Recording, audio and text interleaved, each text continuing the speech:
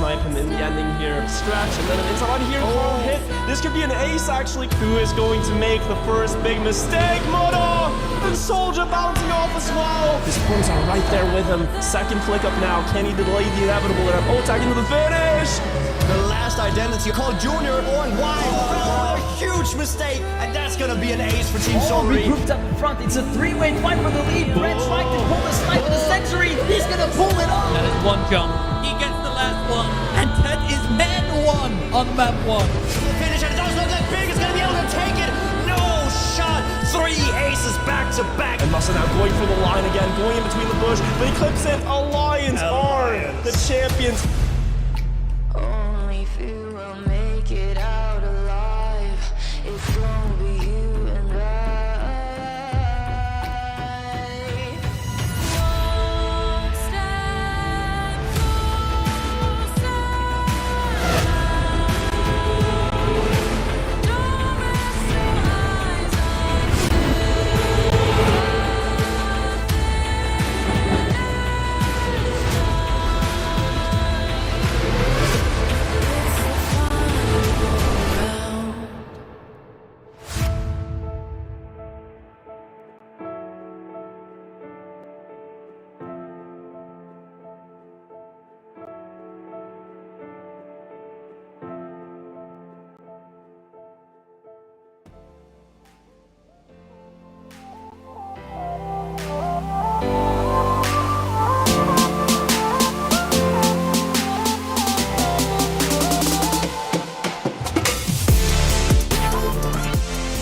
Hello guys and welcome back to the Trackmania World Championship of 2023.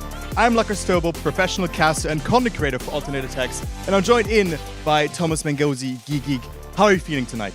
I'm feeling a lot more excited than I was in the first day, that's for sure, because we got some pretty amazing matches that we'll be following up over the course of the entire day here on this second day of the Trackmania World Championship. For those of you who are maybe witnessing the competition for the very first time, I think we should take a little bit to look into how everything went down over the course of these last 2.5 months of competition, starting all the way back on September 9th and 10th with the Last Chance qualifier, followed 1 week after that by the wildcards. 3 weeks of grueling competition where we saw 32 teams compete for 8 spots in the following phase, which was the middle stage, happening in the middle of October from 13th to 15th of October, where we whittled the field down from 16 duos down to 8 who have made it here in Montpellier to try and get the title of 2023 Trackmania World Champion on their hands. And also after that 40 days of waiting behind us, we had already 4 matches yesterday where we've seen all teams participating. So you can see Group A and Group B have already started with the upper bracket semifinals. We have seen clear results,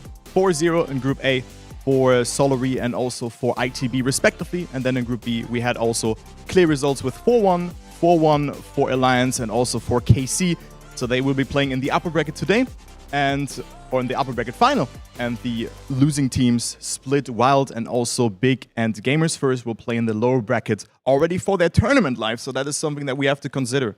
Yeah, this is already going a very, very high stakes in terms of the planning that we have for you today, in terms of the games that we're going to be casting here and showing to you on this second day. As you can see on the left-hand side of the screen, 4 p.m. CET will be upper bracket Group A final. That means it will be Solary versus Into the Breach. Then after that, we'll be focusing on Group B, which will be Alliance versus the Carmine Corp. This is going to be a match we're going to be both very much looking forward to as well. Then onto the lower bracket we go at 7 p.m. CET with Wild versus Split. And then, of course, the last match to conclude the day, Big versus the... already forgot the name of the other team. Big? Big? Big plays against Gamers First. Gamers First, there you go. Sorry, I was a little bit having... Yeah, don't worry about that. G1 indeed having also a lot of work to do on their hands, because after a somewhat lackluster showing on day 1 versus the Carmine Corp, they're going to have a lot to fight for to try and keep their place alive in the competition. Yeah, they were not looking that consistent, but I do think that they can redeem themselves. Also due to the fact that Gamers First versus Big was always like a close fight in that way, I would say, because then Gwen was really performing. Yesterday he wasn't performing against Bren and his teammate. But guys, let's not jump ahead of ourselves here. We're gonna start with the first match. It will be Solary versus ITB, and I guess we can also introduce the players. So let's see what they can do today. It is a banging match. I'm really looking forward to that. So please welcome Solary and ITB. Pack and Carl Jr. on the solo recap, of course. Mr. Thomas Cole and Carl-Anthony Cloutier alongside him, and of course, Afi and Mime for Team ITB. I'm very much looking forward to this first opening match already. Yeah. Group A is looking to be an absolute scorcher. Yeah, I think so as well. The predictions were a bit more clear, I would say, but I do think that we're going to have a banger of a match coming up now. I think both teams can take it, and for me, this match will happen again in the grand final. This match will happen again in the grand final, in my opinion, as well. In the meantime, for those of you who may be wondering what on earth happened over the course of day one, we do have a few compilations of some of the highlights for you. We'll be joining you back after this one.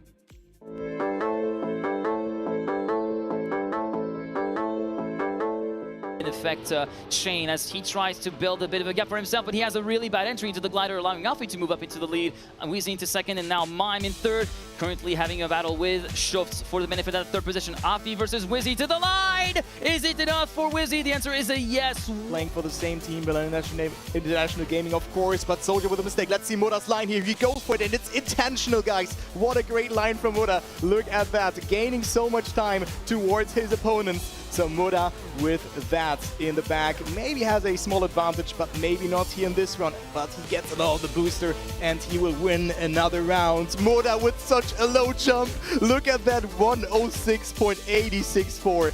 That looked like an opportunity for Soldier to go through. Mara again going for that airline pilot strat, managing to carry so much speed on the landing, going close to the bumper of Masa, going through the last sector and into the identity round now. They're neck and neck, wheel to wheel almost, heading through the first part of the identity. Masa continuing to hold the lead by the skin of his teeth, and Mara looking very slow, allowing Kanadi to move up into second place, and it will be the AA ace for Team Big with a points 071 still. That round is so close between all of those players. Otak and Gren are facing a bit of a better round ending entry here, because they were a bit ahead, but it's not really that important because Binks and Gwen are just coming closer. This is so close between them. It is only a couple of thousands between them. Binks doesn't have the best amount of speed, and it's another ace for KC. But look at that here. What a third sector through the box line we go, and it will be Soldier and Mudda making the best absolute exit on this side, taking away the reins of the round, but it's still all to play for with just one jump and one corner left to go. Masa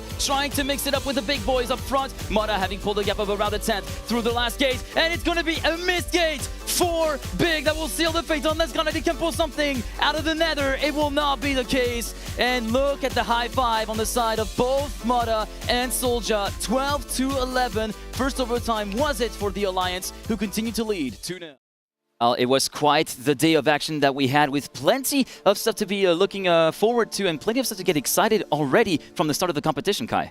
New lines have been found, and I mean, the score was usually always clear, 4-1, 4-0, but we had a lot of close maps that we have witnessed, especially the last one, Twisted, and the match yesterday between Gamers First and KC. This one was crazy, and also showed us the potential what will happen today, because we've seen Gwen already on a new world record, and we have already seen new world records yesterday. Also in the first match from Carl Jr. on Valley, for example, where they ended it with a bang. So I do look forward not only for new world records, but also for closer and more packed fights and maps to be fought for. Indeed, with the lineups of the matches that we have today, the overall matches are going to be a lot more contested. Even though we had some very, very closely fought maps over the course of day one, it's definitely not the case. It's definitely going to be a lot tighter over the course of this second day, as we can get a little bit of a gander at Team Solo, of course. Carl Jr. and Pack, both gamepad players. Camera 3 for Carl Jr., Camera 2 for Pack. 4 TMGL titles to the name of Carl Jr., 2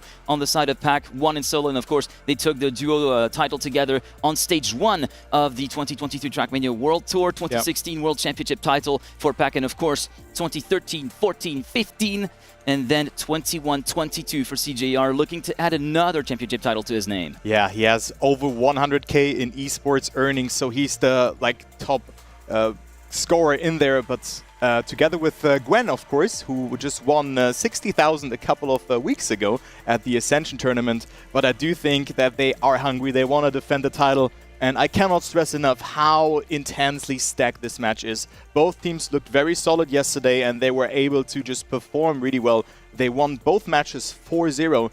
and now they're facing against each other. They are indeed facing against each other. And on the other side of the spectrum, we have Into the Breach, Afi and Mime, who have been paired up ever since August when Afi arrived into the British organization. And yeah, as a whole organization, 2023 has not really been so kind on the Trackmania front, results-wise, for ITB, with stage 1 and 2 looking to be a little bit complicated on their side. But with a new teammate alongside Mime in the form of Afi, I'm thinking that they are going to be feeling much more reinvigorated and are looking to finish the year on a high note. Yeah, I mean, Afi had a very good start into this year because he teamed up with Aurel, but then after Season 1, after their second place in the playoffs, they kind of looked a bit out of the loop, I would say, after a very good start into the year, and then also nothing really worked out for Afi, but I think now he found the puzzle piece that he was in need of in order to perform. And a bit of a fun fact about those two, both of them have 200 Super Trackmaster medals in Trackmania Turbo. So that is something called the STM Villa. You know, only a couple of people have achieved that. So that is very nice and just sees or like shows that they are grinding and they are able to perform and put in the extra mile. But guys, again, before we're going to start the match, huge shout out to our sponsors, AMD, Alienware and Caporal. Without your contribution, this World Championship 2023 would not be possible in that way. So thank you very much for that. And there's also a giveaway that is going on Alienware's Twitter. Indeed, a giveaway that you can check out as early as you can, of course, whenever you want to actually try to win some amazing prizes courtesy of our partners, which we once again thank for their unwavering support and contribution to make 2023 World Championships a reality here in Trackmania. I think we should do a little bit of a prediction game here on this opening start. You wanted to say the same? Well, yeah. I stole the words right out of your mouth, but yeah. Prediction time for this particular match, it's going to be a little bit closer than what we had, of course, over the course of day one. A lot closer, actually, because we're going to be seeing some maps being taken away, potentially some opponents being taken away by certain teams. And I think, ultimately, I'm thinking Solary still has the edge, but I'm more banking on a 4-2 to 4-3 scoreline, actually. The fun thing is we said that about every match yesterday as well. Yeah, this will be a close match. This will be a close match. But now teams are even more evenly distributed because both teams have either won or lost the match yesterday, and they will face against each other. And of course, what do you get from winning this match? You have seed 1 in your group, so that means that you're going to skip the quarterfinals and you will be instantly top 4 in this kind of bracket. So in the single elimination bracket that happens that top 3 is going to qualify to, but also as a quite of a solace for the second place, or like for the loser of this match, you still are second seed in your group. So you don't have to do a rematch against the other team that will win the lower bracket match. So that is something to consider.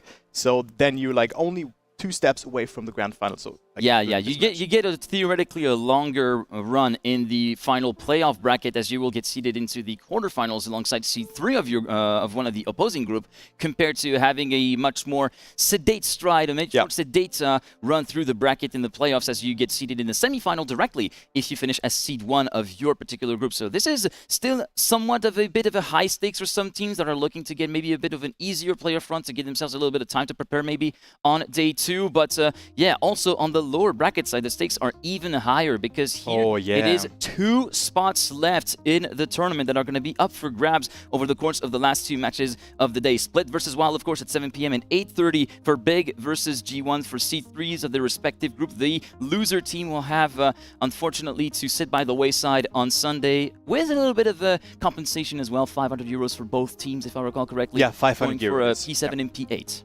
Yeah, I mean, for Big, it was maybe a bit unlucky yesterday that the match went 4-1 because the first 2 maps were very close, but they weren't able to find their way into the match. So hopefully we're gonna see some more close matches happening there. But I mean, it is also, you know, it's another day, so everything can and will eventually happen in Trackmania Esports. So I do look forward to that, but firstly we're gonna have the winner bracket matches happening. And also, again, shout out to Spam as well, who also traveled to Montpellier, is also streaming here. So if you wanna see the POV from Alliance, you can also follow his stream. And also, we had a prediction game going on as well. Yeah, and I think it was very clear in that way, because I went for Solary, you went for Solary, and I do think that Spam also went for Solary. So that is quite decided there, but I do think that we're still going to have a very close match. Yeah, I do think so. We're going to have a very close match. I was trying to get a little bit my mind in on the prediction of the final score. Of course, this is a lot more than just determining which map is going to go to which team. It's going to be having a lot of variables because, of course, today is a brand new day. We have, of course, a lot of different preparation things that have been happening for the players, trying to find some fine-tuned adjustments as we were about to get started, and we're getting started right now with the pick and ban phase. It will be first banned for ITB being the lower seed, and they will be banning Cosmos up first. Yeah, Cosmos being the first ban here. It used to be a very good map. Like I think for everyone, the pick win advantage or average is 78%, so I can see why this one is banned. Then backflip is also banned, where we've seen a new line for Muda that can scratch of 0.2 to 0.3 of a second if done correctly, but we already jump into the picks. Tempest, always a very good map to play. GeForce as well. Mime, however, picks that one against Carl Jr. and Pack, who are just looking very solid and are very consistent. So I do think that this bag could be hit or miss already for ITB, but we're gonna see how this will go. Then Twisted is the second pick for Carl Jr. I love Twisted. We both love Twisted. We both love Twisted. Yeah, so it's just my favorite map. The map of 1,000 corners, as you already say, Tom. So that is nice to see. Then Edge being played as well. So far, they're just picking my favorite maps. That is very cool. Yeah, this is looking very, very cool indeed. 4 maps left in the running for the last 2 picks from the teams. Tube, Surf, Dive, and Valley. Dive, which we have seen being picked, we haven't seen being played it's so open. far. It's open, yeah. It's still being made open. Meanwhile, it was usually one of the very, very first bans that some teams tend to go for because it was more of a wild card map in a sense where they didn't really feel that much preparation and they wanted to leave it aside to avoid getting a little bit of the thorn on the side a little bit later on during Valley, the series. yeah. Valley being picked by Pack on the side of Solary, and just one map left to pick before we get the decider to be picked at random between the last 2 maps left in the map pool, that being Tube, Surf, and Dive so far. Left up for grabs for the final pick of ITV here. It's very much slim pickings at this rate because you might want to go for insta-locking your first ones, and then once you get to the end, it's getting a little bit tough. Yeah, the thing is, we haven't seen Tubes yesterday, but also we haven't seen Surf.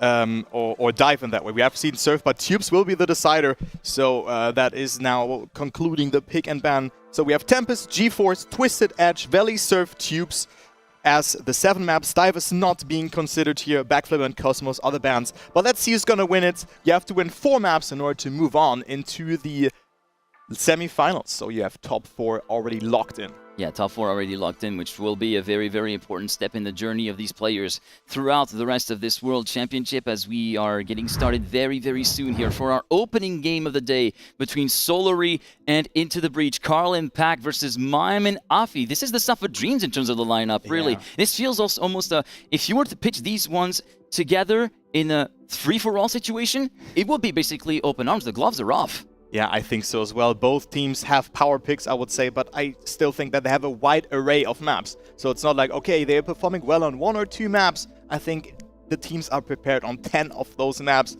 of all of them, and I do think that a couple of hundreds and thousands will decide it, and players have to go out of their comfort zone eventually, but pressure makes diamonds, right? So I do think that the players also can handle the pressure, especially Carl Jr. and Pack. But guys, we're starting with the first map. It is Tempest. Let's see who's gonna get that. That's the first pick from Solary. Carl Jr. and Pack versus Afi and Mime. We're gonna start after this beautiful intro. Beautiful intro indeed, giving us a little bit of a glimpse into what really makes the core of the map. The 2 ice jump spin sections, with the identity one being extremely important because you have 2 very different approaches because of the speed that you actually come back in. In the meantime, ladies and gentlemen, without further ado, it is time to let the field loose and go racing for the first time today. Solary versus ITB is go right now with round number 1. Let's go into the first round by the POV of Carl Jr., who opts for a wider approach here, but is accompanying his teammate Pack accordingly. So good start from the players. You can lose the gear there, so that is quite unfortunate. Afi didn't get the best start, but he's only 0.15 away, so that is not too much for the Swiss man so far. Not too much for the Swiss man so far. First split already done and dusted. It will be currently a 10th of a gap between Afi and the rest of the top 3. A gap that is immediately compensated for through the first jump spin, where Mime had a little bit of an issue through there. So 3/10 of a second being conceded by the Polish player from Into the Breach, currently Pack. Assuming the lead, there is a very unfortunate touch of the barrier there from Afi that is going to be relegating him down to the back of the field. So very good start here for Solary on that map. First and second position, Pack comfortable lead here, 0.6 of a second just before the identity. They can play it safe. He doesn't have to push. Lost a bit of time over that section, but he can afford that. Let's follow Mime here for the identity and see if he can deny the ace already. Good approach here from Mime, coming closer to Carl Jr., the 5-time world champion. What a good line here from Mime, coming closer. Is it enough to overtake? It looks like that, and Mime will deny the ace. Important point to not already fall behind with 3 points. So good snipe there, but also the time from Pack. 800s away from the world record, and he, I think, lost a little bit of time in the ending. The others were coming a bit closer. Strong showing already from this opening round of the opening game of the day here. And yeah, Mime's snipe at the line there compared to Carl Jr. was very, very important indeed for ITB to avoid themselves finding himself on the pretty heavy setback right from the outset, as we're currently going through round number 2, following the perspective of Mime very briefly as he sets himself up for the wall ride after the ice section. Currently through the first sector we go. Mime, Pack, Afi, and Carl in that order. Carl catching up a little bit of speed just before the first jump spin of the map, marking the start of Sector 2. Yeah, and we see Carl Jr. still being behind, but not by too much. Now important to get the side across, to lose your gear in a controlled way, and also do not touch anything and get a clean trajectory here into the dirt where you want to hold that gear and make a good trajectory. Carl Jr. with an unusual mistake there. You usually do not see that the 5-time world champion crashes this corner there. So good chance here for ITB to regain control after falling behind by 1 point here in that first round. It is between Mime and Pack for that first position. Mime with a bit of a better amount of speed. Carl Jr. had to respawn, so he's out on that one. Mime again with a beautiful identity, and that is a victory here for ITB. Victory for ITB indeed. Mime holding on to the bitter end with another 0.3 in the books. 0.346 being driven by Mime. Pack in second. Afi in third place, about 6/10 down compared to his teammates. And yeah, that is a very uncharacteristic mistake that we've seen from Carl Jr. And it's a very uncharacteristic mistake overall. We don't really see those kind of things happen on that section of the track. Yeah, Carl Jr. with a mistake there. So he's 18 seconds behind. Didn't even finish the run here. So that is something to consider. It's 3-3. So good showing off from ITB at the moment, because, you know, they could have fallen behind with an ace in that first round already, but they didn't give up. Mime did it really well and also rewards himself with a new PB or match PB, a 108.3046. So good time from Mime here. Good showing for him, and shows that he can also cope with the pressure. Yeah, he can also deliver very much under those highly, highly tense situations. As we're moving our way through round 3 right now, it's 3-3 at the start of round 3 here, not at the end of round 3. At the end of 2 rounds, we are back on the somewhat even footing over the course of these opening rounds here. Afi, Mime, first and second. Pack currently in hot pursuit in third, going toe-to-toe with Mime for that second position, and Carl currently acting as an independent adjudicator in fourth position. Heading into Sector 3 through the ice light we go. And now onto the identity as well with the reverse checkpoint trigger, which was so close over the course of day 1. This time we tend to go for a bit of a deeper run through there to make sure that we actually activate it. What is this round here? Only 0.2 of a second between them. Mime still in the lead. Pack, however, overtakes Afi here. They were in an ace position. ITB with an insane showing here. Afi with a good landing though, and this is the ace for ITB. What a great performance so far from them. Really dominating in this round. I mean, you know, a 0.37 and a 0.5. Those are serious times. Carl Jr. maybe taking the identity a bit too safe there. And, well, with that, he got overtaken. And it is ITB leading the race here for the first time on Solari's pick. ITB making a little bit of a breakaway run happen, or maybe trying to set it afoot so that they can actually build upon that gap that they just made for themselves over the course of that third round. Heading into round number 4 from the perspective of Carl Jr., then following on with Mime as he goes toe-to-toe with his fellow world champion. As we're moving on through with Afi, of course, going through the first of 2 jumps in his mind. So, of course, we've talked about it a little bit earlier. Vice world champion last year, currently ahead of the reigning world champion in the form of Carl Jr. Mime, Pack first and second right now, continuing to trade paces. That's a very nice ice slide on the part of all the players. Afi also looking in a pretty prime spot in third place. Yeah, very good line there from all the players. And it is Pack leading. Afi, however, not too far behind either, as well as Mime. So this looks to be a draw. But Carl Jr. comes closer every so slightly. Gets a really good turnaround here. It was Afi having more speed but traveled more distance. Has a wider approach here. Jumps so far up. So I do not think that he will play a role. But look at that. His teammate Mime is in the lead. And it was also Pack not with the best line. Carl Jr. now in second place. So this looks to be a draw. Yes, because Afi messed up the apex there in this last corner, but look at that time from Mime as well, a 0.26. Mime looking really strong on this map. That last landing just after the final jump spin is also very important to get right, because it conditions the speed that you can actually carry through the final corner. It's not necessarily a line problem, it's more of a landing management problem that seems to have caught Afi off guard, allowing Carl Jr. to snipe him at the lamp for barely a few hundredths of a second in it as we're making our way through the next round with ITV on map point attempt number 1. They do need an ace to actually close this particular map out. Yeah, it's do or die for them,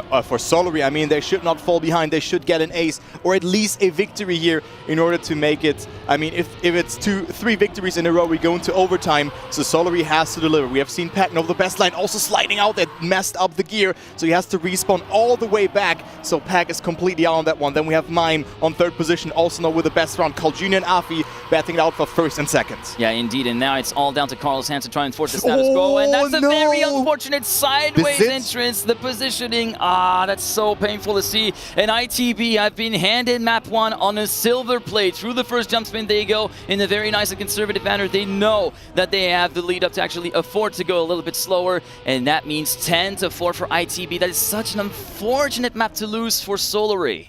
What a great performance though from ITB, looking super consistent. I think they only made 1 or 2 mistakes in the entirety of those rounds, so what a great showing off on the first pick from Solary, and ITB goes into the lead.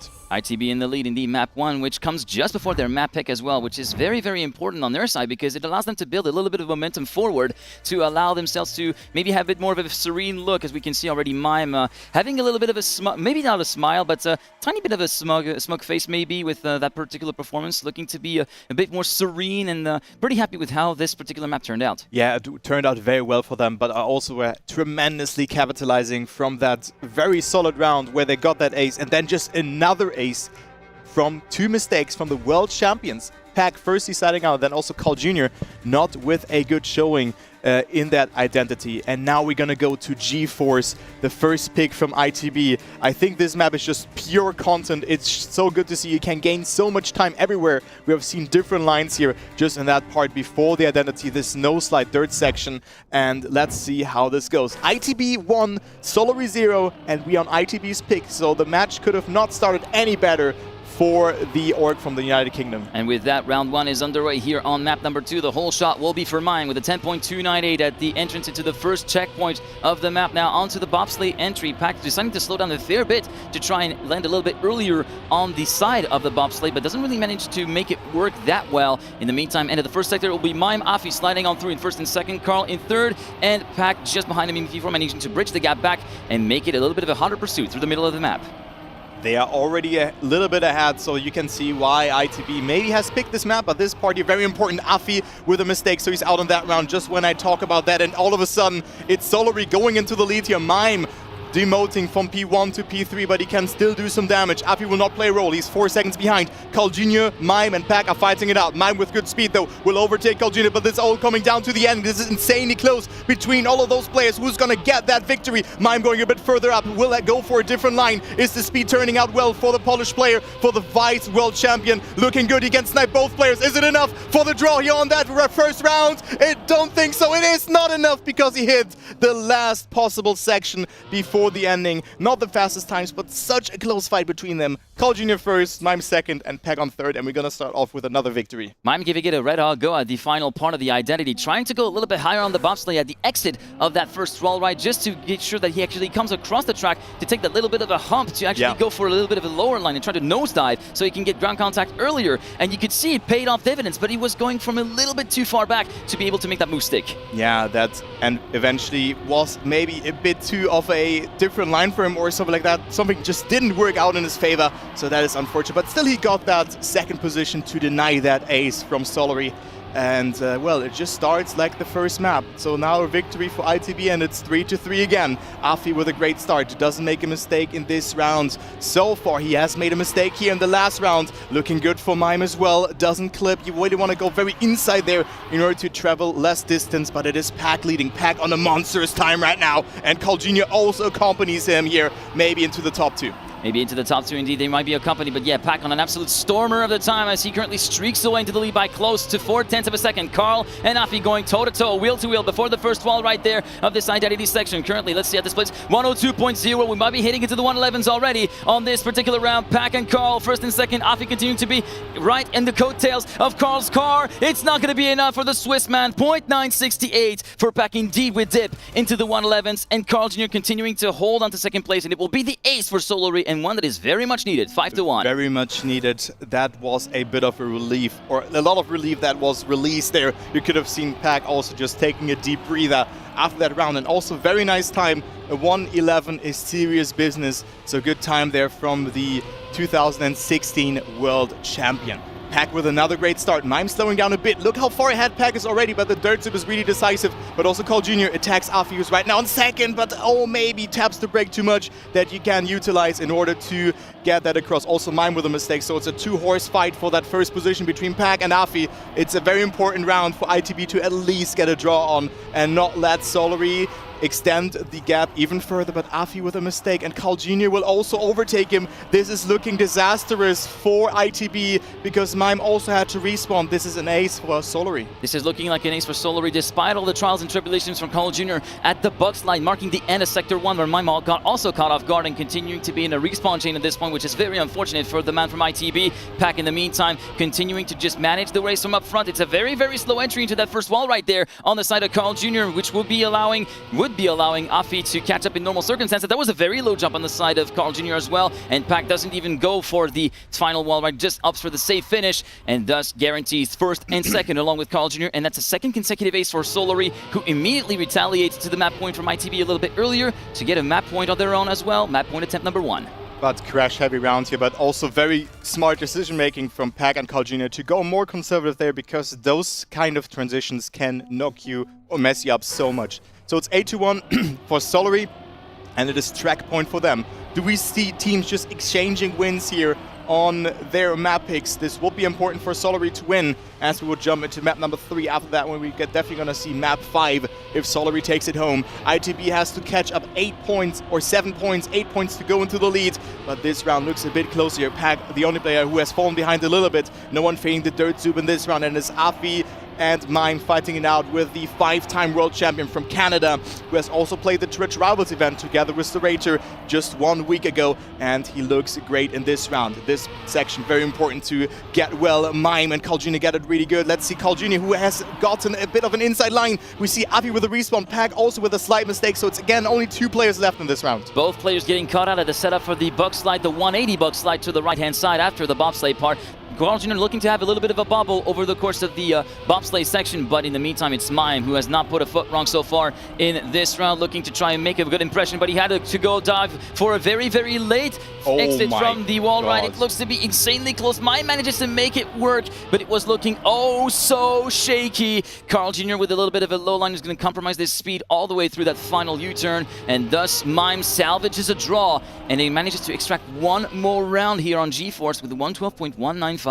That was an insane identity from Mime, by the way, with that low jump where he just gathered up so much speed.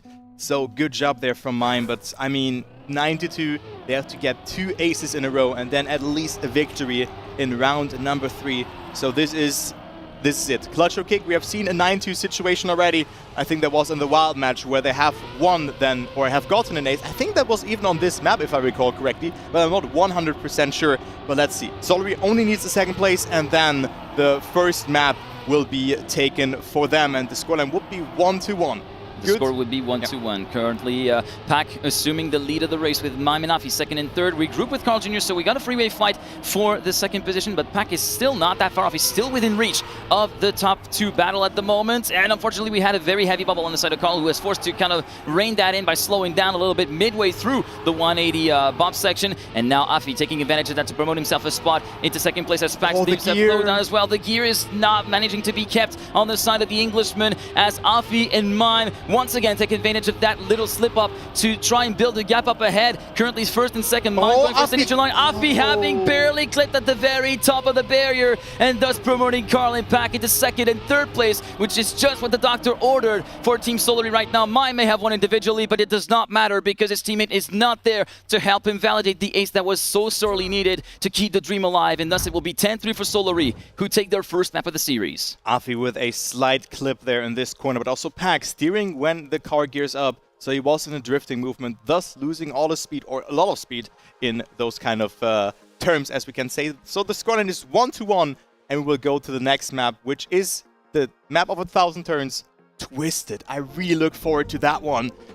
Oh Yeah, my god, this will twisted. be so good. Twisted, of course. Very flowy track in nature, which is kind of broken by 2 snake runs, one in the middle that marks the start of Sector 2, very conveniently. Then we also have a triple apex right-hander that marks the end of Sector 2 in the beginning of Sector 3 with the transition into the ramp that has to have a very, very specific setup because otherwise you tend to lose a lot of speed through the transition. And then the ending snake run through the identity and the final corner with a deceptively blind approach because it is a negative camber corner of sorts to the right and then falls away to the left. You can very easily fall prey to that and thus have your car fall away and head into the outside wall, completely compromising your run.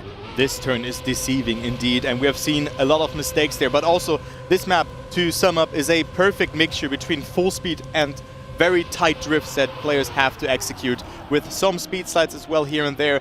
But it is also the second pick from Solary, and the first mistake has been done by Mime, who's falling quite far behind just before a rather speedy section, so he's half a second behind. Kojin and Pack look to take their first good chunk of points. They look to take their first good chunk of points. While in the meantime, Afi is trying to have a little bit of a word about that. Still sitting in the top 3 positions. Pack trying to make the move on the Swiss. Currently, he's still continuing to hang on as we go hard on the bricks again for the second snake run with that very, very tight hairpin. And now through the negative camber stuff we go. A little bit of airtime actually for Karljin, which is going to slow him down dramatically. This is the opportunity for Afi to try and gain a position, but he gets airtime of his own through the final corner that we talked about. And it will be the ace with both Solary members finishing hand in hand. 0.890 for Carl Jr. and a 0.916 for Pack. 3-0 at the end of round 1 for Team Blue. Yeah, and also a new PB here for Carl Jr. Only a couple of tenths behind Paco's just very impressive world record, where he not only got a very fast start, the second fastest that we have witnessed, but also probably the best identity that we have seen with a small flick after that penultimate drift that sets himself up so well for that last left turn of this map. So I want to see this world record getting beaten, but if someone can do it, it is Gwen, and of course we're going to see Gwen today, and hopefully also this map will be played. But let's focus on round number 2, because it's Carl Jr., Mime and Pack now in the mix, but Mime again with a mistake there, and also Afi not with the best showing in this round. Yeah, only Carl Jr. not having had any slip-ups through that first snake run at the beginning of Sector 2. Pack, Afi having had a little bit of a trouble at the entry there, but both Pack and Mime clipping at the very, very tightest section of that first snake run, and so the gaps have opened up quite significantly. You can see a quarter of a second between the two Solary teammates, and then 4 tenths between Carl and Afi from first through third, and then Mime 1 second down. And again, that little hit at the second apex there at the second hairpin from Afi is going to penalize him even more as we make our way through the final corner. Watch out for doing get too much airtime. Carl, Pack, first second again, second consecutive ace for Solary, 6-0. And they also know how to play the format. They could have saved a bit. 104.09, of course, at the time that we probably both couldn't beat, like just by hunting this map. But they were just playing it safe. Don't make a mistake. Gamers First, for example, yesterday, they were unnecessarily, in my opinion, pushing and just making mistakes there. And well, now it is Pack with a mistake, so he's already a bit further behind. But it is now Afi and Mime who have to capitalize on that. They need to get first and second to stay somewhat alive. Even 1 point for Solary would be so huge, even if Carl Jr. only gets second position. So it is Mime and Afi should not make a mistake in this corner. But look at this apex from Carl Jr. So well done, and he has such a more speed, less distance traveled, and he will go up into first position. He listened to the call, tight chicane, right entry, keep in on the right, on the left-hander after that, and yeah, he managed to make it work beautifully, going toe-to-toe with Mime for the lead of this race. Currently, Afi taking a bit of backseat to the proceedings, falling down to third place, about a tenth and a half down compared to the leader. As we go through that final run through the identity here on this round, Carl still sitting in the lead, about 1 car length ahead, a bit too early on the turn-in for Mime, clobbering the wall with the nose cone, and thus Carl will have an undisputed victory individually speaking, but with the top and bottom performance on Solary this round, despite the 0.844 from Carl, it will be the status quo still standing, still a 6-point lead, 2 aces worth of points in the bag for Solary as they get onto map point number 2. Yeah, so this draw heavily favors Solary because they are going into a 7-point, in the 7-point terrain, and that means with an ace, they can just win their second pick. So, and also this looks like a different showing for Solary than on Tempest. Very good performance from them. So Solary leads 7-1, and let's see what they can do in this round. Mime not with the fastest start, Afi however in the lead, and also good drift from Mime brings the Vice World Champion of 2022 back into the mix. Good start from all the players so far. Kaljin and Mime just a little bit further behind Afi and Pack, and let's see what Afi can do against Pack here. He has a really good approach into this last section of the map. Now onto the triple right-hander. Nice clip of the second apex there on the side of Afi, managing to keep himself right on level footing with Pack, and actually even taking charge at the split. 45.112. We might be heading into a low 104.1 or 0.0, even, or maybe even a 103 if we get a great identity on the side of the leaders. Pack, Afi, Carl, and Mime. The gap has been closed up until this point where Carl Jr. had a little bit of a slowdown trying to get the wheels back on. Afi versus Pack to the line. Is it going to be enough? For 1,000ths of a second, it will be Pack winning with a .750. 0.001. That is the first time we've seen that today, and over the course of the entire weekend even. 1,000th of a second between those players there, and also a important victory for Solary, only 1 point away from winning this map. So 1,000th of a second. We haven't seen a draw yet, maybe in this round, because this match has been heated up quite a bit here. And let's see what the start from Carl Jr. is bringing him. He finds himself in the lead. Afi is, again, a little bit further behind. Mime also not with a perfect start compared to Pack's and Carl Jr. start that they have done in this round. So Pack currently in the lead. Carl Jr. also in that. They only need a second place, though, and then the map goes into their favor, and they will go into the lead. Onto this final sector we go. Now with the triple right-hander coming up, let's see Pack again. Such a clean second and third apex there through that triple right, setting himself up perfectly for the start of that very high-speed section. Mime slotting himself in second place. In the meantime, Afi catching back up to Carl Jr. to mount a challenge for third place. Now trying to make the move for third place against the Carl Jr. and catching up to his teammate to promote himself up into P2, individually speaking. But right now, what they're more concerned about, it's Pack, who is on a sick time indeed. It is a 0.6. What a prediction. Nostradamus is in the place, ladies and gentlemen. 0.633, 800ths away from Paco's record, and thus it will be a slam dunk victory for Solary on a 10-3 score. And also a similar identity to Paco there. Didn't lose any time, so what a nice time. And also, Gwen's checkpoint yesterday was 0.11 faster. Just to give you guys a resemblance to that. So now we're going to go to Edge, a map that doesn't really have an identity, but is just heavily RPG styled. Yeah, very consistent theme all over the course of this map, and there's plenty of stuff to look forward to, such as the jump onto the ramp that you've seen, the transfer jump as well, and then the final section when we've seen a couple people actually break their teeth in, so to speak, to translate literally a French expression, where unfortunately we've had a few misalignments here and there, costing a lot of round wins actually for some of these teams as we're getting underway with our very first round here on Edge. Yeah, so Solary has a 100% win rate on this map with a track record of 20 to 6. So that is crazy. Out of 9 rounds, they got 3 aces. So they're looking strong, but not in the start of this round. But just when I think about that, it is Mime crashing and having to respawn, so he's out on that one. It is Carl Jr. and Pack just behind Afi, but the gaps are already quite big in this round, and I do think that Mime just wants to fill the feed with some respawns there, as he might have been stuck on some of the speed checks at the start. But the fight for first position is not just over, because Carl Jr. is chasing down Afi here, and they could maybe get a victory in this round. On average, as you alluded to yesterday, we had on average 4 seconds of a gap between each player as a result of that very, very punishing nature of some of the sections that we actually run through here on Edge. As we make our way through the transfer right now on the side of Afi, who's got a comfortable, quote-unquote, half a second lead on the side of the man from ITB, looking to be pretty solid on his footing here on his particular round here. The time will be a 0.495, starting off in a pretty reasonable fashion in terms of the pace. It's right within the ballpark of that half a second butter zone that we find ourselves usually when it comes to round times. But of course, at this level, we're going to go even further down. Yeah, so the average from Solary is actually on this map a 105.63. So we are talking about that. In average, the players are 4 seconds behind the world record on this map, so that is just insanely consistent. They hardly crash on this map, and consistency just wins games in that way. You know, world records wins rounds, but consistency wins games in that way. So also Afi with a good time, a 0.4 there, I think it was, or yeah, 0.49 there. So he has been also showing a great round there, but Mime, who has set a 0.28 here yesterday, was not able to keep up with the pace in that round, making too many mistakes, but now he finds himself in the mix, so he and his teammate can maybe go up into first and second, and yes, they will do that. Bear in mind, it's their second pick, and they want to equalize the scoreline. We could see the first match that could go into 6 maps. Onto the reverse sector we go on the side of Carl Jr. and flicking a little bit through the perspectives. Oh, Pack, that was a very, very shaky entry into that reverse booster, which is going to be allowing Mime to seize first place. And that little hit of the support pillar from the checkpoint is going to be compounding the chances of the Englishman even more, and thus promote Afi into second place. They have just potentially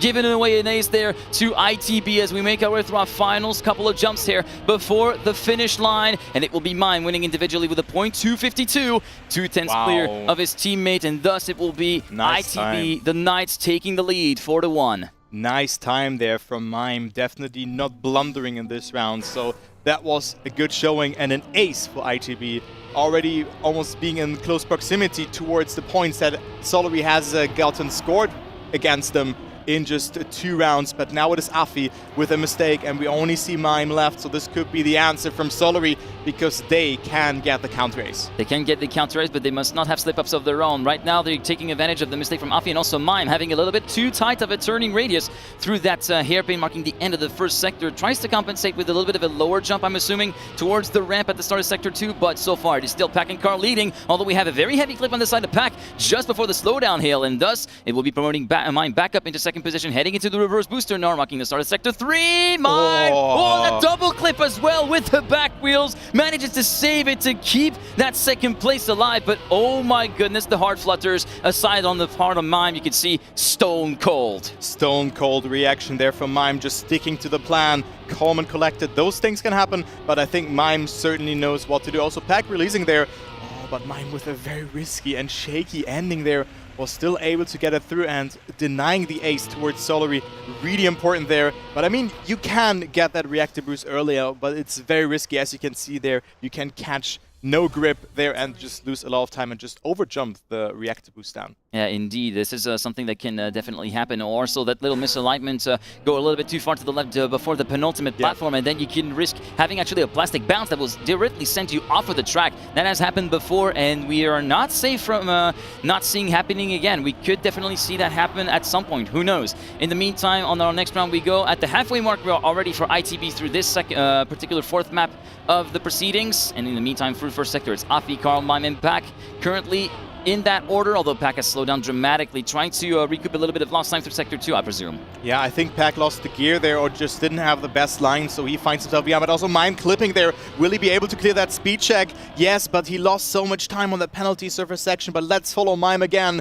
the player from Poland, who has shown very solid performances in the past. But in this round, it seems like he's 1 second behind, so he will not play a role. Carl Jr. and Pack can come ever so slightly closer towards ITB, but also Afi with an insanely low jump. Mime is out in this round. What will happen in the ending? Carl Jr. versus Afi. Afi not with the best entry, and it could even be an ace because Afi doesn't have any speed. And Carl Jr. and Pack will go into the lead. It is 6-5 in favor for Solary. Afi with a shaky ending there will not get that first position, not even second. It is the ace for Solary. Wrong place, wrong time, just a little bit too far off to the left, a little bit too early, and thus he did not actually land on the flush side of the wall, but ended up getting the little bit of the corner bit that ends up giving him a bounce, which compromises his line and delays his entry, thus robbing him of any kind of speed. But also, the exit is going to be a lot more compromised because of that little bounce, courtesy of Afi, and thus Solary flip a 2-point deficit into a 1-point lead to retake the reins here in this map just before this Sector 1 is done and dusted here on this round. It will be Pack, Afi, Carl Jr. regrouped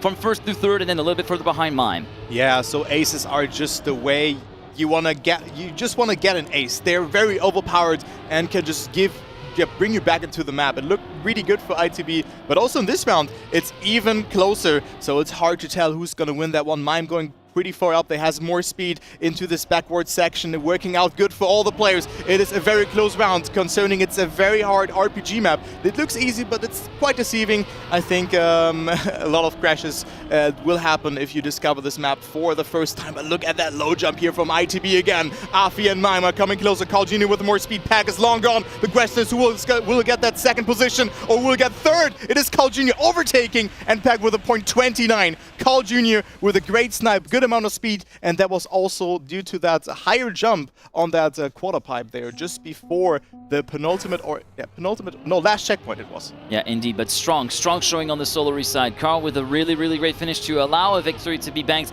on the side of Solary, and Pack, of course, with that .294, having a really solid time in the books here on that previous round. Moving on from the perspective of the Canadian, Carl-Anthony Cloutier, Carl Jr. currently sitting right in the middle of the leading group. Through the first sector we go will be Afi, Mime in the splits, as we see Carl running a little bit out wide at the exit of that hairpin before the split at the first sector. Through the ramp we go. Pack managing to get a little bit of speed, but also Carl Jr. not with the best of landings there. This is the round for ITB to win, but Pack with an insane section there, going into the lead. Mime and Afi have to get that ace in order to regain the lead. A victory would be okay, then we would go into a decisive last round by the looks of it. But I mean, no, the score then is 9-8, so not that like that, but still, it could be the last round here already if Solary gets first and third position, but Carl Jr. is too far behind. Afi and Mime in the lead. Pack is coming close. It's such a close fight between them. Afi with a good entry. Pack is also not too far behind. It's so close between the players. Pack, Afi or Mime. It is Afi and Mime tied to the line here, and that is the ace for ITB. The first tie that we have seen to the 1,000. You couldn't ask for a better photo finish than that. 0.432 each, and both teams now on map points. Solary, of course, trying to take themselves onto a 2-map buffer to actually see ITB coming, and ITB trying to even the scales once more to try and make it a bit more of an interesting fight, which has already been interesting since the beginning of this particular series, and it will be all on this round right now, and it's all down to Solary to try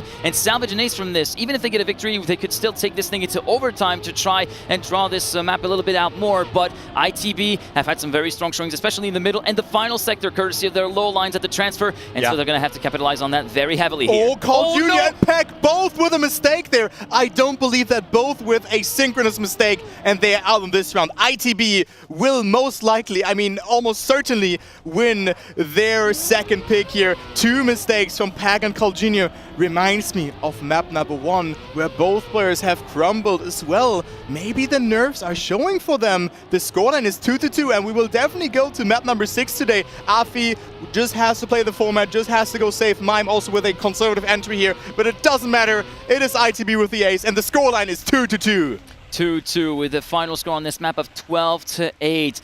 That is such a huge breakdown that happened at the very same section. It was at the very tight bridge that fall down happened for both Carl and Pack. Carl coming up the worst for wear, of course, having to respawn. Pack continued on, but having severely reduced speed as a result of this.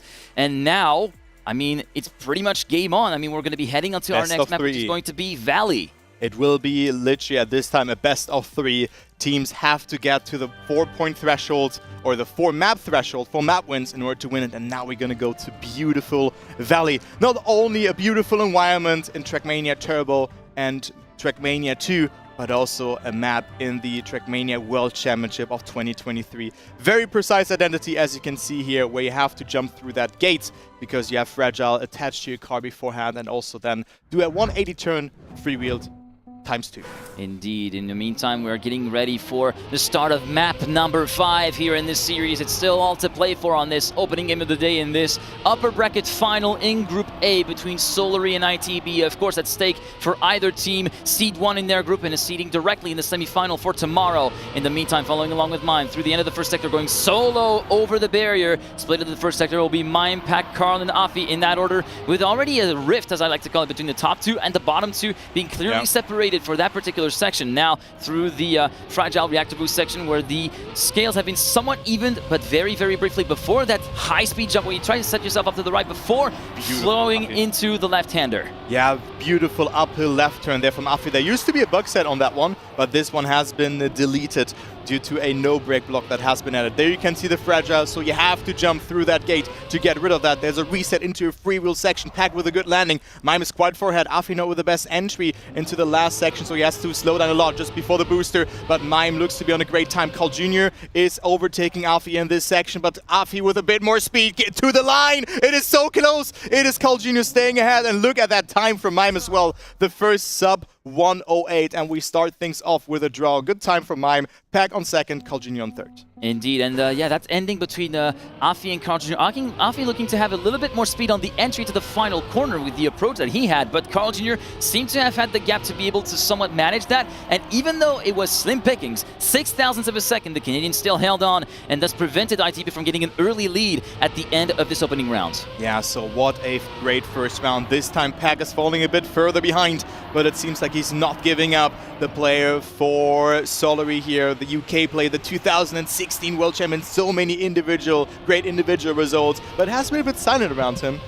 just not the World Championship or the GMGL season, but he always redeems himself. He always comes back strong, and you can see it here as he brings down a great performance. Maybe not in this round, but I think he can make it happen. Yeah, we're definitely going to be seeing him putting up some monster performances. We've already seen it over the course of this game and over the course of day one, of course. In the meantime, Carl, Mime, Afi, 1, 2, 3, and Mime going way too tight on that entry into the first game, and thus will be bonking the side of the gate. Afi taking over the lead, but himself messing up the lineup for the chicane, and thus Solary will be grabbing the ace gladly as we see a late Apex approach on that final left-hander on the side of Pack. 0.289 on the side of Carl, 2/10 clear of his teammates, and that was such an unfortunate set of mistakes on the side of ITB at the start of this identity, and thus Solary take the lead 4-1. 2 mistakes can be detrimental in this kind of format.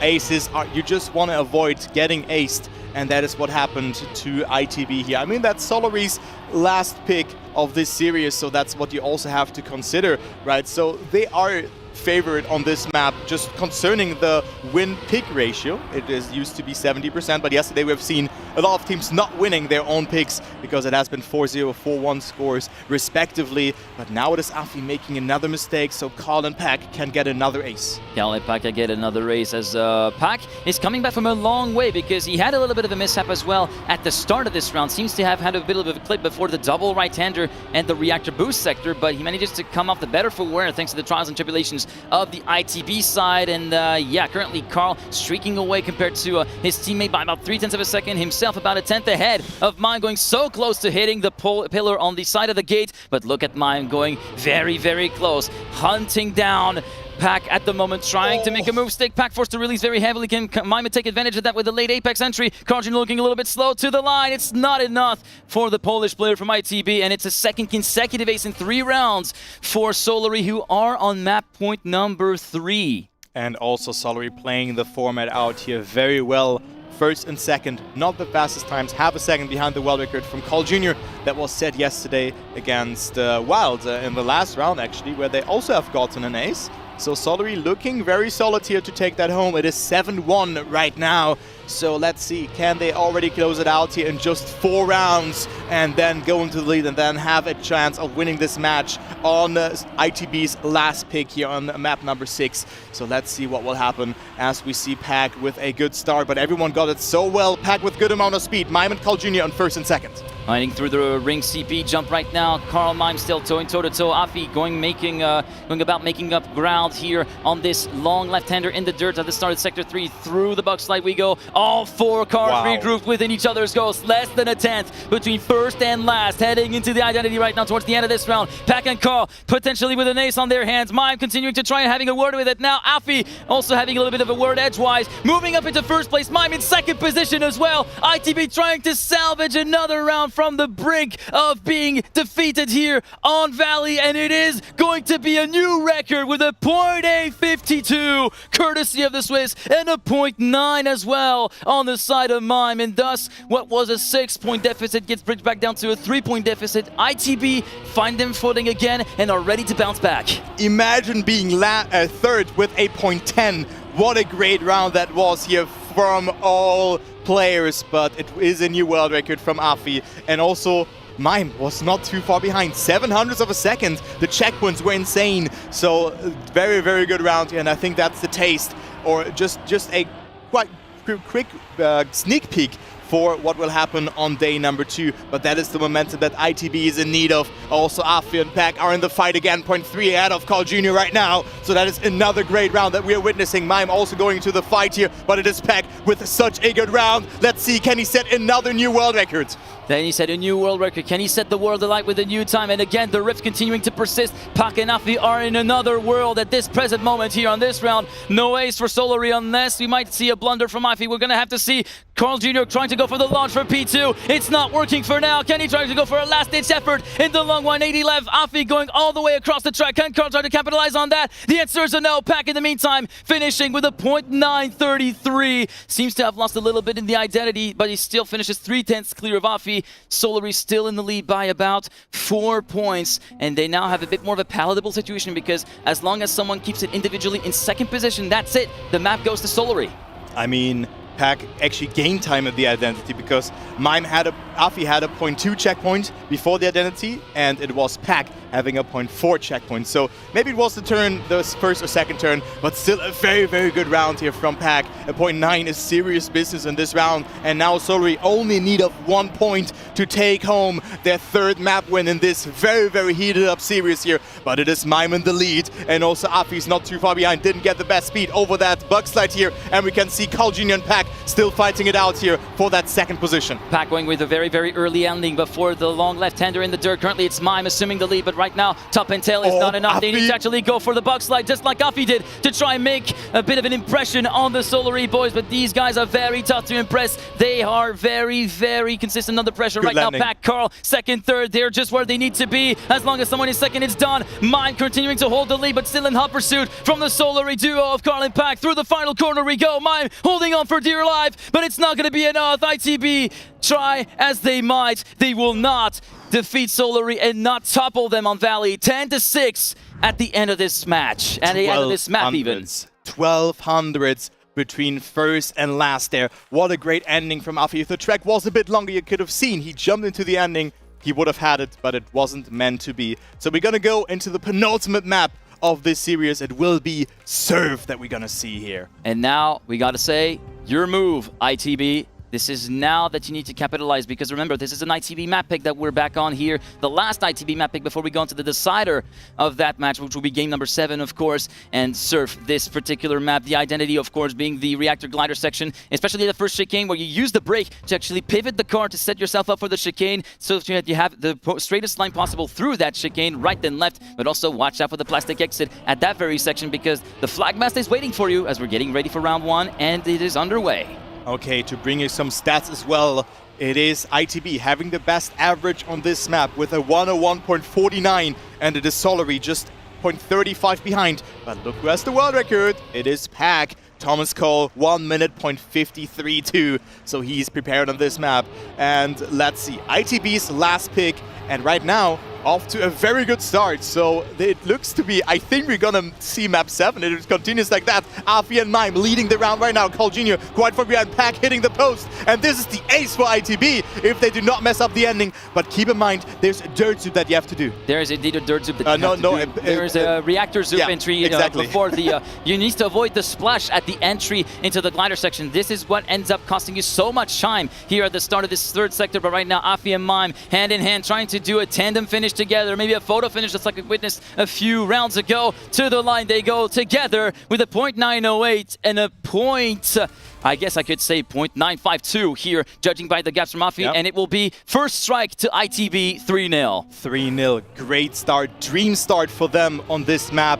And well, I do think that this round is already very decisive for Solary because they should really avoid a victory against them. They should at least get a draw, but even that will not really get them somewhere because then ITB can take it home here in just 2 rounds after that. However, Afi didn't get the best start into the foot bath section, as you always call it like that. But Mime again leading. What a great performance from the Polish player. Carl Jr. and Pack are also in there. And look at the line here from Afi, but hits a little bit. Loses control. 3-way fight for the first position. Manages to get away with it, but also we see quite a bit of airtime on the side of Pack through the hill on the plastic. So we're down to a 2-horse race for the lead between Mime and Carl Jr. at the moment. Currently going through the long outside dirt line. Mime and Carl, wheel to wheel, ghost within ghost almost at the final split. 3,000s between first and second, but we get a little bit of a splash on the side of Mime, it seems like, but he already comes back at him to try and fight for the individual win, to try and settle a draw here through the final hairpin. It's not going to be enough. Carl wins with a .691, 67 thousandths ahead of Mime. Pack in third, Afi in P4, but the tiniest of margins as well, about 500ths of a second, give or take, and thus Solary will back 2 points and will allow themselves to close the gap back up and start a little bit of a fight back versus ITB here. Both players won their individual fights, so Solary with what they were in need of, a victory, so they're coming ever so slightly closer towards ITB, but still ITB 2 points in the lead due to that ace that they have gotten in round number 1. Mime and Alfie off to a great start. Carl Jr. and Pack as well. This is such a nice round to follow here. However, Carl Jr. sacrificed a bit of speed, 0.15 behind Mime already, who is on a great start and looking really solid on this map. Now going to this tight slide on a super reactor boost up section, and it is Mime and Pack in the lead. Alfie on 3rd, getting demoted to 4th even. Carl Jr. overtaking. It's between Pack and Mime for the ending. Afi getting caught off guard at the exit of the reactor glider chicane there. Currently, we're seeing again the rift between top 2 and bottom 2. Carl now losing a little bit compared to Afi for 3rd place and doesn't get the proper entry into the glider part of the identity. Mime overtaking Pack for 1st place.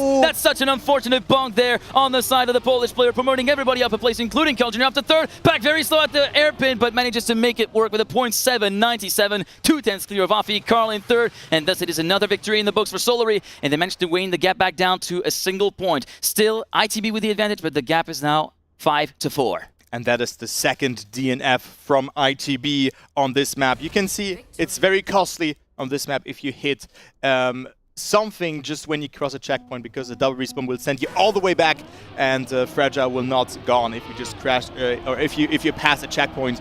So you can solely not steer. So that was DNF number 2 for ITB on this map in total. So let's jump into the next round. Solary coming closer. Round number 4 will decide a lot here.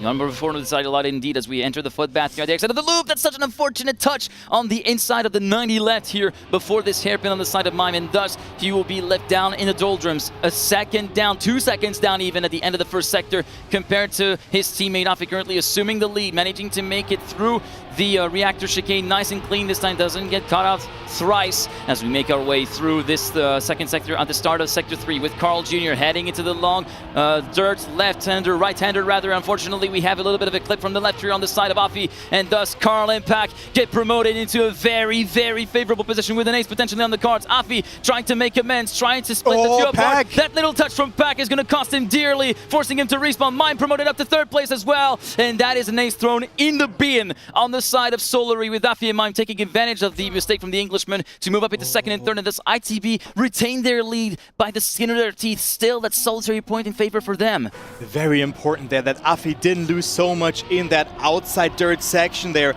He could have lost everything and also could have given Solary that ace, but he was staying strong. He just stick to the game plan, didn't do another mistake there, and it's a draw.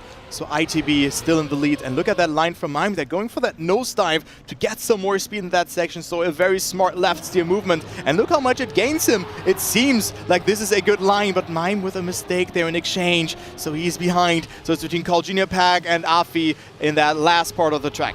Yeah, now Afi once again left to pick up the slack. Very unfortunate the early demise of the round from Mime, because it looked oh so promising with that very, very fast first sector, but it all came undone with that little touch through the slalom. Now Pack, Carl 1st and 2nd, and that's again twice in 2 rounds that Afi has the left rear barely brush against the wall, costing him very, very much a lot of time and a lot of points here, because now the ace will surely go the way of Team Solary. Through the final hairpin we go with Carl and Pack to the line, 0.845, a 10th.5 apart between 1st and 2nd, and thus Solary flip a 1-point deficit to a 2-point lead, and they move on to match point. Match point for Solary. Only a victory is needed for them, and then they will take it home. They will crush their opponents on this map.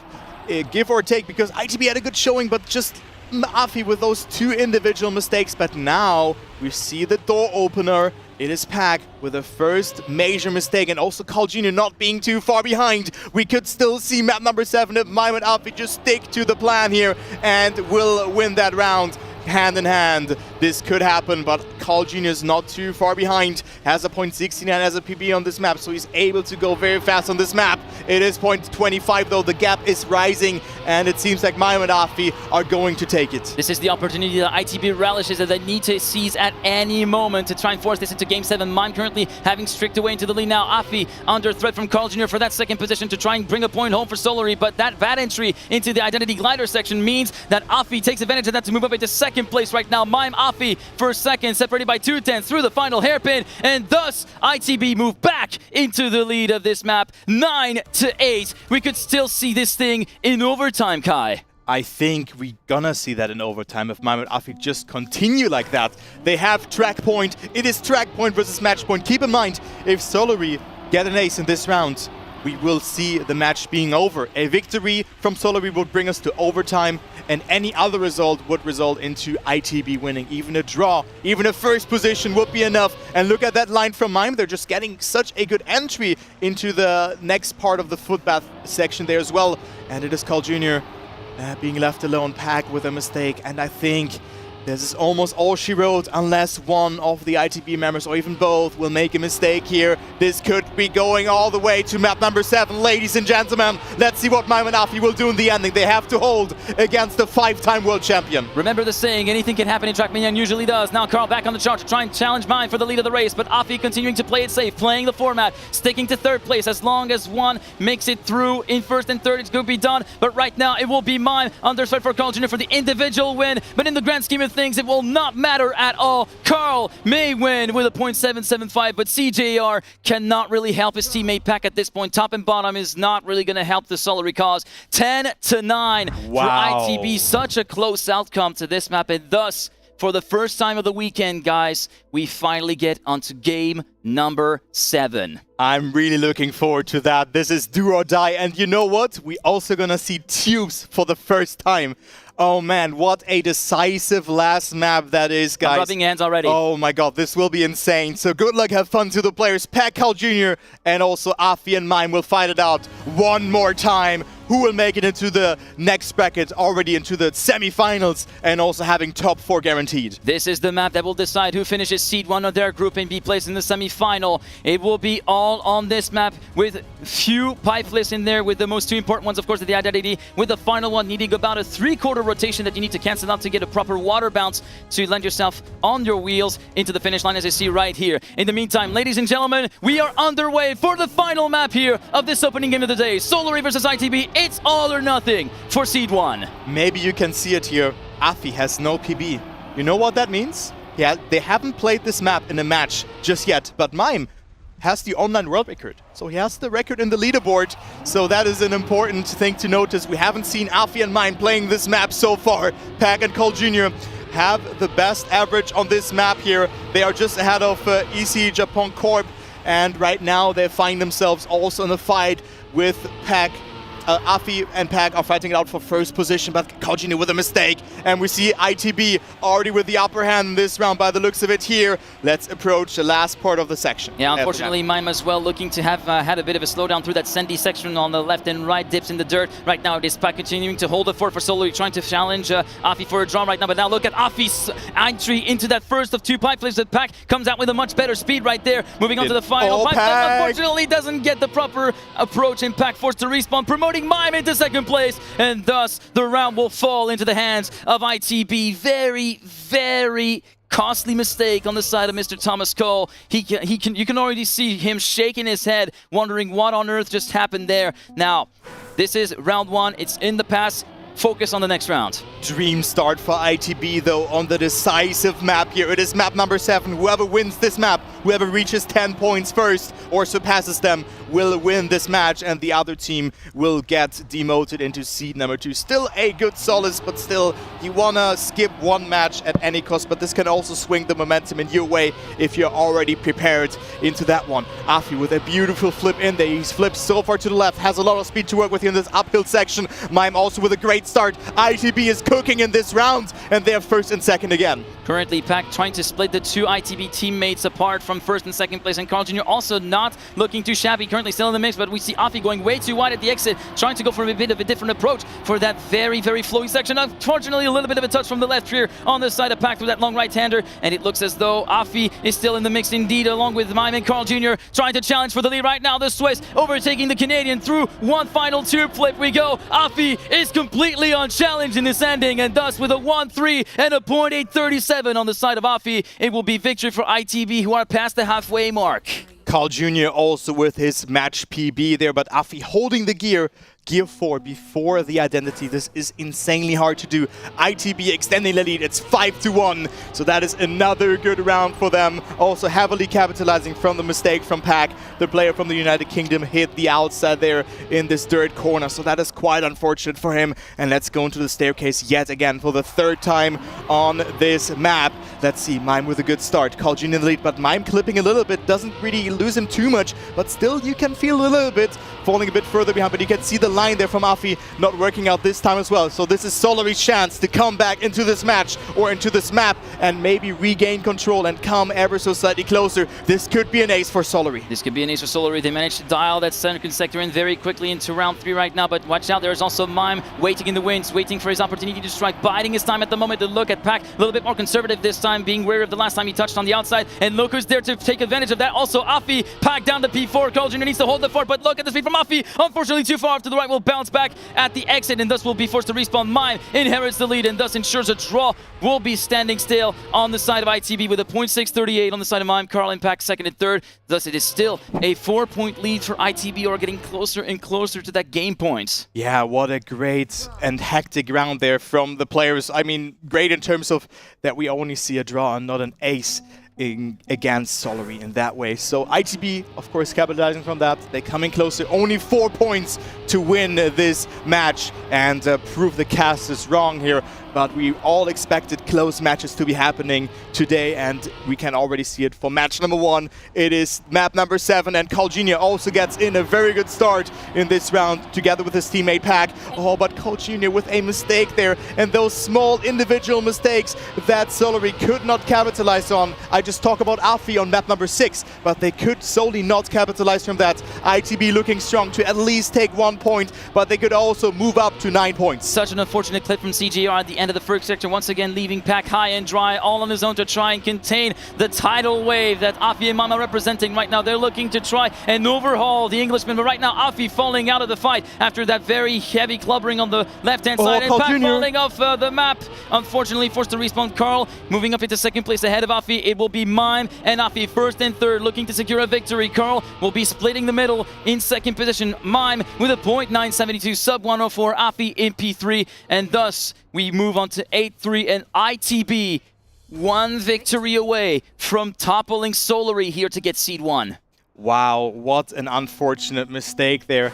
But those things just do happen. You have to push those tubes so much, and it's not that easy to do. So ITB with match point. Who would have thought that?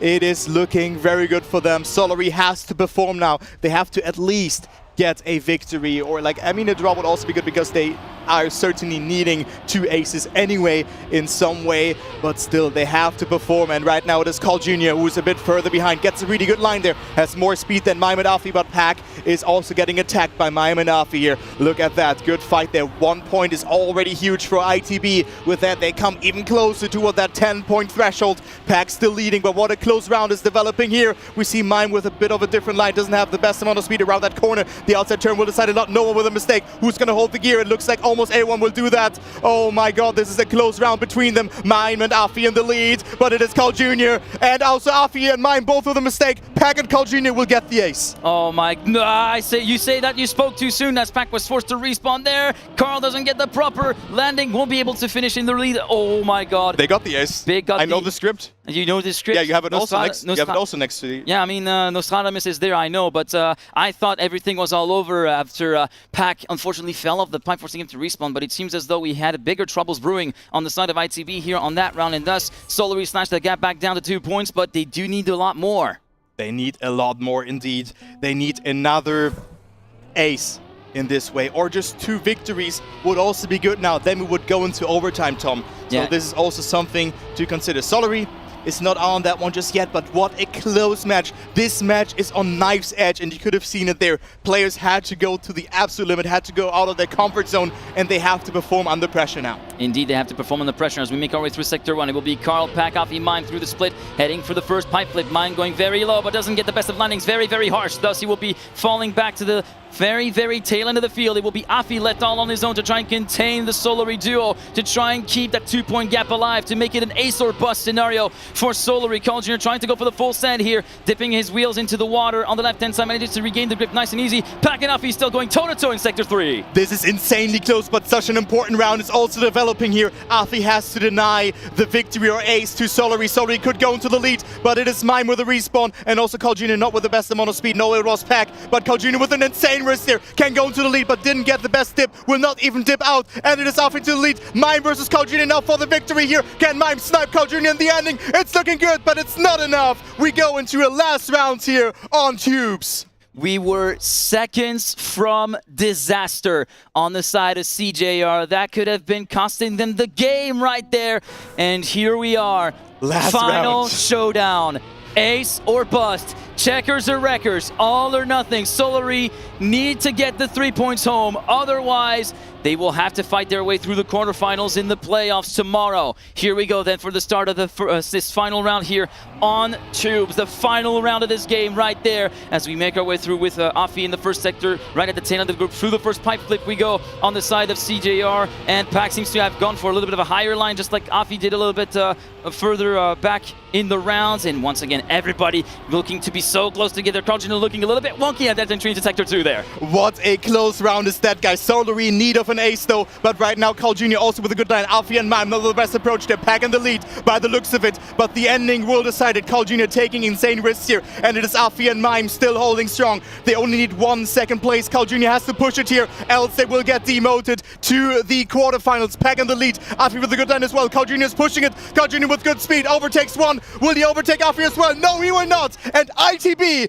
beats Solary here 4-3. What a great performance from them. What a great performance, and already the cheers going on the side of Mime saying, let's go, we got this. And yeah, they managed to get seed 1 in Group A and managed to beat our predictions pretty much across the board. But we were expecting a close game. I was pronouncing maybe a 4-2 match. We ended up getting the 4-3 that I think we really deserved, and this day is already delivering the goods.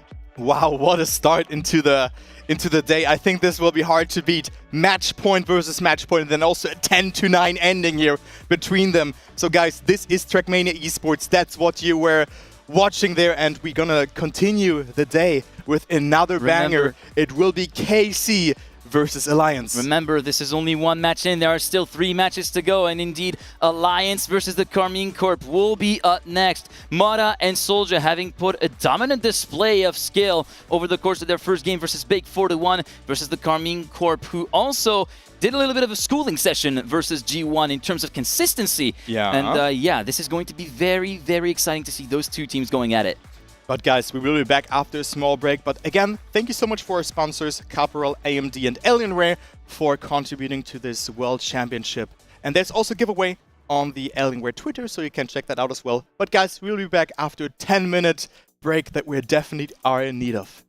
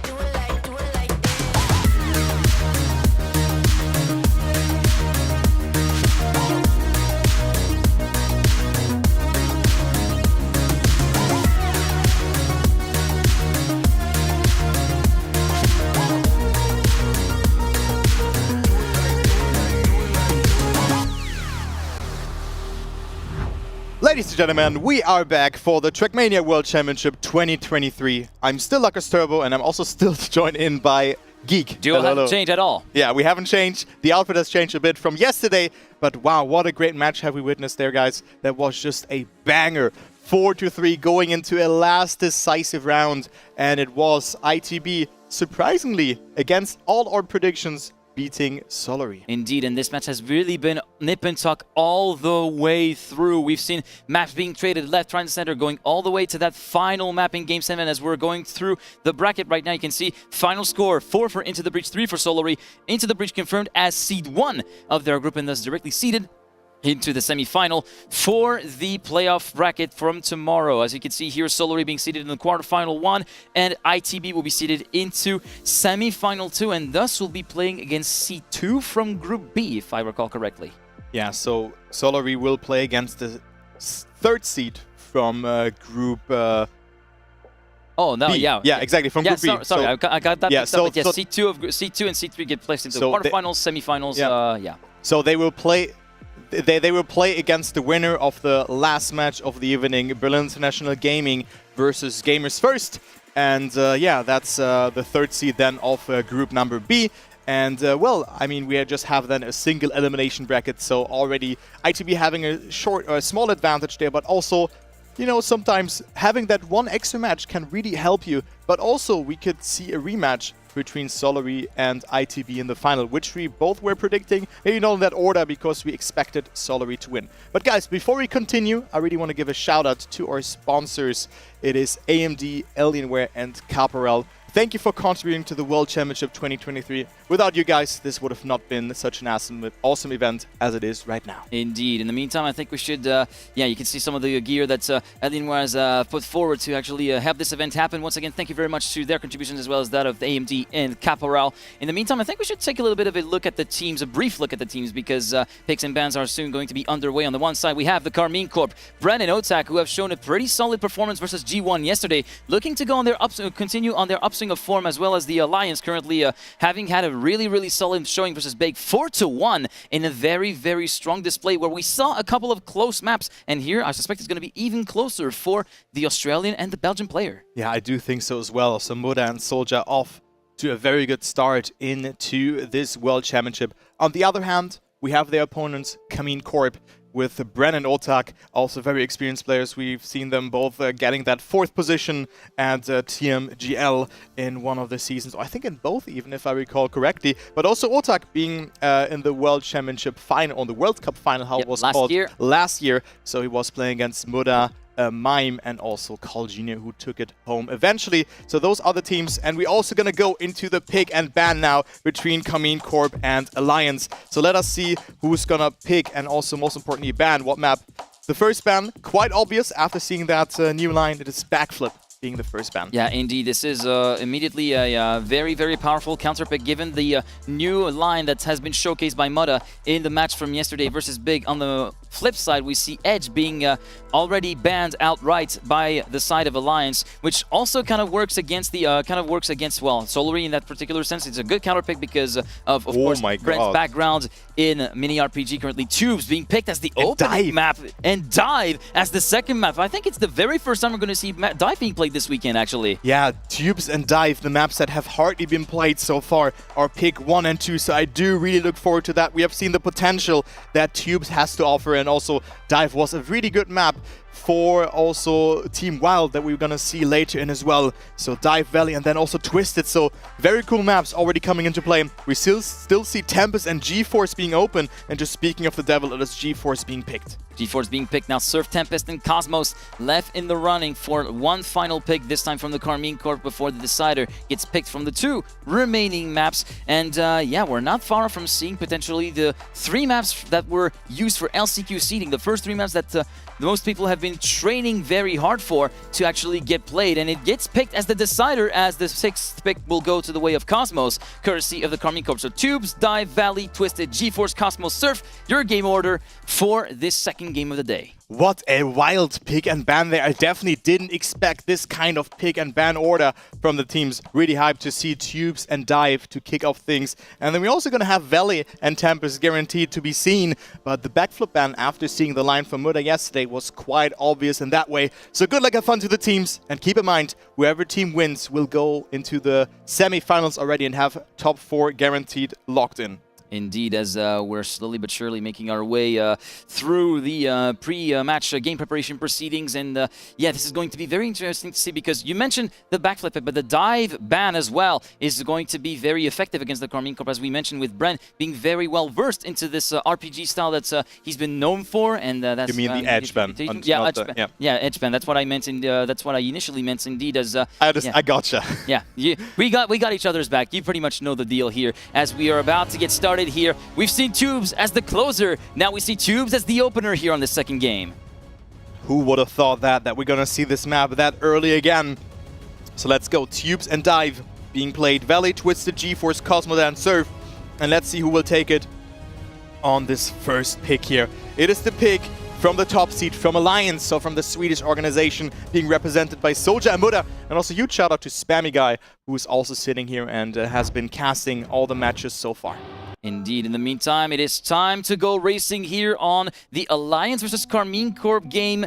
Map 1, round 1 is go. Following along with the perspective of the OTAC for the few first checkpoints. Currently battling along with Mada and Bren. Everybody having a pretty safe way through the start now. Now moving on to the staircase drop down, which is a very, very important one, where we've seen a couple of different approaches, actually, where we saw some people go very high on the first staircase. Unfortunately, on the side of Soldier, we went a little bit too wide, and we had 2 sign hits with the right rear wheel, and thus will be costing him very, very dearly here at the end of the first sector. Both teams have not played this map thus far. As you can see, the PBs being completely blanks from them. So they're playing this map for the first time in a competition, and Otak and Bren are just ahead of Muda, the Thunder from Down Under, a player that is just very knowledgeable about the game, loves to play Vampus maps from Nantillion, but also has a deep understanding of the game, coming from a full-speed background and just promoted into TMGL within 1 season. Otak will not get the upper gear, and Muda will have more speed in exchange. Otak with a good line though, but Muda comes closer ever so slightly, and also Bren with a respawn, and it is Muda overtaking, denying the ace, and it is a victory for Alliance. What a disastrous first identity from Otak and Bren. And to think it all stemmed from that one bad landing at the very first pipe flip on the side of Otak that prevented him from getting the gear right, thus allowing Mada to basically slingshot his way through to the lead, even though it was a very tight margin at the finish line with 8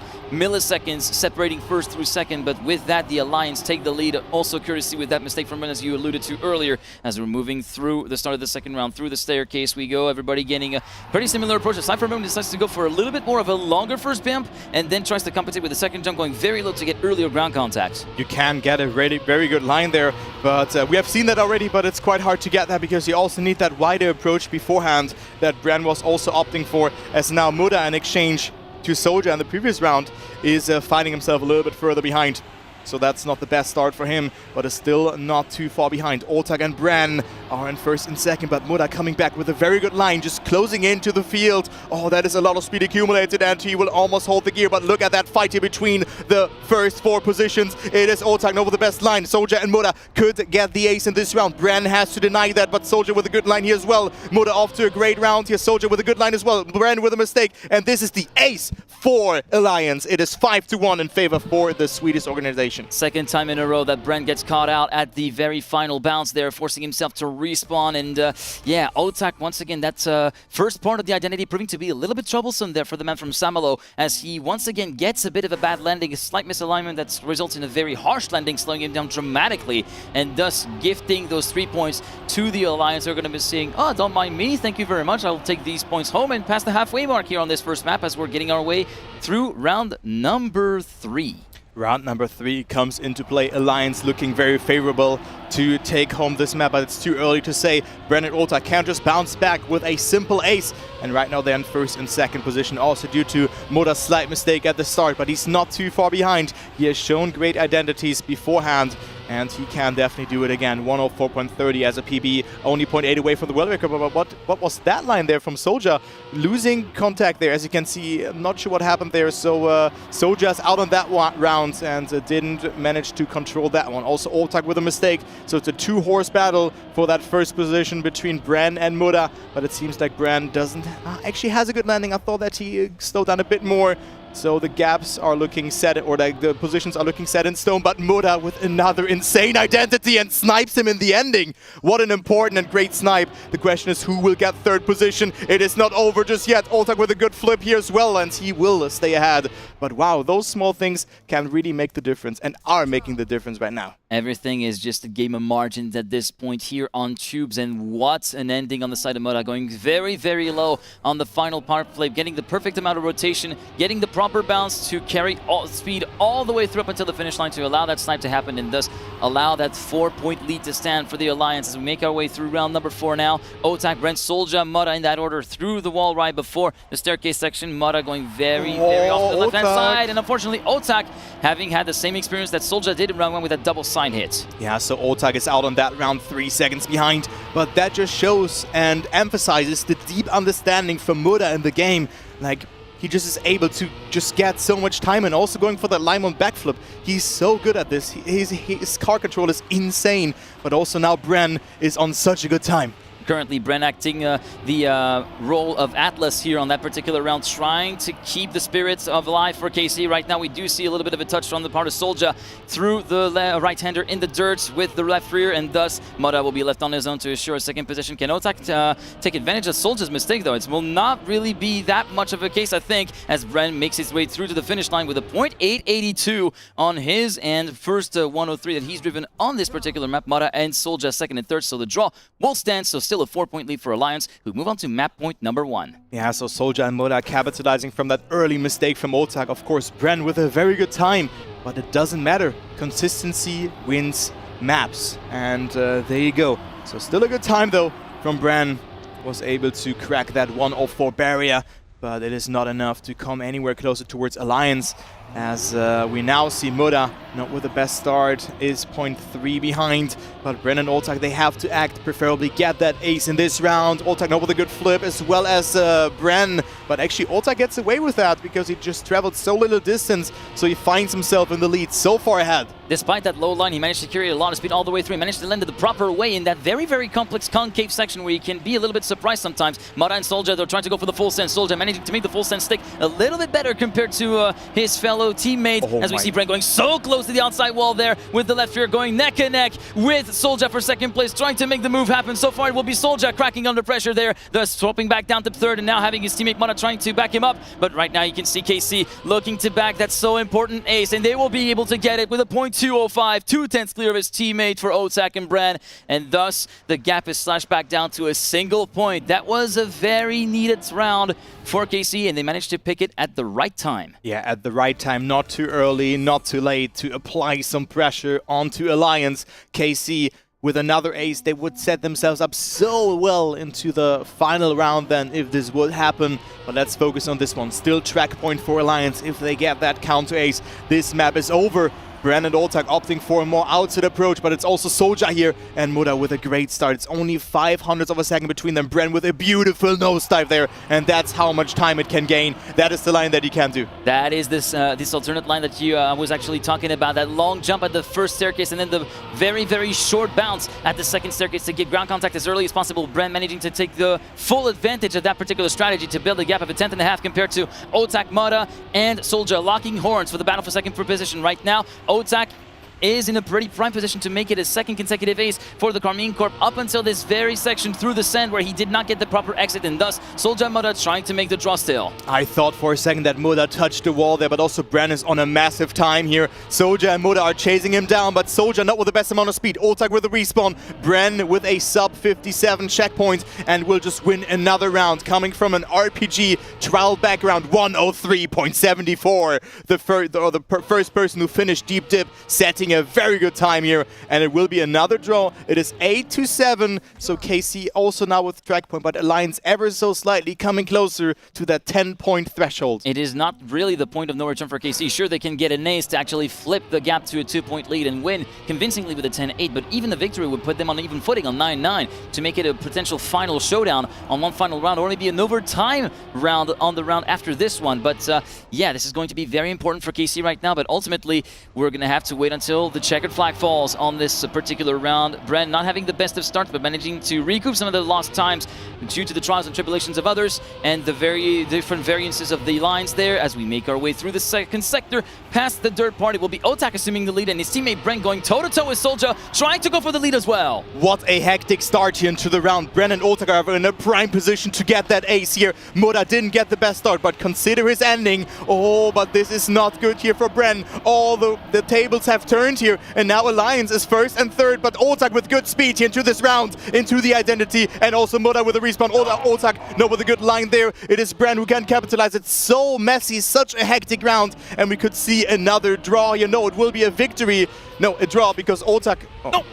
Well, maybe let's wait, let's see what will happen. Otak, attempt number 2, but let's follow Muda here, because this is the point that they need of, but it will be a draw. I thought for a second that Bren is in first, but Geek, that was such a hectic round. So many mistakes, so many back and forths, but no one is winning that. 9-8, KC in need of a victory to force overtime. I don't know about you, Kai, but I was having a mad case of deja vu compared to what we saw in the previous game where Carl Jr. did win the round. Pack was very, very far ahead of the nearest ITB player, ends up respawning because of a little bit of a trouble at the final pipe, and I thought it was really over, and that's the point would go to ITB at that point. But here it's very much a repeat of the scenario, and KC come out somewhat unscathed, not any kind of nicks whatsoever, but now it is where they need to really put their money where their mouth is. This is where the rubber meets the road, really, for Karmine Corp. They do need to get at least a victory to force this into overtime, or an ace if they want to close it out on a score of 11-9. Moda not with the best start here. KC can win it here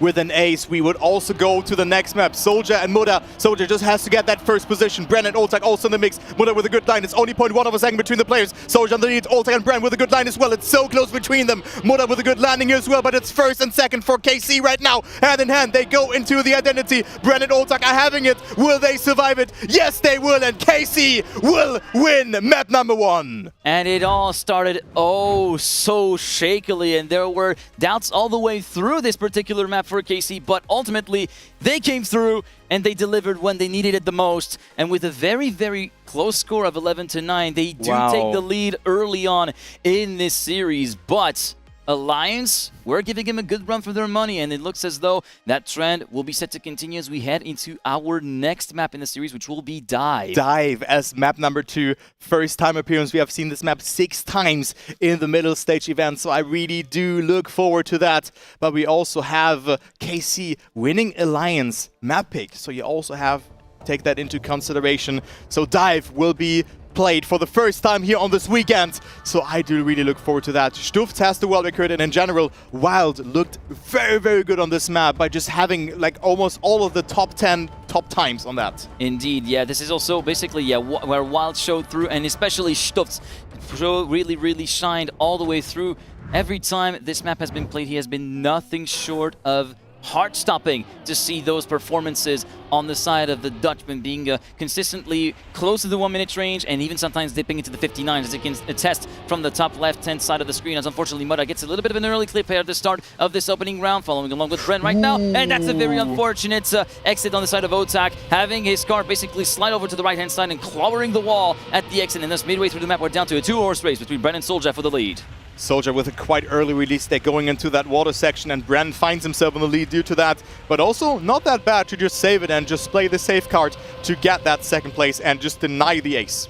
Indeed, as so far we currently see this high-speed section marking the start of sector number 3. Heading into this no-break section, you can play a little bit with rolling on and off the throttle to get the car perfectly inscribed to the corner. Aim for a late apex to carry as much as you car. Soldier getting close to Bren here just before the start of this underwater slalom with the reactor down. It's very easy to get caught out and crash out with all those obstacles in your way, but Bren will be going through and through to this round with a 100.295. Unfortunately for Otak, he's been forced to respawn, and thus will have conceded third place to Mata, and it will be the draw at the end of this opening round. Yeah, we start things off with a draw here, and also in the ending you can lose ground contact, and with that just floating in the water, losing a tremendous amount of speed. This applies for every water section, but usually those sections are there to let you slide out because the car just behaves a bit different underwater. So maybe we can see a slide out here. No, Bren just misaligned the turn. Well, I mean, we see some mistakes there from the side of KC.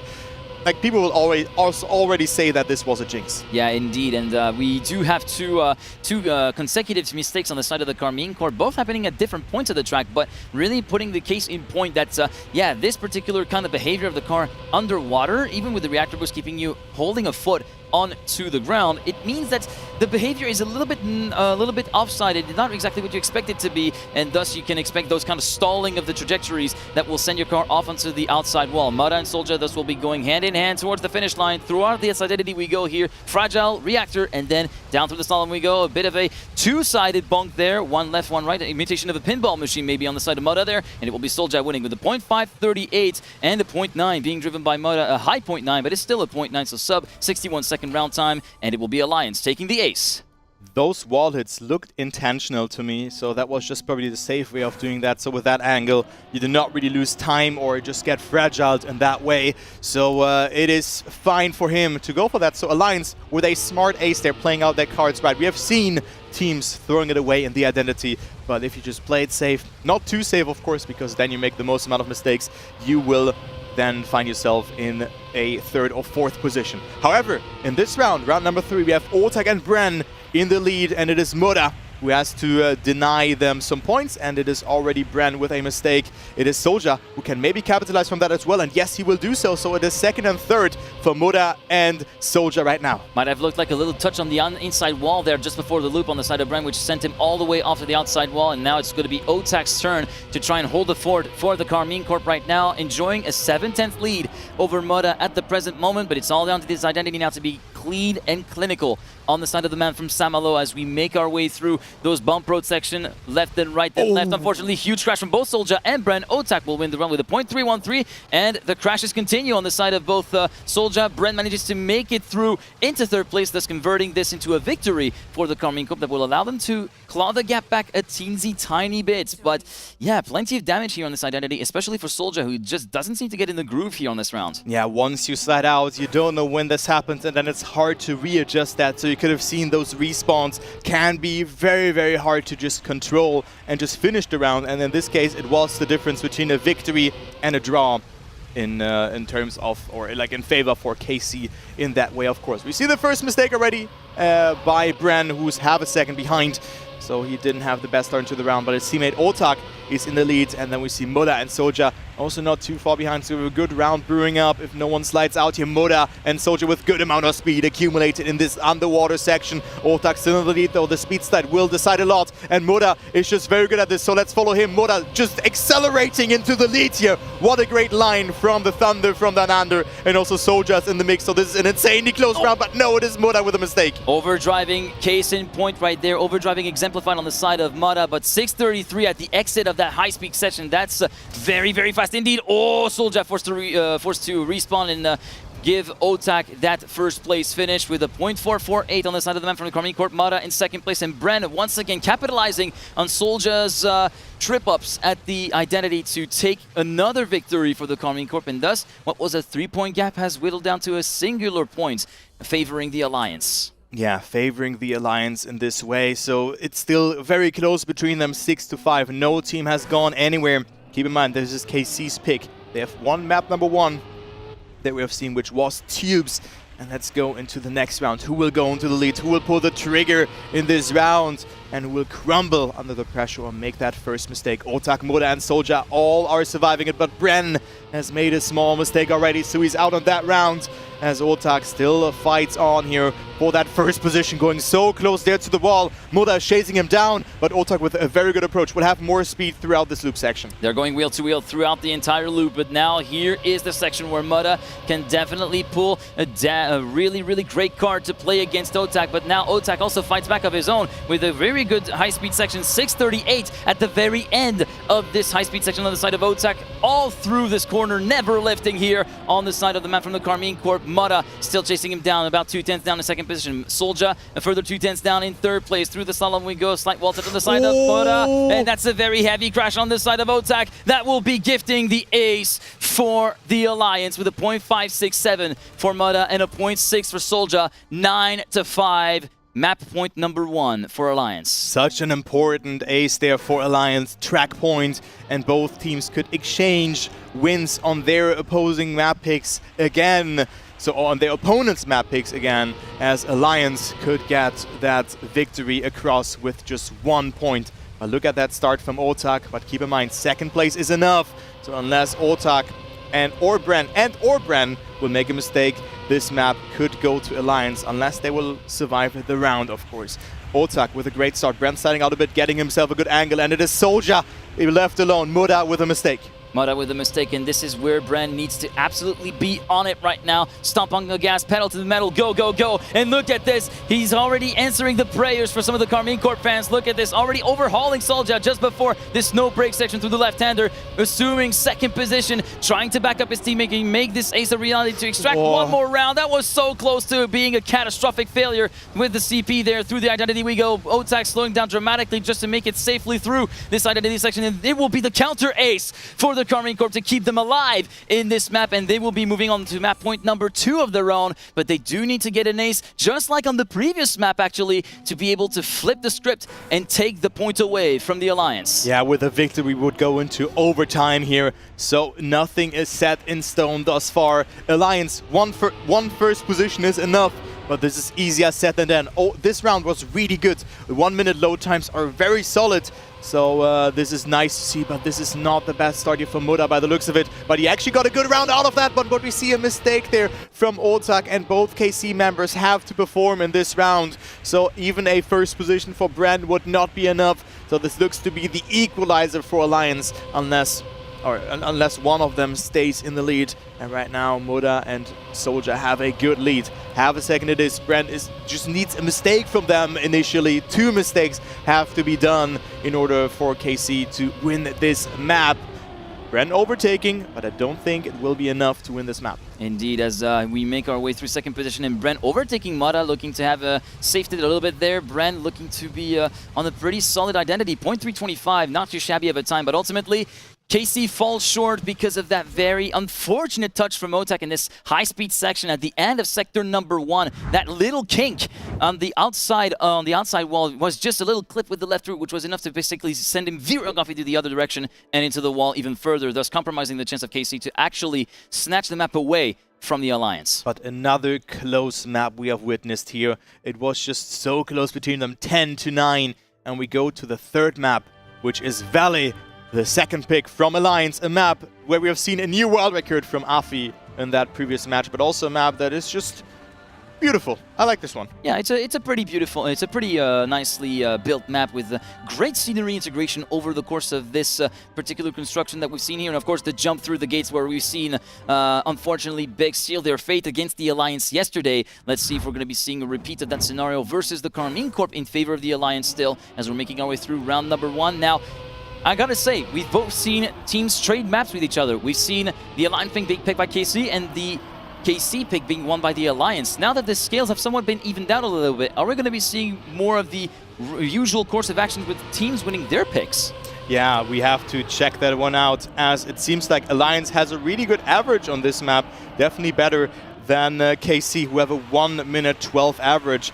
But also not the fastest PB here from Otak and Bren. But of course, we speak 40 days in the past here, and right now Otak is already on a massive PB, online PB, and this is why they picked this map. The consistency in terms of stats is not there, but consistency doesn't matter if they just prepare it accordingly, and it seems like Otak and Bren put a sufficient amount of work in there. Bren with a 1:10.39 as a PB, but Otak on a great time, 0.35 checkpoint. We had a 0.4 checkpoint, I think, from Afi as the world record, or a 0.2, something like that. But now Otak with a mistake. Soldier as well. Where's Mudda? Mudda is behind Bren, but the question is who will get that third place? It is Otak crashing again, and Soldier will force the draw. That was such a close call, actually, between Bren and Mutta, with 18,000 in it between the top two, 108.5, 88, starting at a little bit of a gingerly pace, I could say, for this map. But it looked very promising on the side of Otak, especially with that very, very tight line through that first gate, which he managed to get down to a T. But unfortunately, that second gate did not really pan out so well for him as we're making our way through round two. Round 2 comes into play, 1-1. I think we started both maps, or all 3 maps, with a 1-1 scoreline thus far. But I am not 100% sure. But we got so many draws, so many victories in those matches, and hardly any aces so far. So that's why the match feels quite long, actually. And we are only on map 3, so we have a longer Trackmania evening ahead of us. But I'm really looking forward to that. It is Bren on his back, and he has to respawn. Otak and Mutta are fighting it out for first. Unfortunate flip at the start of the reactor boost part from the side of Bren. So Otak will be fighting all on his own versus Mutta for the overall lead to try and enforce another draw in favor that would favor the Karmine Corp slightly, since they did not allow Alliance to build up a lead. A little bit of a touch, 2 touches actually at the Buck slide on the side of the Australian Penguin, and currently Otak will be having to fight versus Solja, who came back really, really thick and fast through this third sector start. Moving on to the identity, first gate will be passing for the top 3. Solja, Otak currently slight advantage to Solja by a few thousandths of a second. Visually speaking, can Otak retaliate with one final corner? It is going to be a yes with a 0.630. What an ending on the side of Otak, and thus it will be 2-2 at the end of round 2. You could have seen the different approaches from both players there. Otak just found a very, very good line between just going tight and just accumulate, or just having more speed in that last section. So with that, he got the victory. It was only quote-unquote a 0.6, but still those times are enough to win rounds. It's another draw between them. Bren, after that mistake, relies on his teammate to win that round. So that is what you also have to hope for if you make that kind of mistake. But now look at that, KC first and second, and this looks to be like a good round to take home 3 points in for them. A staggering start to the round on the side of KC, building a 3.5-tenth gap over the Alliance duo. First through third is separated by 0.3 of a second at the splits that we're making our way through this high-speed jump through the ring. And so far, there is no real answer on the side of the Alliance. Even Solja trying to fall back on the wayside to find a little bit of an alternative line to try to find some solutions. And even Mutta doesn't have a solution at the moment, as Otak and Bren are on an absolute scorcher of a round right now. Tandeming this together hand in hand through the first gate. They managed to make it through nice and clean. Otak leading his teammate by 1,000th at the split, heading through the second gate. This time they make it through clean. Otak having righted the wrongs of round 1. What's the time going to be on the side of Otak? It will be at 0.954, dipping below the 108 range, and we are very close to dipping below that. It is a 108.006 on the side of Bren, but what an ace from Karmine Corp, who take the lead. 0.5 and 0.6 of a second improvement from both players. Insane performance from KC, and this round would have probably beaten almost all teams. Maybe not Solary or ITB, but I do think that they set themselves up for a nice contender to just be absolutely dominant on this map if they continue like that. However, in this round, Mutta off to a good start together with Otak. Bren 0.4 behind. Let's follow Mutta. Oh, Mutta with a mistake. So does Bren capitalizing, and KC can just extend the lead. But this all is decided on that battle for first position between Solja and Otak. Otak with a good approach, but also Solja has it really well. Solja has it really well indeed, but now it's going to be just a 2-horse race as Bren is a little bit further back compared to where he would like to be. He's still within striking distance, about 2/10 off, but actually that slow exit from Solja from the box-like section could be the key for Bren to actually move in, but he has had trouble of his own. What a low line from Otak, having to go as low as he can be, but that has cost him quite a bit of speed. Solja taking advantage of that to make it a nip-and-tuck battle for the lead of the race, this time compensating for a high jump, but that's going to be costing him dearly for Otak to the line. It will be a lot wider than I thought it was going to be here, but Solja winning with a 0.883, thus salvaging a draw from all this, but it's still KC leading. Yeah, Bren could have had the window of opportunity right there. That little exit from Solja, which looked to be a lot slower than Otak's, but unfortunately, he has had a bit of a mistake of his own as well, so ultimately the gap will widen wide back open and allow Mutta to slip through into third place. 6-3, it is important round now for the teams, because KC could go into a winning angle in the next round. If they surpass 7 points,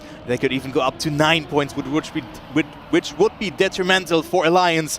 But let's focus on that round here, because Otak off to an insane start. We could maybe see a world record in this round if he continues like that. Mutta and Solja are fighting it out here against Bren and Otak, but Otak still leading. Moda coming closer though. This is an insanely close round, and also Bren with a lot of speed. Otak knows the best trajectory here. Moda going to lead. What a hectic turn of events. It's Soldier and Moda going to the lead, and they can answer with an ace. 32-8 checkpoint, and Otak was on a banger of a time, but right now he got demoted to 3rd position. Soldier versus Moda here, but they have to keep it up, and also Otak has to get a good identity, but it seems to be the ace, but Soldier with a mistake, and Soldier will be out on this round. Bren will overtake him here as well, and it is a draw, and also a good time for Moda. Otak at some point was 0.3 ahead of Moda in the round. What time was that? I do not dare to think about it, but that mistake from Soldier, that little touch of the pillar of the second gate is really what gave them the lifeline for KC, because they had such a troubled start to Sector 3. We had Otak getting really loose at the exit of this long left-hander in the dirt, thus costing him a lot of speed, allowing Moda to move through into the lead, and then Bren having troubles of his own as well in the buck slide, going very slow, and it could have been the chance to even the scales for Alliance to get back on a level playing field, but unfortunately it hasn't panned out the way that they wanted it to be. This small touch there from Soldier was really his nightmare in this round, but also now Otak finds a post and makes a mistake. So it's between Moda, Bren and Soldier. So another opportunity for Alliance to crack the cone from KC, that 3-point gap that could diminish in just one round, but it is Bren in the lead, but didn't get the best buckside. Hits the outside there, but also Soldier not with the best turnaround, but Bren has to sacrifice a lot of speed, and also Soldier here with a good approach. So Bren is not on 2nd place just safe yet, as he gets a good approach there. Moda in the lead, Soldier coming closer though. Soldier with a good line, but I don't think it will be enough unless he has a lot of speed to work with, but I don't think so. Bren will stay ahead, but Soldier came closer, but at the end it's 0.07 of a second, but still a victory for Alliance, but KC coming closer to that 10-point threshold. It's getting closer to that 10-point threshold, but most importantly, Alliance still in with a shot of actually, with those victories that they need to rack up to get this into a potential salvageable situation, maybe in overtime, or even better with an ace, to try and flip the gap back to their advantage with a 1-point lead that could be coming away there at the end of this round if they manage to get top 2 right there. Yeah, they need top 2 Alliance preferably, so then they could go into lead, but KC with 1st and 3rd would just win this map, and then we're gonna exchange map wins again on their opponent's picks. Bren and Otak off to a very good start here by the looks of it, and they are 1st and 2nd. Otak again looking so good on this map, the 18-year-old who has been in the World Cup final in 2022, just with a great performance, but also Moda here with a very good line, jumps so far into that section, but Otak and Bren are in massive times here as well. Well, no massive time as well. Watch out for Moda trying to split the party, try to kind of be a bit of a Debbie Downer here on the side of the Carmine Corps, but right now Moda having a good amount of speed compared to Bren just before the jump. Otak trying to compensate with a bit of a low line, same for Bren. Right now Bren still having to concede that 2nd place to Moda, heading into the final jump, and now Moda has his eyes on the big prize, the overall victory in this round versus Otak, trying to compensate with a low line once again. Is it going to be enough for Moda? The answer is a yes. Otak has to concede, and it will be a 0.175, and it is a draw that will see them move on to 7-9, and Alliance, once again, they have their backs against the wall. It's 3 points or nothing. Yeah, they have one out here.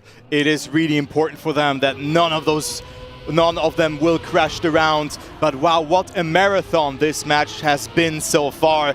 3 maps in, 7-9, but it feels like we have at least played 4 or 5 maps so far. The level is insane. So let's see, Otak with a mistake, so that's the chance for Alliance to maybe go into an ace situation. Yes, they are. Bren also with a mistake. Alliance 1st and 2nd. This is the cue that Alliance needed to have, but unfortunately Moda having troubles of his own, having a really harsh landing at the reactor boost part with the fragile block, remember, so you have to be very wary of how you place your car.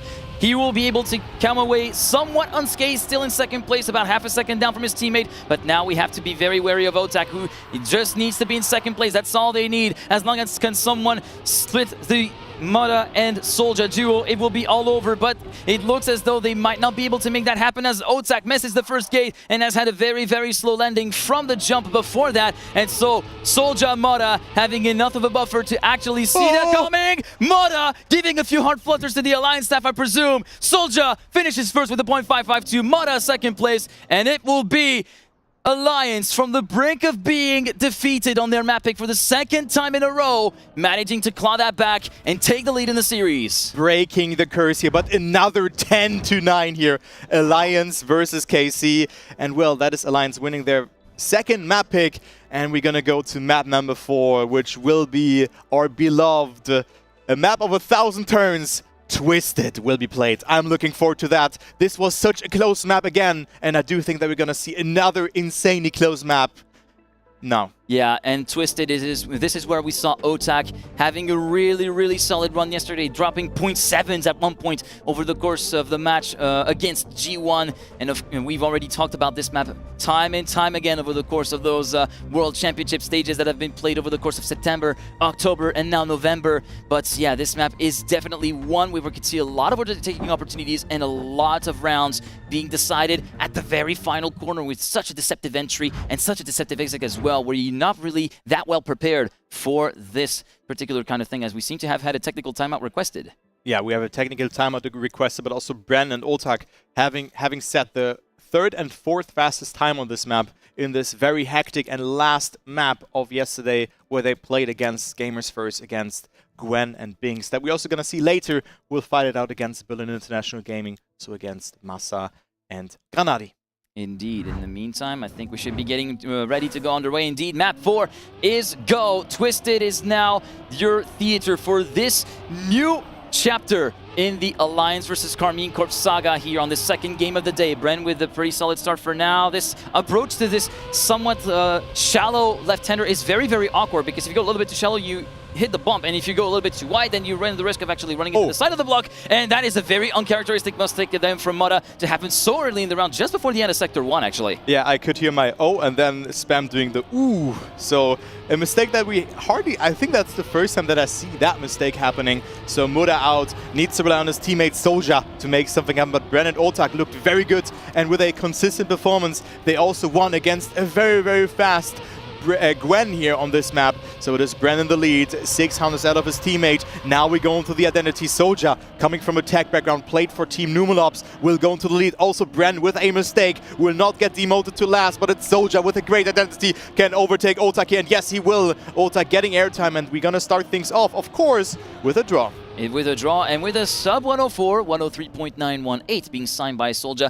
And yeah, Otak was going toe-to-toe with him towards the end. But yeah, that final left-hander, which we talked about time and time again, and he got caught out by it. He got airtime, a little bit of airtime, and even a bit of a wobble as he got the car back on its wheels. And also Bren, of course, messing up the entry into that identity snake run, thus allowing the Alliance to salvage a draw from all that as we make our way through round 2. Now, again, that second bump on the inside on the side of Bren. Yeah, Bren losing a bit of speed there, but also gets around that corner a bit better. So he is not really slowing down too much from that. But every kilometer per hour matters in a full speed section, especially when you play against Mudda, who is just a fine class, if not even the best full speed player around. So it is Soldier and Mudda leading together with Bren. What a great fight it is right now. Bren overtaking both of them, going for a more inside approach. Sacrifices a bit of speed. Also here, very good trajectory from Bren, and he is in the lead. Let's follow the POV of Mudda for the identity, who gets overtaken by Otak in the meantime. So it is a snail, or just a snake, that is happening just before the identity. Mudda with a great slide. Soldier and Bren are in there as well, and Bren is in the lead. Mudda not with the best exit here out of that penultimate drift. Cannot get overtaken by Otak, but I think positions are set as is. It is not a tie. It's Otak staying 7,000s ahead, and also Bren with a great time of 0.79. Soldier with back-to-back PB, and it is a victory for KC going to the lead. Just as a highlight for me for this round, Bren absolutely nailing the setup for that triple right-hander at the very end of Sector 3, managing to clip the second apex and keep it all the way along the inside wall through that final part of the corner to get himself the perfect amount of speed to make his way through the transition. Now making our way through this next round, round number 3, and it looks as though we might have already lost someone. No, it was just my perspective playing a little bit of tricks on me, as Mudda had a little bit of a delayed entry into the red booster. It can be a bit deceiving if you just follow one POV and then a mistake might happen, or just a more of a release timing there, but the player is just the reason for that. But we see Mudda with a great start. Bren and Otak sandwiched in between Moda and Soldier, who are first and last right now, but a good round is happening here right now. Soldier not with the best trip, but have a good trajectory here. Minimizes airtime accordingly. Moda still leading 700 out of Otak, who has a lot of speed into that full speed section, entering the identity. Moda drifting a bit too much there by the looks of it, so Bren and Otak will capitalize from that. Soldier also in the mix. It's so close between them. Everyone can still win it here. Otak with a good line will go into the lead. Soldier with the aggressive line, but it is the ace for KC, extending the lead, and every time below 104. What a great round. Only 0.1 between first and last. A++ for bravery on the side of Soldier there with that full send in the final corner, going all or nothing, trying to get a few positions up and maybe even snatch the lead away from the Karmine Corp duo. Ultimately, it did not pan out the way that he would have wanted it to be, and also Brendan Otak holding on right up until the last pixel line, the last pixel until a checkered flag to get that ace that allows them to make a bit of a breakaway run for freedom to try and recoup that second map.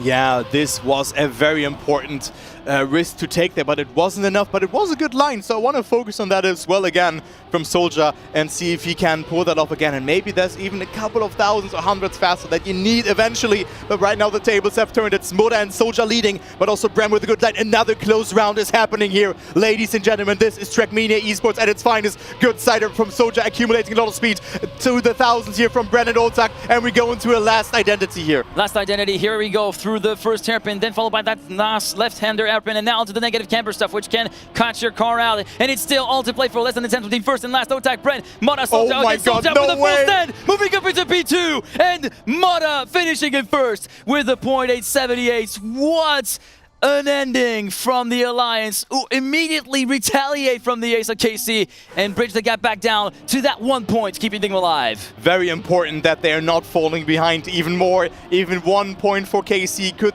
set themselves up for a winning angle on this map, but it is Otak and Bren right now being behind again. Moda and Soldier off to a great start. Otak with the outside approach. Soldier and Moda will have more speed in exchange, especially Moda coming closer. Also Soldier now going into that battle for second position after not the perfect start. I mean, we can just speak about perfectness when we see this match here, but it is Moda with a small mistake, but still staying ahead of Bren. So this could still be a draw or maybe even a victory, equalizing the score. Otak and Soldier fighting it out with the identity here. The snake run at the middle of the map doing a lot of damage, and this time it's Soldier going all the way around the outside. Oh my God, he manages to make it through, but has lost a lot of time as a result of this, promoting Otak up into the lead.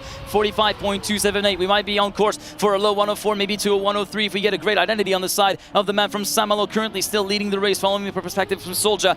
Will he go for the send once again in the final corner? The answer is a yes, but he doesn't make it stick that well as he got a little bit of airtime beforehand. .951 from Otak to take the lead, top and bottom for KC, who continue to hold to that 1 point lead and thus move on to map point number 2 of their own. But also important for Soldier and Moda that they stayed ahead there of KC, like first of that KC's last position, so they're not falling more and more behind, because a victory could have been detrimental. Then one mistake could already seal the deal. If then the second place makes a mistake, it could be an ace and it could be all over. But also in this round, with an ace, it could be over and KC could take it home. Soldier with a great start. Moda went a bit conservative around that corner and finds himself in that fight with Bren, who's also 0.3 behind Soldier, who's the leader of this round so far. Moda with a great line though, taps to brake a little bit to get around that turn a bit better, but it's Soldier still leading. Otak and Bren second and third. What will they do in the identity? Otak going a little bit too wide at the exit of that first snake run, so that allows Soldier to get a little bit of room to breathe in the lead of the race. Unfortunately, goes a little bit too tight in that triple right-hander, and thus will be promoting both Bren and Otak in first and second as they will make their way through this final identity. Hard on the anchors to slow down to 180 before this right hairpin. Now to the left hairpin, and we missed the slide completely on the side of Soldier, and I think that might be all she wrote unless Soldier can try to do something happen here as Moda is completely down in the doldrums. Bren and Otak 1-2, and it will be KC evening the scales once again in this series. 10-6 the final score on Twisted, 2-2 at the end of game 4. 2-2 it is, and we go to G-Force. So we have another best of 3 now coming into play, kind of as it is replicating, or history repeats himself from match number 1 that we have seen. A lot of close matches are happening today, and also the rounds seem just insanely long. So let's go to G-Force, which will be the next map. GeForce, one of the few maps that has been selected, of course, for the last chance qualifier seeding in September 9th and 10th. So this is one of the early maps that we got to see in action over the course of this Trackmania World Championship. And yeah, also a map where we have a lot of things to watch out for, such as the exit of the bobsleigh turn, the bobsleigh 180 right there with the buck slide immediately following it, and then the identity with the 2 wall rides where you can lose a lot of time if you're not careful with that landing, and where we can see 2 separate alternatives of lines with the actual approach for that second wall ride, actually, with we've seen Massa and Mime actually respectively. And also Alliance has a good consistency on this map, just behind Big and Solary on this map. So they're on 3rd position, and then KC somewhere in the top 10. So also quite solid, I would say, but just from statistics, Alliance should be more consistent, but we talk about 5 weeks ago, so players had a lot of time to put an effort into the map, and we see Bran already failing that dirt soup there. 1 out of 2 that will be utilized on this map as Moda is in the lead, looking like a good start for the Australian powerhouse, but Otak not slowing down. You don't want to wobble too much, and you can see Otak falling victim of that, just clipping the bobsleigh, and this is a beautiful outcome here for Alliance in that first round if positions stay like that. Soja and Moda on 1st and 2nd. Picture perfect round so far on the side of Moda and Soja. Soja just a little bit further behind, just playing the team game, playing the format, just being content with holding on there that 2nd place for now as we make our way through the first of the 2 wall rides there. And it looks as though Moda will go for the more conservative approach of going full on before the jump, and now to the 2nd wall ride. Is he going to go for the risky fin? Yes, 102.277 at the split. It will be converting into a 112.195, and it will be the Alliance taking advantage of those little slip-ups with that dirt slide stall, quote-unquote, from Bren, and then that clip from the right front on the side of Otak at the bobsleigh run to take the 3 points home. Also Soja here with a just conservative ending, just not getting overtaken, not going for the safe way, was just in full control there and finds himself just behind Moda there by 0.8 of a second. So consistency wins maps. However, now Otak with a great start. Bren on 2nd place, but Alliance off to a dream scenario, off to a dream start on this map on their last pick. And it is Otak and Bren fighting back right now, as Muda didn't get the best start. 0.3 behind Bren, Otak, and Soja. Soja, however, no, a good line there as well, but also Muda with a small mistake, didn't get the best tilt there as well, so he will fall a bit further behind. Bren not with the best exit there, but look at this battle for 1st. A bit more of a bobble there on the side of Muda, but yeah, the battle for 1st is really raging now between Otak and Soja. Oh, as we see yes. Soja with such a good exit. Unfortunately, Otak trying to compensate, going a bit way too wide, and this will be hitting the wall, forcing himself to respawn. Soja, Bren, and Muda promoted up a play due to the Otak incident, and unfortunately, yeah, that was a slow first wall right on the side of Brent, still holding on to 2nd place. Soja will be holding on to the lead. Will there be a snipe at the end? The answer is a yes, with that 2nd wall ride, which was oh so slow on the side of Brent for 27 thousandths of a second. It will be the 2nd consecutive ace for the Alliance. Every kilometer per hour matters on this identity. Moda with a beautiful line, finding himself in that 2nd place, and with that it's 6-0. I think we have not seen back-to-back aces from the start of a map. So Alliance looking very, very bright here on this one, and they are just so far in the lead that KC is in need of a miracle here in order to win this map.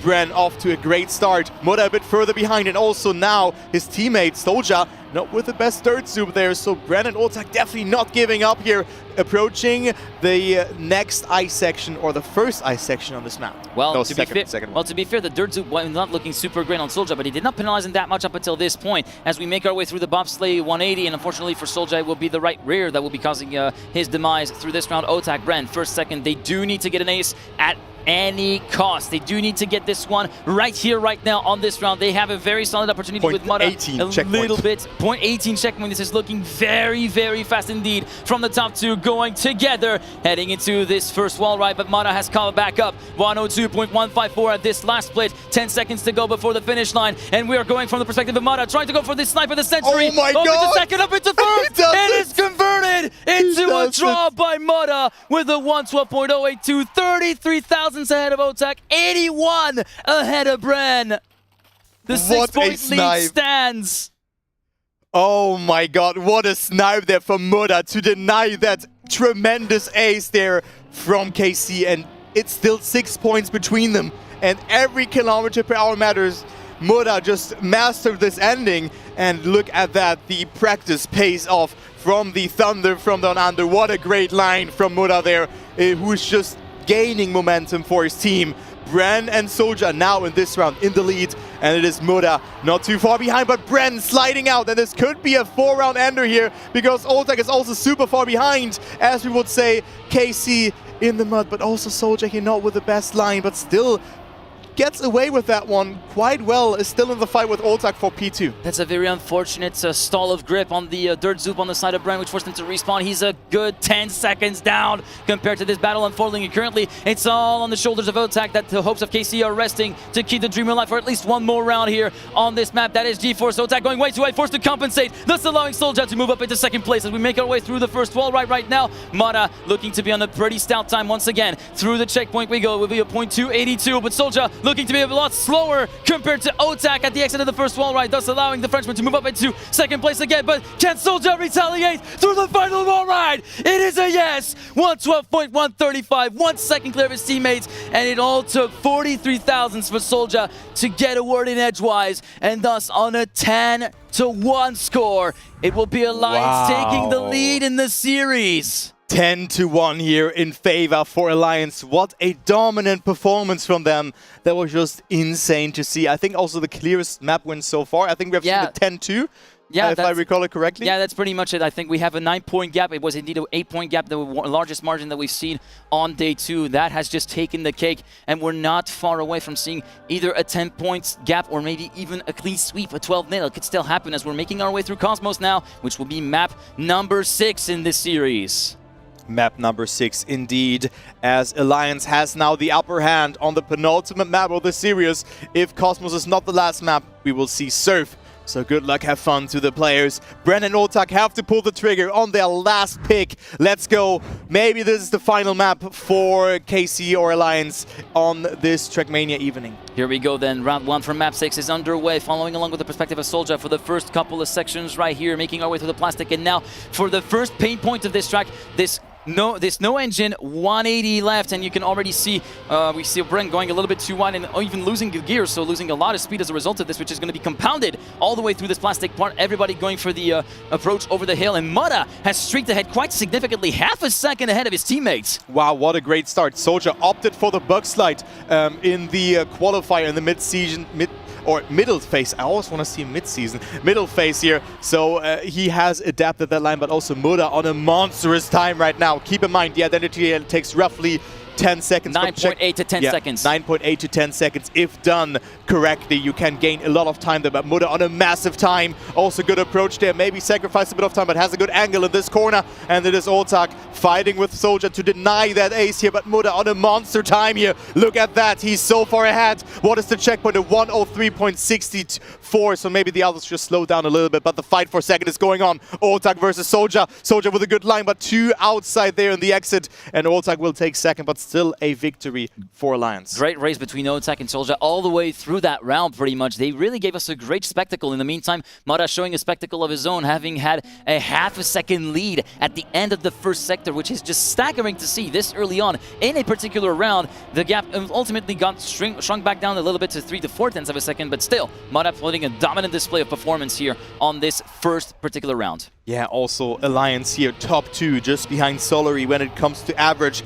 Clocking in times below 114 in every round. And keep in mind, that was still Soulja going for that bug slide, which loses you a bit of time. Maybe it can gain a bit in some instances, but of course you want to go for the safe pick, and that's why Soulja adapted that. Bren and Oltak now leading, fighting back though. So this is looking like a good round for the French organization, for KC.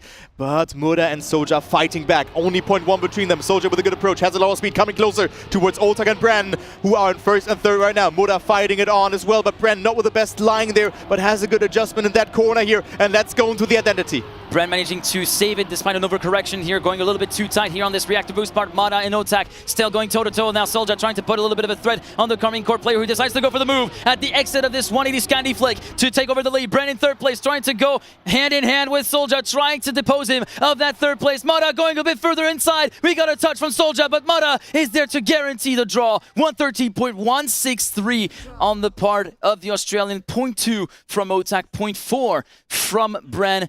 Man, what a race until the bitter end, and Mora just with that little bit extra commitment, with that little bit later of an apex through the second pole, managed to make it stick. Yeah, what a great line there. And you could also hear the relief there from Muda winning that round. Soldier had to push it though, because Brennan Oltag had good ending lines, but it's still Alliance ahead. Muda not getting the gear here this time, slowing down quite a bit due to that. But I still think that he's a good POV to follow in this round. I think he has something figured out. Brennan and Oltag both with individual mistakes in this round, so they are getting overtaken by Muda here again. And it is Soldier off to a great start. Just a safe anchor here for Alliance in this one, but this could be a huge round, a detrimental round for KC here if they get aced. So far, it is Soldier who has not put a foot wrong indeed, currently having built up a 3/10 lead over the battle for second raging between Muda and Bren. Muda recovering from that somewhat unfortunate slowdown at the exit of the hairpin. Bren having had troubles of his own, making our way through the Sector 3 plastic part before we head into the water bounce and the 180 Scandi flick to the right, trying to scrub as much water off the tires to regain his grip as quickly as you can here. Soldier still leading by about 3/10. The splits indicate a 103.362 from the Belgian, so we might be heading into a 113.1 if the identity is clean all the way through. Muda versus Bren again. Muda going for the inside, full inside. Bren with more speed manages to hold on to second place for 22 thousandths of a second, and indeed it was a 0.1 for Soldier, 0.170. Halfway point reached for this sixth map, and this is where it starts to get a little bit dicey for KC. This looked a bit deceiving. I thought if Muda just went for that left side finish there, or for the left approach, he would have overtaken and get the ace there for his team, but maybe that was just the perspective that was a bit wrong there in this case. However, still a victory for Alliance, so that's still extending their lead there to 2 points now. But it could have been a bit more, obviously, but still they have control in this one. Going into round number 4, it is Bren and Oltag off to a great start. Soldier a little bit further behind. Bren with a different setup compared to Muda, and also loses it there, so he's a bit further behind. And we see Soldier and Muda both capitalizing from that. He literally just nicked the edge of the wall, the little corner of the wall at the exit of the plastic part, which is essentially what did him in and sends him back down the P4. It's all down to Oltag to keep the gap as it stands as a 2-point deficit for KC, but he's still got Muda charging hard and snapping at his heels. Soldier a little bit further removed from that battle, sitting in third position, heading into the 180 right-hander, heading into the final part of the map. The identity, 103.265, the split in favor of Oltag, about 2/10 clear from Muda. Bren is way too far down to pose any kind of threat to Soldier. Oltag, Soldier, that's such an unfortunate full stopping into the pole right there at the very first part of the final corner, which makes it even more painful, and thus Oltag Bren guarantee a victory, which is very important because it keeps them in the game and reaches the gap back down to 1 point. Yeah, this would have been important for Soldier and Muda to deny that one additional point and just keep the gap as it was beforehand. But now it's only 1 point between KC and Alliance. What a close match that here is, guys. And also, like 2 hours and 20 minutes in, and we are still in match number 2. This is awesome. This is great Trackmania esports that has been shown here today. Bren and Oltag leading the round. They could regain control, could go into the lead with 2 points if they get first and second position, as Muda fights back, finds himself the lead. Good line there as well before the freewheel left-hander drift, and he fights against Muda, against Bren and Oltag. Soldier having been left behind a little bit at the exit of the first sector, having a little bit of a clip at the edge of the plastic just before the top-down section. So that's why we see him hanging about 3/10 down compared to the infernal trio of Muda, Oltag, and Bren continuing to trade positions, checkpoint after checkpoint. Soldier coming back into the frame very, very briefly here. Muda having had to cancel the drift a little bit too early. Is this going to be the opportunity for Oltag to actually mount an attack on Muda's first place? Muda makes the job a tiny bit easier for the Carmine Corp with that crash into the first pole, and Soldier comes in on the action as well, and thus on a silver plate has been handed the ace to KC, which will allow them to take the reins in their last map pick.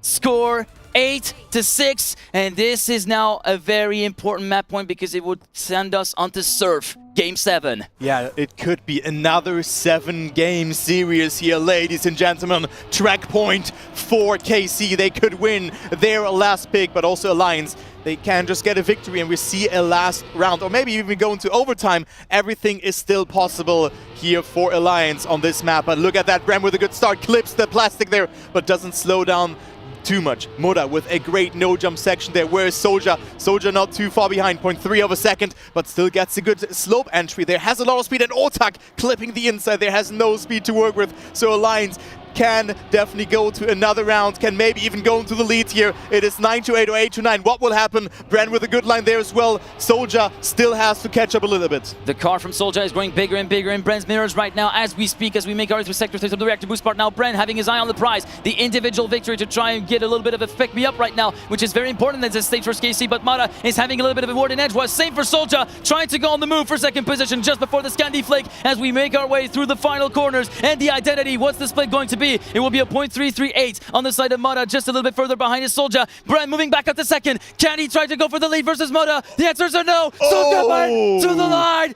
It will be, in the end, Soldier prevailing. We're back onto a 1-point lead for Alliance, 9-8. Can KC fight back and take 3 points of their own? One first position is needed. Bren and Otak showing insane pace on this map, especially Otak setting a good time, 1:13.04. This all comes down to this round. KC needs first and third to force overtime. First and second will be important, but look at that. There is a mistake that has already happened by the looks of it. Never mind, every player is just inside of each other, but look at that. It is Bren clipping and also Soldier with a small mistake. So it is only Soldier who has to stay ahead of Bren. But that mistake from Bren might prove to be the undoing of KC. Soldier could be also a bit of a knife edge. They do have one more game to go until they have no real cards left to play, so this is going to be very, very important. Nota currently holding the lead versus Mara. It's going to be enough for a draw, but it's not enough to actually allow KC to take this thing into overtime. Bren needs to actually wake up and try to catch up to Soldier as we head into Sector 3 here. It's all or nothing for KC. It is all or nothing, and unless the positions are as is, the match will be over and it will be a 4-2. Otak on a great time, but he needs to capitalize from mistakes in order to let his teammate overtake. But it seems like it is over. Otak with a mistake. It is Muda in the lead, and Alliance will win after 6 maps. Muda with a 1:13.46. But what a close match that was. This could have gone either way. It is 12-8 at the end. This round was absolute pure Trackmania on display. It's all about those tiny margins and pushing the limits of each other, but also of yourself to try and find that extra 100, that extra 1,000th that is going to keep counting the most. And here it is going to be Alliance that also do win that game on the pace and on the consistency side. KC gave it a really good run for their money, but ultimately it did not go all the way to Game 7 for them. They will have a lot of clawing back to do in the quarterfinals. But I also love the fact that Bren just going fist bumping them and just keeps on smiling, so he also just appreciates that this was just a close match. We talked about it yesterday, the camaraderie in the entire scene here in Trackmania. Yeah, that is awesome. But guys, that was a nice match. We still have 2 more matches to go. As you can see here, it's the lower final, Split versus Wild, which is coming up, and also Big versus Gamers First. And I have unfortunate news because 2 of those teams will not make it to tomorrow's into the single elimination bracket. So guys, again, thank you so much for the sponsors of the Trackmania World Championship. Thanks for the support, Caparel, Ellingway, and AMD. Without your help, it would have not been possible. And yeah, you were right to actually point that out. There is going to be a lot at stake because here it is a spot into Sunday's action that is going to be up for grabs. There's no longer any guarantees. The safety net is completely off, and now all teams that are involved in this lower bracket are going to have to give it their all to actually get themselves a spot in that Friday action. But guys, as we said, this is it for this second game. We'll be back after a quick break for Game 3, Split versus Wild. Stay with us.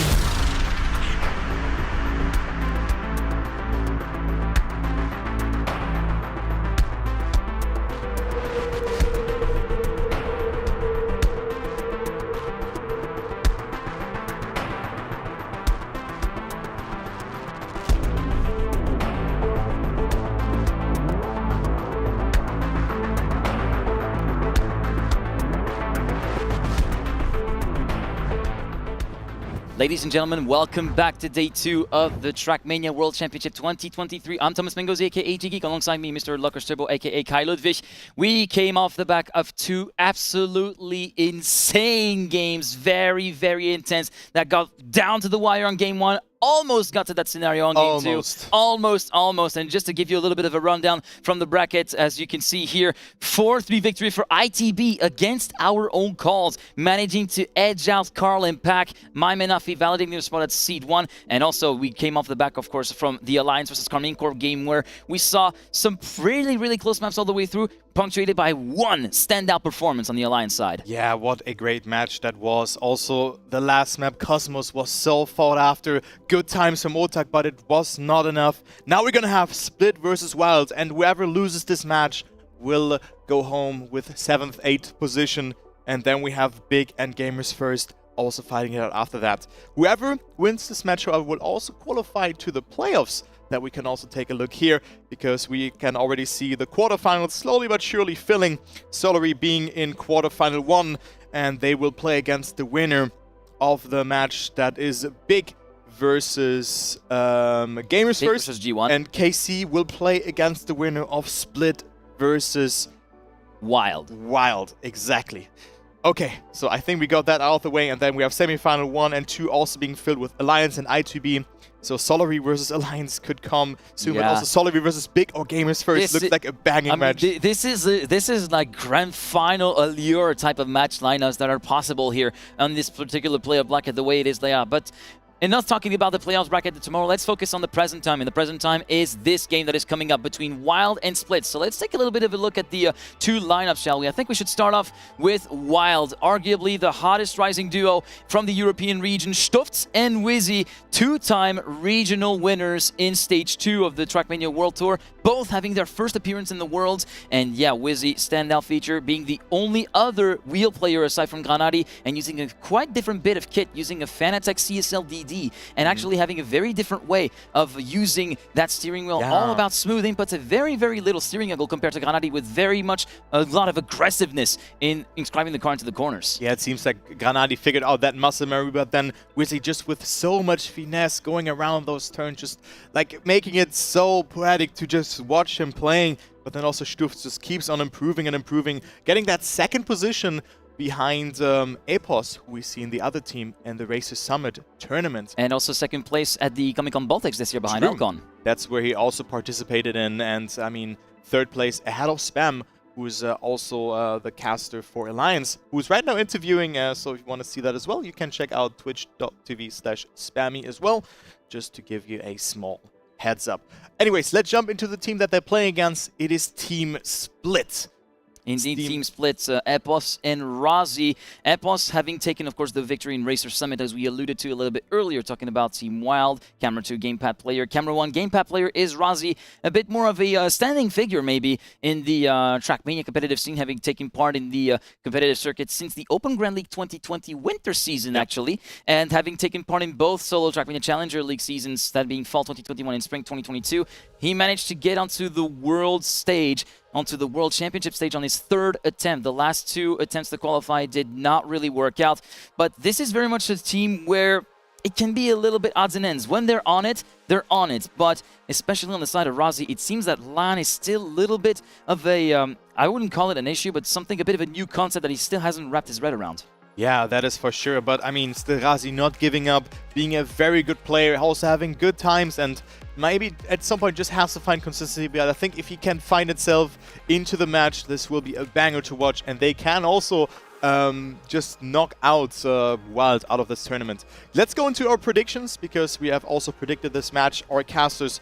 So Split vs Wild, I said that it will be Wild taking it. I said it indeed as well, that they would be Wild taking the win here and managing to back their spot into day 3 of this Trackmania World Championship. If we could get the predictions showing up in a little bit, because I think Spam was basically kind of in, we were kind of in unison in terms of the predictions here on this particular matchup as well, with Wild coming home as the clear denoted favorites, but as we say, anything can happen in Trackmania, and usually does. And actually, I was the one picking splits. I completely forgot my own prediction. But yeah, So we have a I forgot. split prediction here. Split prediction, indeed. I see. Yeah, it was a little bit of a goldfish moment, but yeah, indeed split. But actually, I remember why. I picked them because I believe in the Cinderella run. We've talked about that yesterday, and yeah, coming all the way from the September action onto the world stage, I want to keep it going as we make our way through the picks and bans starting right now, and it will be Wild with the first pick, and they will be first ban actually. Actually, if you have the first pick, we are down to a best of 9. Oh, actually, this is actually, yeah, there was a bit of it's still the pick and ban is Okay. at is, so that is just a display error here. So the first map is actually Surf that will be played, and Dive and Edge are the bans. So we have Surf as map number 1, and let's see what the second map will be. So bear that in mind that this overlay is just yeah, we're gonna have it fixed very soon. And then we have Twisted as map number 2. Okay, Twisted being a split pick, and yeah, split ban being from Dive. This is, of course, a very, very solid counter pick, counter ban from the side of Team Split versus Team Wild, as we know that Stuft can put out some insanely scintillating rounds here on that particular match. G-Force being picked up by Wild, Backflip picked up by Split, Cosmos being map 5, and it looks as though we'll be soon seeing our last map. That will be Valley on the side of Split, and the decider will be Tubes. Yeah, so Surf, Twisted, G-Force, Backflip, Cosmos, Valley, and Tubes are the maps. The bans are as follows. It's Dive and Edge, so that's what we have. So we're just gonna write that down as well. And there you go. The match is going to start with map number 1. It will be Surf. So Dive is not the first map. Would have been cool to see that, but Stufz and Wizzy just have, I think, 9 out of the 10 top 10 times on this map. So it's a no-brainer to ban that map against. Yeah, indeed, with Split having the lower seed and us having the luxury of having the first ban, they immediately wanted to get that one out of the picture so that they do not let Wild the window of opportunity and do not let Split a little bit of a spot for danger and a bit of a spot of bother in case they end up actually playing that map later on in the match if it ends up getting picked by Wild or even picked as a decider. So it's a very, very, I guess, sensical counter ban right there. Yeah, but also Tubes could be the decider again. And just seeing the trend of those last 2 matches, I think that we go to a 6-map decider again, or like all the way down to map number 7, which could happen. So I do really look forward to this match. So good luck, have fun to the teams. We're gonna start off with the first map. It will be Surf that will be played. Surf, one of the maps that Epos and Razi will be very, very familiar with, having started all the way from the beginning of the World Championship table, the road to the World Championship, as I like to call it ever so often, with the LCQ back in September. And yeah, this reactor section, especially the identity and the final hairpin, the spot for many great overtaking opportunities and many great round snipes and finishes that we've seen over the course of this entire World Championship. But ladies and gentlemen, it is time to go racing once again. This time it's Wild versus Split for a spot in the top 6. Yeah, so good luck, have fun to the teams. It is the 14th match for Split for Razi and Epos.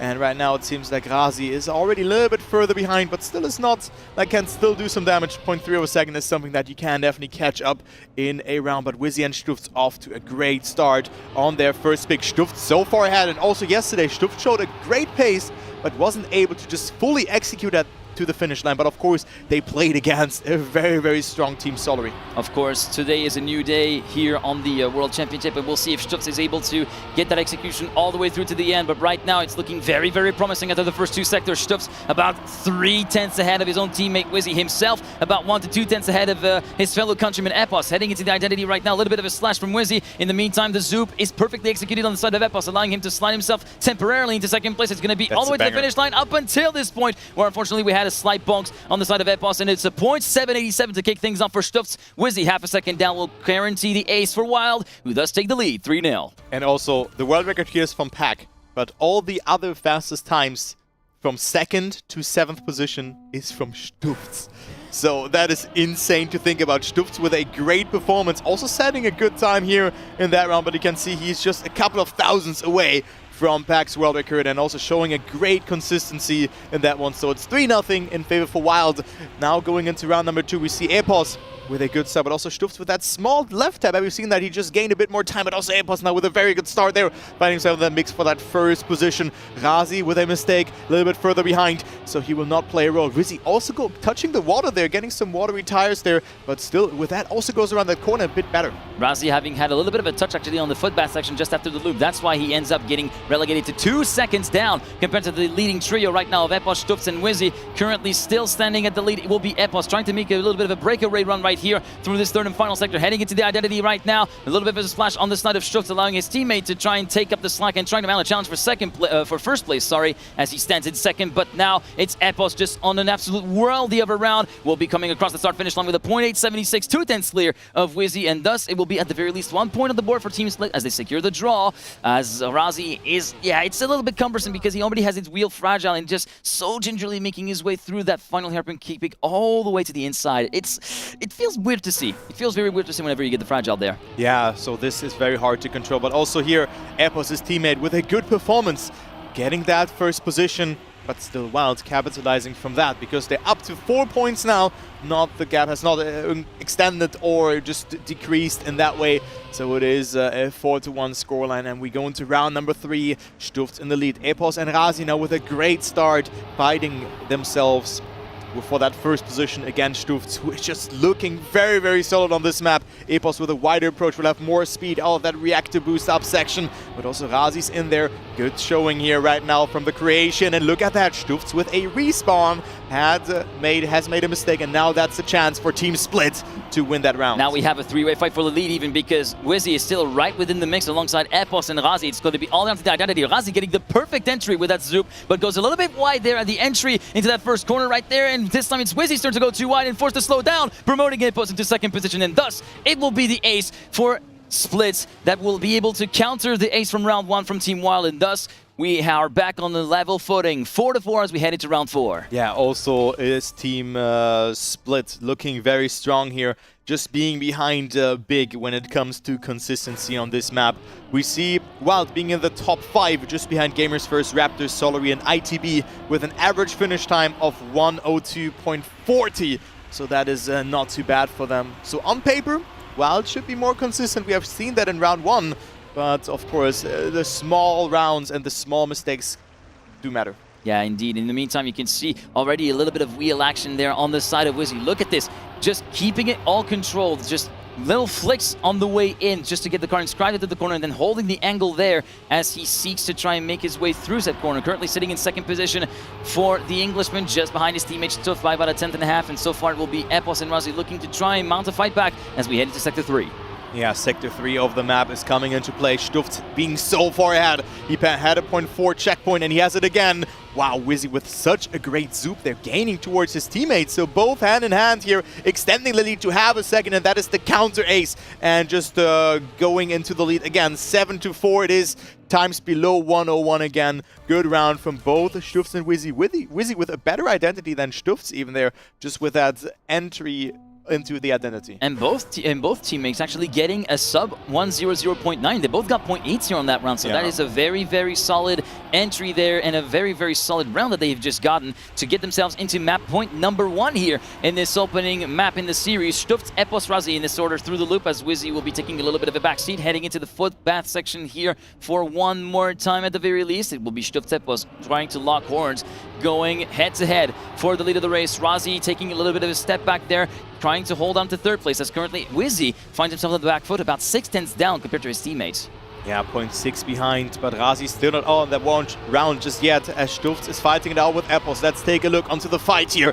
Good round here developing, but it is Epos with a better entry, has a little bit more speed by the looks of it, but also Stufz holding strong in the lead right now, both on solid times. It is Epos not getting the zoom, so Razi is coming closer, but also Wizzy overtaking Razi, the Croatian player. What will the outcome be? Wizzy with a good approach there as well, but he goes a bit too wide there, cannot overtake Epos, but still a victory for Wild. Only 1 point for them is needed to win map number 1.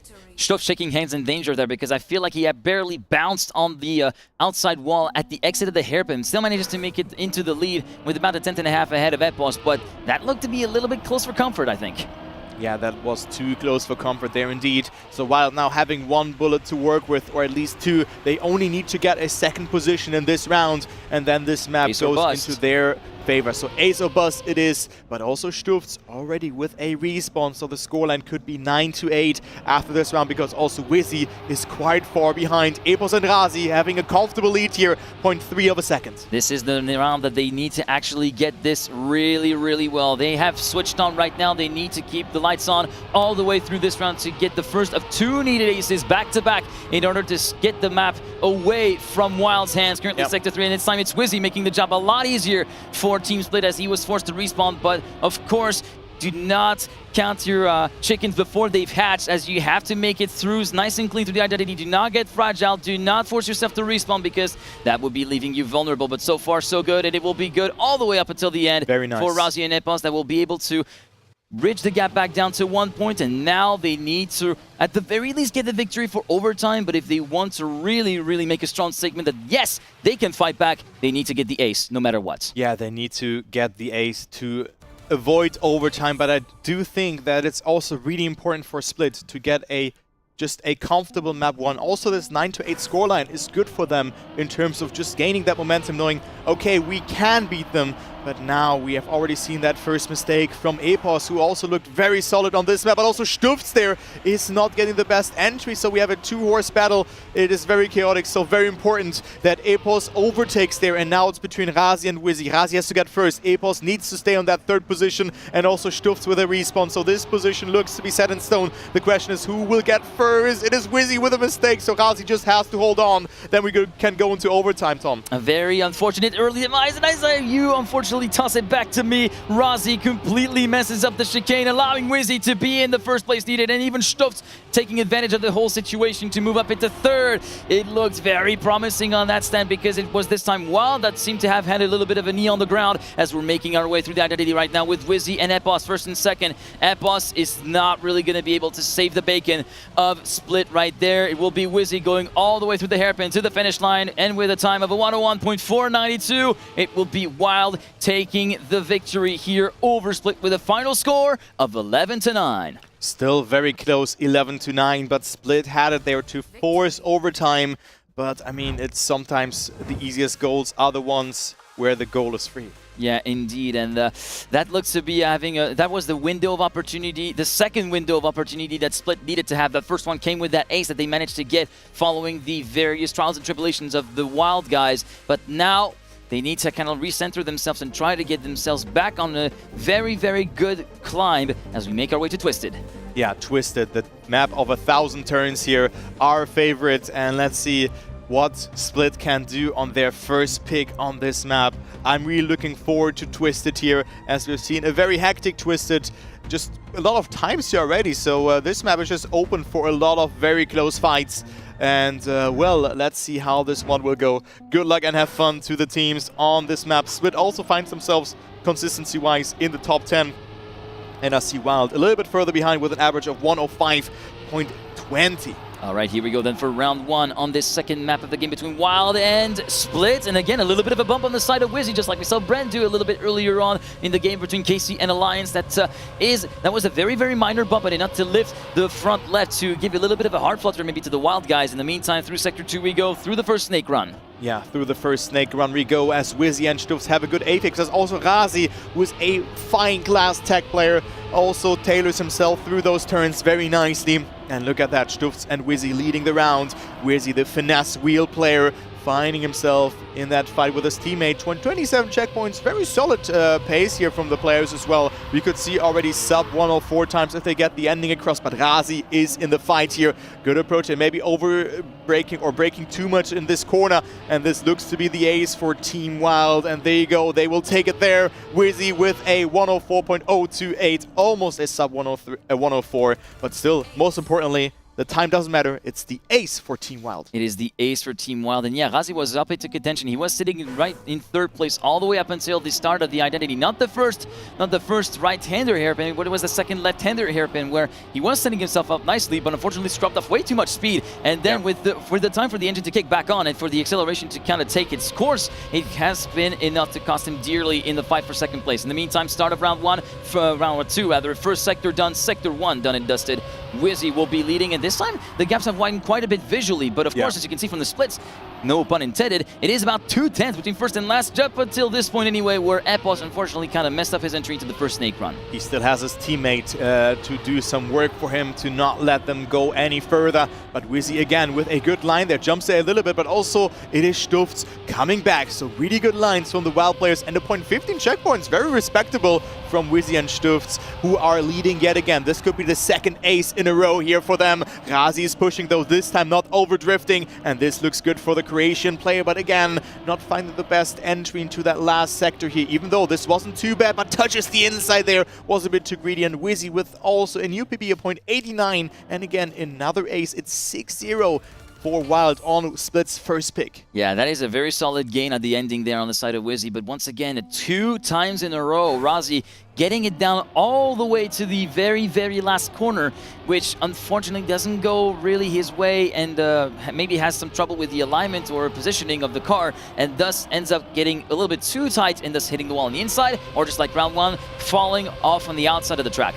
Yeah, this can happen, but still, he now wants to do some damage in this round, finds himself in the lead. Stufz and Wizzy, however, neck and neck, just behind, a couple of thousandths of a second. Only Epos fell a bit behind. Let's go into Wizzy's POV, who had a really good apex there. It is Razi again, going a bit too wide in that section, and Stufz and Wizzy could make it 9-0. It could be the 3rd consecutive ace in a row. Wizzy so close to the wall there, but gets a really good setup, but his teammate Stufz with a mistake. Razi in the lead, very important that he gets that first position, and look at that. Epos not too far behind, Wizzy versus Razi. And now Razi is there to try and shine through, trying to pick the spirits up from Split, trying to get their first victory on the board, but Wizzy is waiting to pounce, trying to go for the full in. What a great 2-wheel time, and unfortunately Razi touching on the inside, Epos as well. It's chaos all the way through this round, except for Wizzy, who has not put a foot wrong at all. Maybe a bit more of a conservative time, maybe of a 104.151, but the wheel player was there where he needed the most, and thus the status quo stands.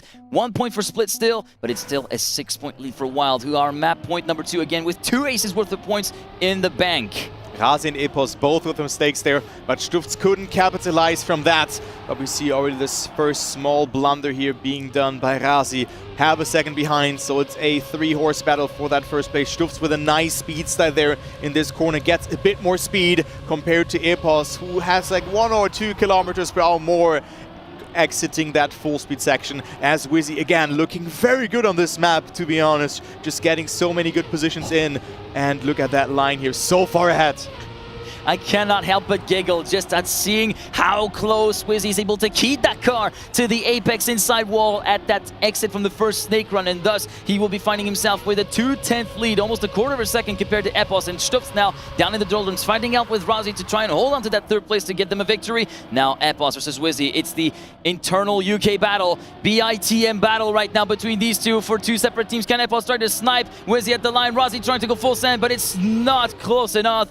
0.381 on the side of Wizzy, top to bottom for Wild, who keep going for a draw and thus still stand at 6 points ahead of Split. 4 rounds for Wizzy in the top 2. Very good performance from him so far, and also got his teammate covered, who was in last position in the last 2 rounds. So very important that he's there, and Razi and Epos cannot capitalize due to that very good performance from Wizzy, who's now finding himself a bit further behind in this round, but again goes for it. No, he didn't make the sweet side there across, so he cannot gain time towards Epos, Razi and Stufz, who are leading, but only by 0.1 of a second. Indeed, and we're making our way through the first snake run, and a lot of airtime on the side of Razi with a very hefty landing with the back wheel coming through before the front came crashing down, which is going to be penalizing the Croatian a little bit more than expected. And Epos having a little bit less speed compared to Wizzy at the exit of the first snake run through Sector 2, so Wizzy will take over 2nd place. In the meantime, it's Stufz looking very, very racy and very solid up front. What's the split going to be at the start of Sector 3? 0.238, so we might be looking at a point over to 0.1, depending on how the identity goes on the side of the Dutchman. Heading into this identity right now with his teammate Wizzy catching back up to make it a tandem finish, potentially. Wizzy going so close to the inside, but that 2-wheel time is going to cost him dearly versus his fellow countryman Epos, who's going to try to go toe-to-toe. Stufz promoting this into a fight for the lead, and it will not go the way of Team Split. Wizzy still salvaging a 104.075, and with Stufz still managing to finish in 3rd due to Razi being even further back down. It will be a 10-3 victory for Wild, who move on to a 2-0 lead. Looking good for Wild at the moment as we go to the 3rd map, which is our beloved G-Force. G-Force is such a nice map to watch, and also Wild especially Stufz, was really strong on this map. We have seen some insane snipes from Muda there, but we have also seen some dead serious pace from Stufz on those last couple of installments that we have seen just a couple of weeks ago. Yep, indeed, and we've talked about this earlier on during the Friday of action on this Trackmania World Championship. It's one of those maps where we might be likely to see the times tumble down even further than what they're currently sitting at now. We were starting at the very low 112 at the start of the weekend. We're already grinding to a low 111.9. We might be seeing that mark go down even further and further and further as the weekend goes by, as we're getting started with round 1 of map 3. I get some flashbacks from this map because Wild and Split, they have met quite a lot in the last couple of installments there, and well, it's now Razi with a mistake, unfortunate, but the average says Split top 4, and then we have Wild top 6, so we could expect a very close match, but we see Razi with a respawn. Epos half a second behind, also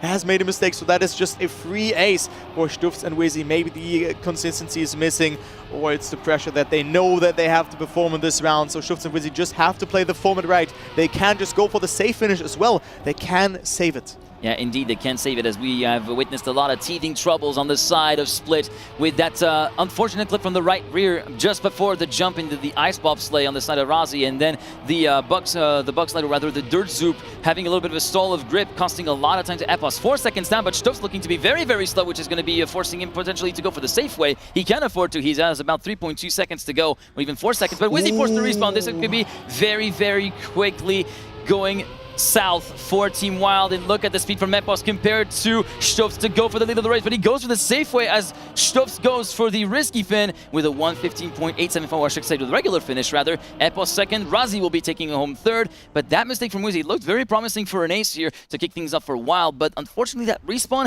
has completely changed the physiognomy of this round. Yeah, 1 minute 15 winning time there. Roughly 4 seconds away from the world record, so that's what we're not used to, but sometimes that can happen. And you know, Razi making that mistake, then also Wizzy with a respawn, Stufz with a respawn as well, and then Epos also going for the safe ending there. So a lot of things have happened in this round, but it's still 1-1. Nothing really happened so far, as both teams get away with at least something there and not falling tremendously behind. And have to see Razi with a great start, getting overtaken by Wizzy here though, but where's his teammate? Where's Epos? Has slipped at the very top of the bobsleigh. Epos has clipped and he's out. So Stufz and Wizzy with a comfortable lead, half a second again. They could get that ace in this round. Indeed, they could get an ace in this round. Very unfortunate clip at the top from the right rear wheel once again on the side of Epos. So it will be consigning him to the last place. A little bit of a bobble there for Stufz, trying to compensate the slowing down, allowing his teammate to make it a side-by-side race internally on Wild. And Razi is forced to play a little bit of a spectator role on this particular side of the round. Currently 6 to 7 tenths down compared to the leader, and close to half a second down on the nearest Wild member, that being Wizzy, heading into the first of 2 wall rides there. We currently see Stufz having taken a little bit of a higher line, a bit more conservative, going very low on the side of Wizzy, trying to go for a bit of a lower jump time. It has so far managed to make it through safe clean on this round. It will be Stufz taking the win with a 112.378. Okay, good innings yep. On this one. 0.3 of a second ahead of his teammate. And Epos, Razi having had trouble of his own as well, following that particular sector, finishing 5 seconds down, and thus that will gift the ace to Wild, allowing them to take a 3-point lead. Yeah, looking really good for Wild. Also, Wizzy there was with a great identity in that round, so you love to see that. It's 4-1 there. And while looking strong on their second pick, as Epos gets a really, really good start in this round. Look how far ahead he is, 1/4 of a second, but loses that speed again due to Wizzy having more speed. And now Stufz is behind. Good POV to follow on that dirt zoom there, as Wizzy still leading. But now this is a way closer round compared to the ones that we had beforehand. And let's see what will happen. Epos and Razi already have to perform here because they need to get some points. They only have 1 point on their account now. Let's see what will happen in this dirt zoom, as everyone survives it here. Stufz not with the best approach, has to tune a bit later, and all the others are surviving it. Unfortunately for Stufz, yeah, that exit from the bobsleigh sent him up for a very, very shallow entry into that 180 dirt zoom, so that is going to be consigning him to the back of the field, about 7 tenths down compared to his teammate, making a bit of a battle versus Epos, currently sitting in the lead, heading into the final 2 wall rides of the map, as we see Razi a little bit further down, 2 tenths down, and that's a very heavy slow landing. He's falling down to the side of the map, forced to respawn, promoting Stufz up into 3rd place, thus allowing Wild to convert a victory. Epos looking slow, but Stufz looking a lot slower as well, both going for the safe in. Wizzy will be finishing with a 112.234 in the books. Epos second, 2.3 seconds down, and then a further 7/10 down we find Stuffs, but Wild continue to widen the gap to 6-2, a 4-point lead now. Wizzy with a very good performance in this match so far. Just playing overall very solid, not setting the fastest times. Also when Stufts was setting a good time, he was just there and was like, I got you, you know, I have a good identity, I can make it. Also on Twisted, he played very good. So good to see that the team synergizes very well in this round and also in this entirety of the match. Indeed, as we're making our way through our next round, making through the bobsleigh jump, it's going to be Wizzy this time, starting a little bit on the back foot, but we know that he can actually catch up pretty big on the second and third sector. Through the dirt zoop we go, and it will be Stufts, Razi, Epos, 1, 2, 3, and 4 for Razi, for Wizzy at the moment, as Razi currently sits in second position with Stufts having taken the lead. The positions are going to be continuing to shuffle a little bit because they're running very much in a pack formation. They regroup almost within each other's goes 2/10 between first and last, heading into the bobsleigh run. Heading through there, Stufts going so good close line. to clipping with the outside, but does have a Oh. shallow entry again, and that is not going to be gifting him the ice line needed. This is the chance for Split to come back into this match if they get an ace. They're just 1 point away from Wild, and look at that, Razi off to a very good run, finding himself in the lead with a .51 checkpoint. He sets himself up nicely in that turn here as well, looking very good for him as he's extending his lead here just by the looks of it. Gets a good jump, but Wizzy's there to fight. Wizzy's there to who wants to secure 1 point. Look at that, Wizzy with a good line, but slows down. It is Razi and Epos first and second. Razi with a very nice time of 1:12.225 as well. It's 6-5. We have a map. Wizzy trying to prepare a very, very quick attack on Epos for that second position, but ultimately that very, very heavy landing just at the wrong spot at the wrong time for Wizzy in that final wall ride has tanked all of his forward momentum, meaning that Epos and Razi take a very well overdue ace to kind of widen to kind of bridge the gap back down to that 1 point. That's an unfortunate mistake from Razi, and that's the second time in this map where he had the mistake just before the jump in the bobsleigh run. Yeah, that is very unfortunate for Razi. After a very good previous round, he unfortunately makes that mistake there. But, you know, you have to take those risks. You have to go out of your comfort zone. But still, Razi with a great performance in this match, I have to say. And it is Wizzy and Stufts who can get that ace, or at least get a victory. Epos needs to deny 2 or 3 points towards Wizzy and Stufts. Wizzy and Stufts currently trying their best to keep ground, but unfortunately Stufts again being kind of hampered by that exit from the bobsleigh run with the 180. That's set him up for a very shallow grass slide, and also Wizzy currently sitting way far back as Epos decides to streak ahead with a 50.634. Stufts doesn't even try to go for the first one. He goes for the safe way. 0.398 at the split, so that means we could get a 0.2.3 at the finish line. Wizzy takes over second position over Stufts. He will go for the safe way as well. The time at the end for Epos 0.368. Razi will be going for the finish wall ride, and it will be top and bottom for both splits members, and yeah, side to side, as I say, for Wizzy and Stufts, who slowly but surely make their way through this point. It kind of reminds me of one of the Trackmania World Tour maps from Stage 1, Freestyle, which in the beginning had a lot of very, the backward section? Yeah, the one with the flicks that you have to do. Yeah. It had very, very difficult progression as well. It was always draws, then someone taking the advantage, then the gap being evened out, draws. It went on for rounds and rounds on it, and it seems like it's kind of taking this way in the later stage of this map. Yeah, but now nice jinx there, by the way, as everyone would just say, but no, it wasn't a jinx. It is Stufts with the first mistake, but I mean, now Epos and Razi have the chance to get a lot of points in this round. They could set up a final round if the score would be 9-7. Oh, but it is Wizzy actually with a mistake. I thought for a second it was Epos. Razi and Epos both surviving, and look at that. It is 9. It could be 97. Let's see how well they can play the format. That was such a close call actually for Razi on the dirt zip. Did you see that? He was super close to actually giving a little bit of a love bite to the inside wall with the nose cone. In the meantime, yeah, further troubles ahead for Wizzy at the start of Sector 3. So Epos and Razi effectively have a clear road ahead to get their second ace here on this map. That will see him take the lead with 2 points over Stufts and Wizzy. They are forced to respawn on the side of Stufts, and now hand in hand we go. 113.028. I mean, 113s, yes, but they are there when they needed the most, and they took the opportunity as it appeared there, and that means Split are on their first map point attempt. Yeah, first map point. This could be the first map that they could win at this year's World Championship. It is 9-7. Wild needs to get an ace in order to win their second map pick. So Split with a great performance so far, and also capitalizing from mistakes, of course, from two mistakes. 2 mistakes are just very, very lethal in this format and just can result and mostly always result into an ace. And now it is Wild who are currently starting on the back foot on this round with that 2-point deficit currently hanging over their heads. But maybe that round was a fluke on the side of Stups and Wizzy. I guess we'll find out. In the meantime, Split needs to play the format. They need to play their cards right. As long as someone finishes second, it is going to be that map going for them and giving them a little bit of hope here in this best-of-7 series. Yeah, it's the last round here on this map as Epos gets a great start. Razi is half a second behind. Let's see this section, very important. Epos gets it so clean. A lot of speed has been accumulated. Perfect entry there as well. And Wizzy and Stups lost 0.2 and 0.4 of a second there respectively. Wizzy fighting back. Epos still has to survive. Should avoid everything here. And let's see if Epos can let Win split the first map here or if we see something in the ending here. Epos also off to a great time, but I do think that this is enough to clear that last section. Epos only one more identity part to go and they could win their first map. They need to run on a mistake in order to win this map, Team Wild, but Epos will take it with a 0.28 and Razi also gets third position. So Split just coming a bit close, it's 2-1. Yeah, and you can see the fist bump from Epos to Razi in the background on the lower right of the screen with the camera from the Englishman. That was very much a key map that they needed to pick, and no less, it is a Wild pick that they actually won on, so that is going to be bolstering their confidence even further as we make our way further through this game series. Yeah, the fourth map comes into play. We have seen a new line there yesterday from Mura. It is backflip that we're going to see now. I do really look forward to this map because let's see who goes for the line.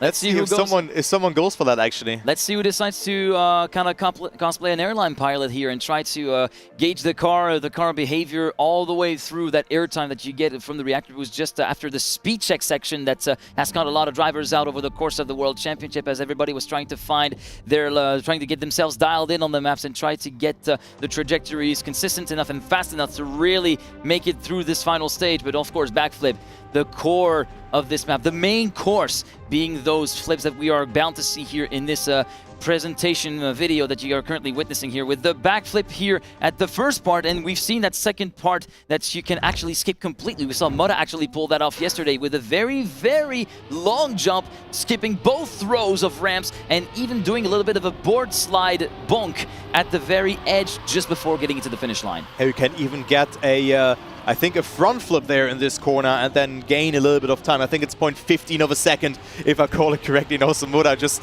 cheering there, so shoutouts to him.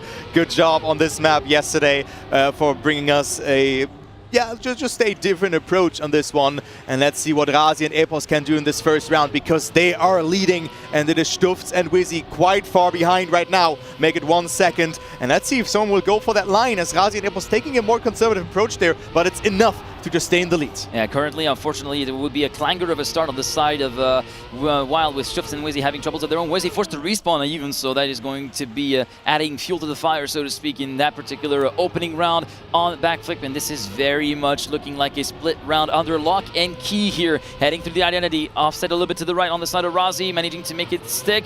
Epos going a little bit higher and thus a lot slower, forcing himself to respawn. He knew right away that he wouldn't be having enough speed. And Razi managing to take the win with a 108.556. Stups sliding into second position due to the respawn from Epos. We still had enough time to finish in third place and thus at the very least guarantee a victory, and that split takes the lead.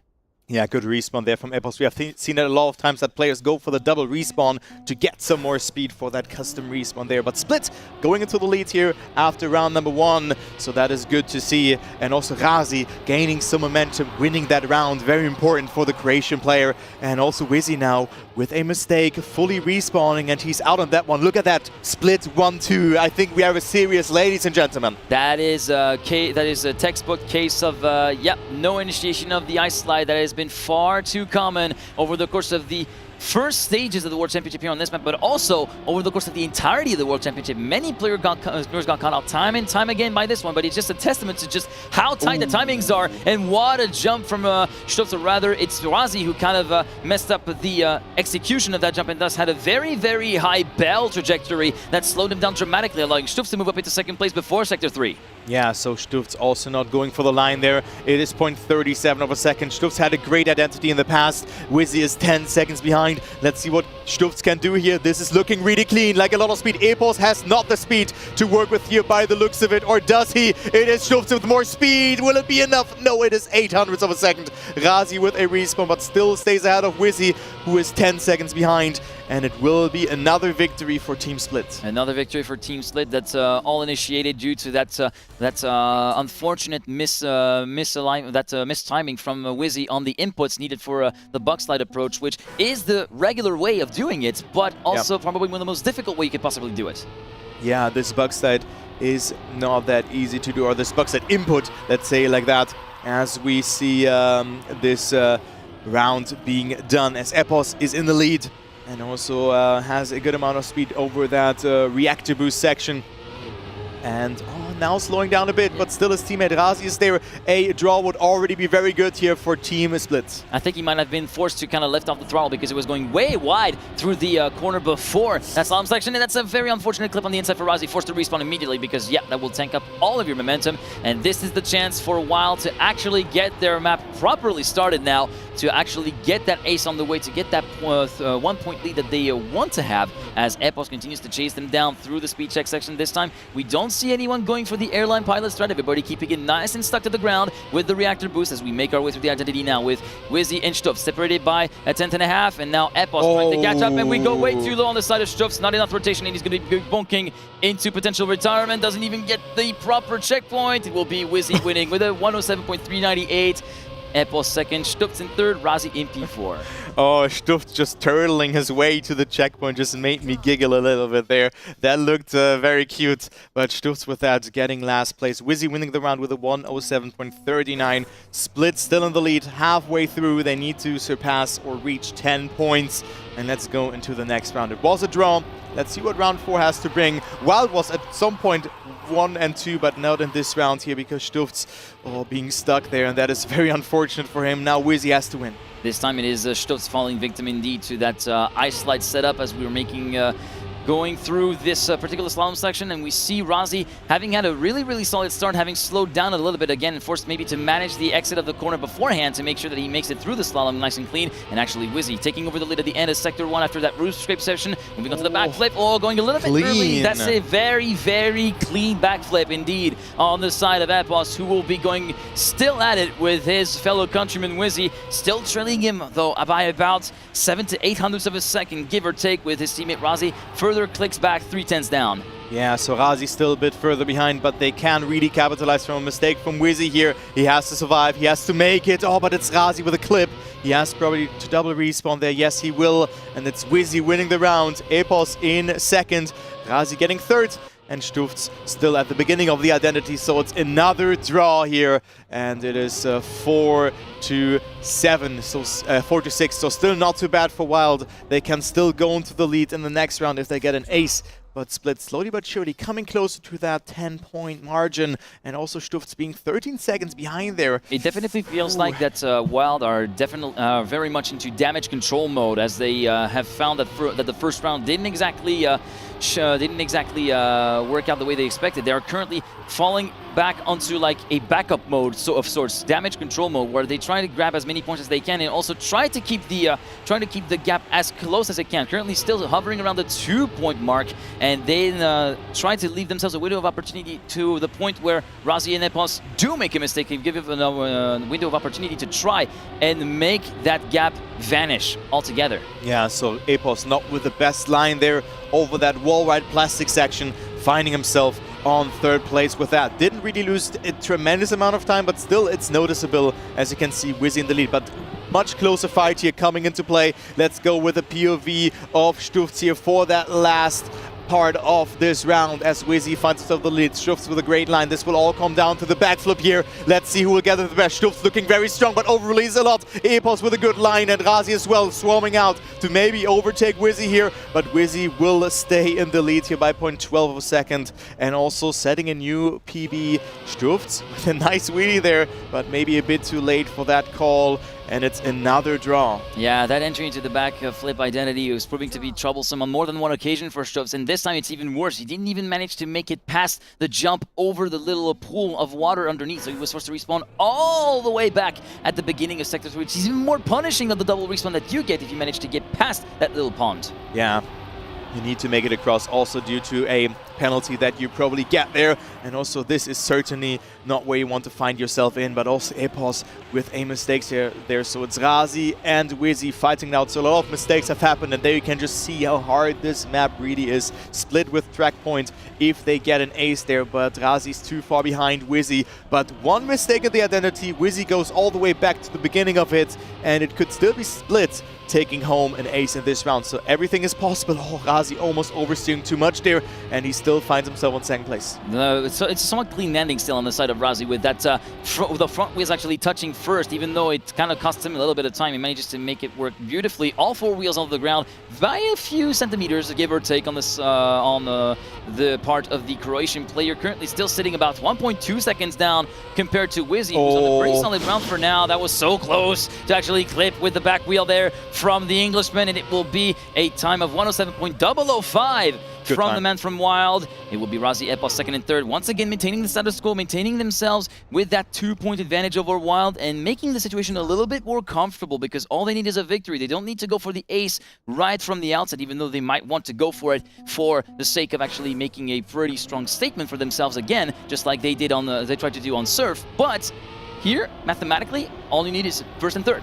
Yeah, first and third is going into round number 7. We have had 4 consecutive draws. Stuft still going for that very aggressive line on the inside. That is very risky to do. Clipping there a little bit. It's still not out on that round. Wild has to make something happen. They have to get a victory in this round. But look at this. Epos and Razi are on first and third, and that's what they're in need of to win this map. Yeah, right now Wizzy having had a little bit of a close call. Well, maybe with an intentional hit of the plastic wall on one of the slalom parts. But now Razi falling back down the P4, which was actually Epos as well. Not having the best landing of the backflip ever. And so it will be Wizzy and Stuft running it up to first and second. It's just before the speed check as well. Another section where many players were caught out. And what is this time it is going to be what is happening, as Wizzy seems to have failed the speed check as well. And thus it will be promoting Stufts into the lead. Yeah, this is going to be quite the amount of damage being done here. What is happening? Oh my goodness. What is going on here?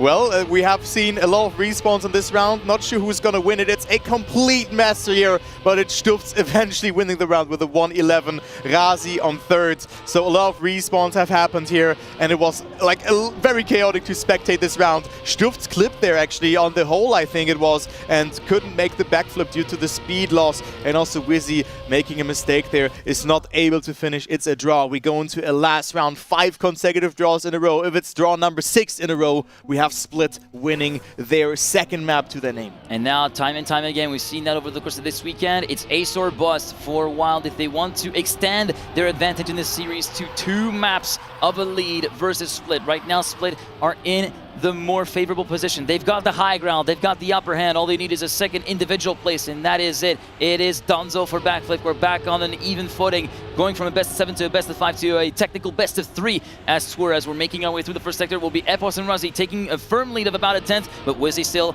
close behind. Yeah, Wizzy still close behind, but they need to rely on mistakes. Razi with a good entry here, but had to sacrifice a little bit there by releasing. Epos still leading the round, and this could be all over now. There's only one outcome for Stufts and Wizzy that will bring them into a 2-point advantage here in this case, but Epos holding strong. Now going to the identity for maybe the last time, at the position stay like that. Epos looking good. Razi with a great flip as well, and it is Stufts with a mistake, and that is it. Split equalized the score, and it's 2-2. We go into the next map, which is Cosmos. Nice plastic bounce from Razi, but it doesn't matter. Epos is in the lead, and the positions after that do not play a role unless the just the cosmetic aspect. They only needed that one. They only took that one, and it's more than enough for Split indeed to keep their hopes alive here. 10-8 on backflip, or 10-8 on backflip, and yeah, we're back on an even footing in this entire series. And yeah, it looks as though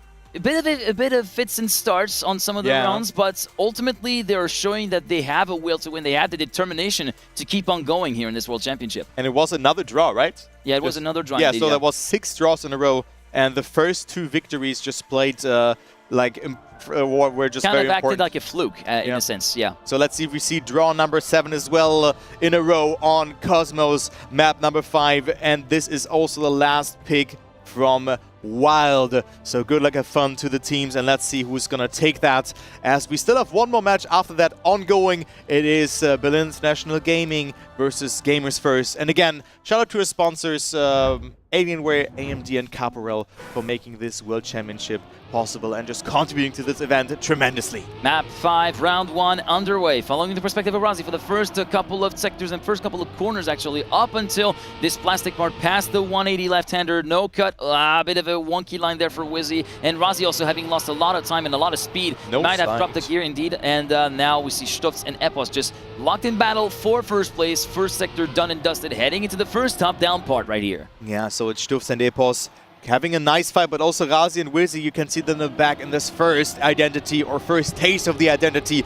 battling it out there. And look at that, Epos in the lead, Stufz with a great line though, and it's 1 second that Razi is behind. Let's focus on Stufz, who can still get that first position and force another draw if the positions would stay like that in the finish line. Epos looking great, and he also still is in the lead. Let's see what Stufz can do in the identity. All right, Epos having a 2/10 buffer to work with here on this final few sets of corners, and the identity coming up. Razi in 3rd place, also having to be wary of Wizzy. A 103.392 at the split for Epos, so we might be looking at a 113.1, and it looks as though Wizzy was forced to respawn, so that's going to be making the job a lot easier for Razi. Epos, Stufz, Razi, Wizzy. The points stayed as is, this position stay as is, and quite the amount of gaps being put between 1st and 3rd, 1.2 seconds actually, and that will be the win for Team Split, who take the lead. And it seems like if the match prolongs longer and longer, Split just find themselves in the match and just feel more comfortable by just coping with that kind of situation by playing a lane. And I think now it will be very dangerous, because Wild was in control. They were leading 2-0 and it looked like a clear victory for them. But now Split just regained control and won 2 maps in a row and also went into a great start here. It is Razi now with a great start alongside Wizzy, and that is looking really good for Split again to at least get 1 point, maybe even a draw or a victory or even an ace. Very good showing off from Split. This time at the start, it was basically a reversal of roles. It was Razi and Wizzy getting the best start, and Stufz and Epos being a little bit more on the back foot as we make our way through Sector 2 right now with that double left-hander with the no engine block right now. And also a bit of a blind approach here on this plastic, which then the conditions all the way through the plastic, and then the very, very sharp right-hander afterwards. Now into Sector 3 we go with Wizzy having assumed the lead ahead of his fellow countryman Epos. Razi still sitting in 3rd place. Stufz trying to make some way back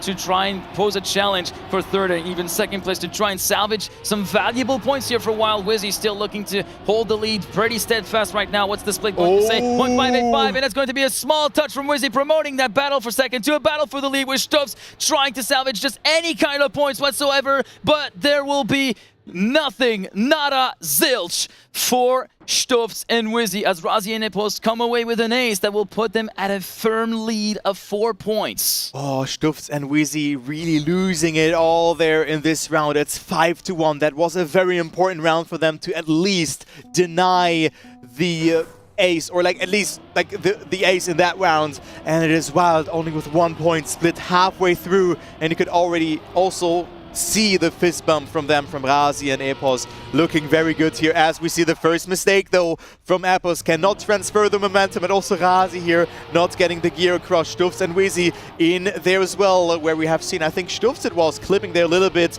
but still is able to hold on, and this could be the counter ace. No, it is Wizzy with a mistake, losing a lot of time. You tried to steal the words right out of my mouth as the opportunity was wide open and Razi forced to respawn.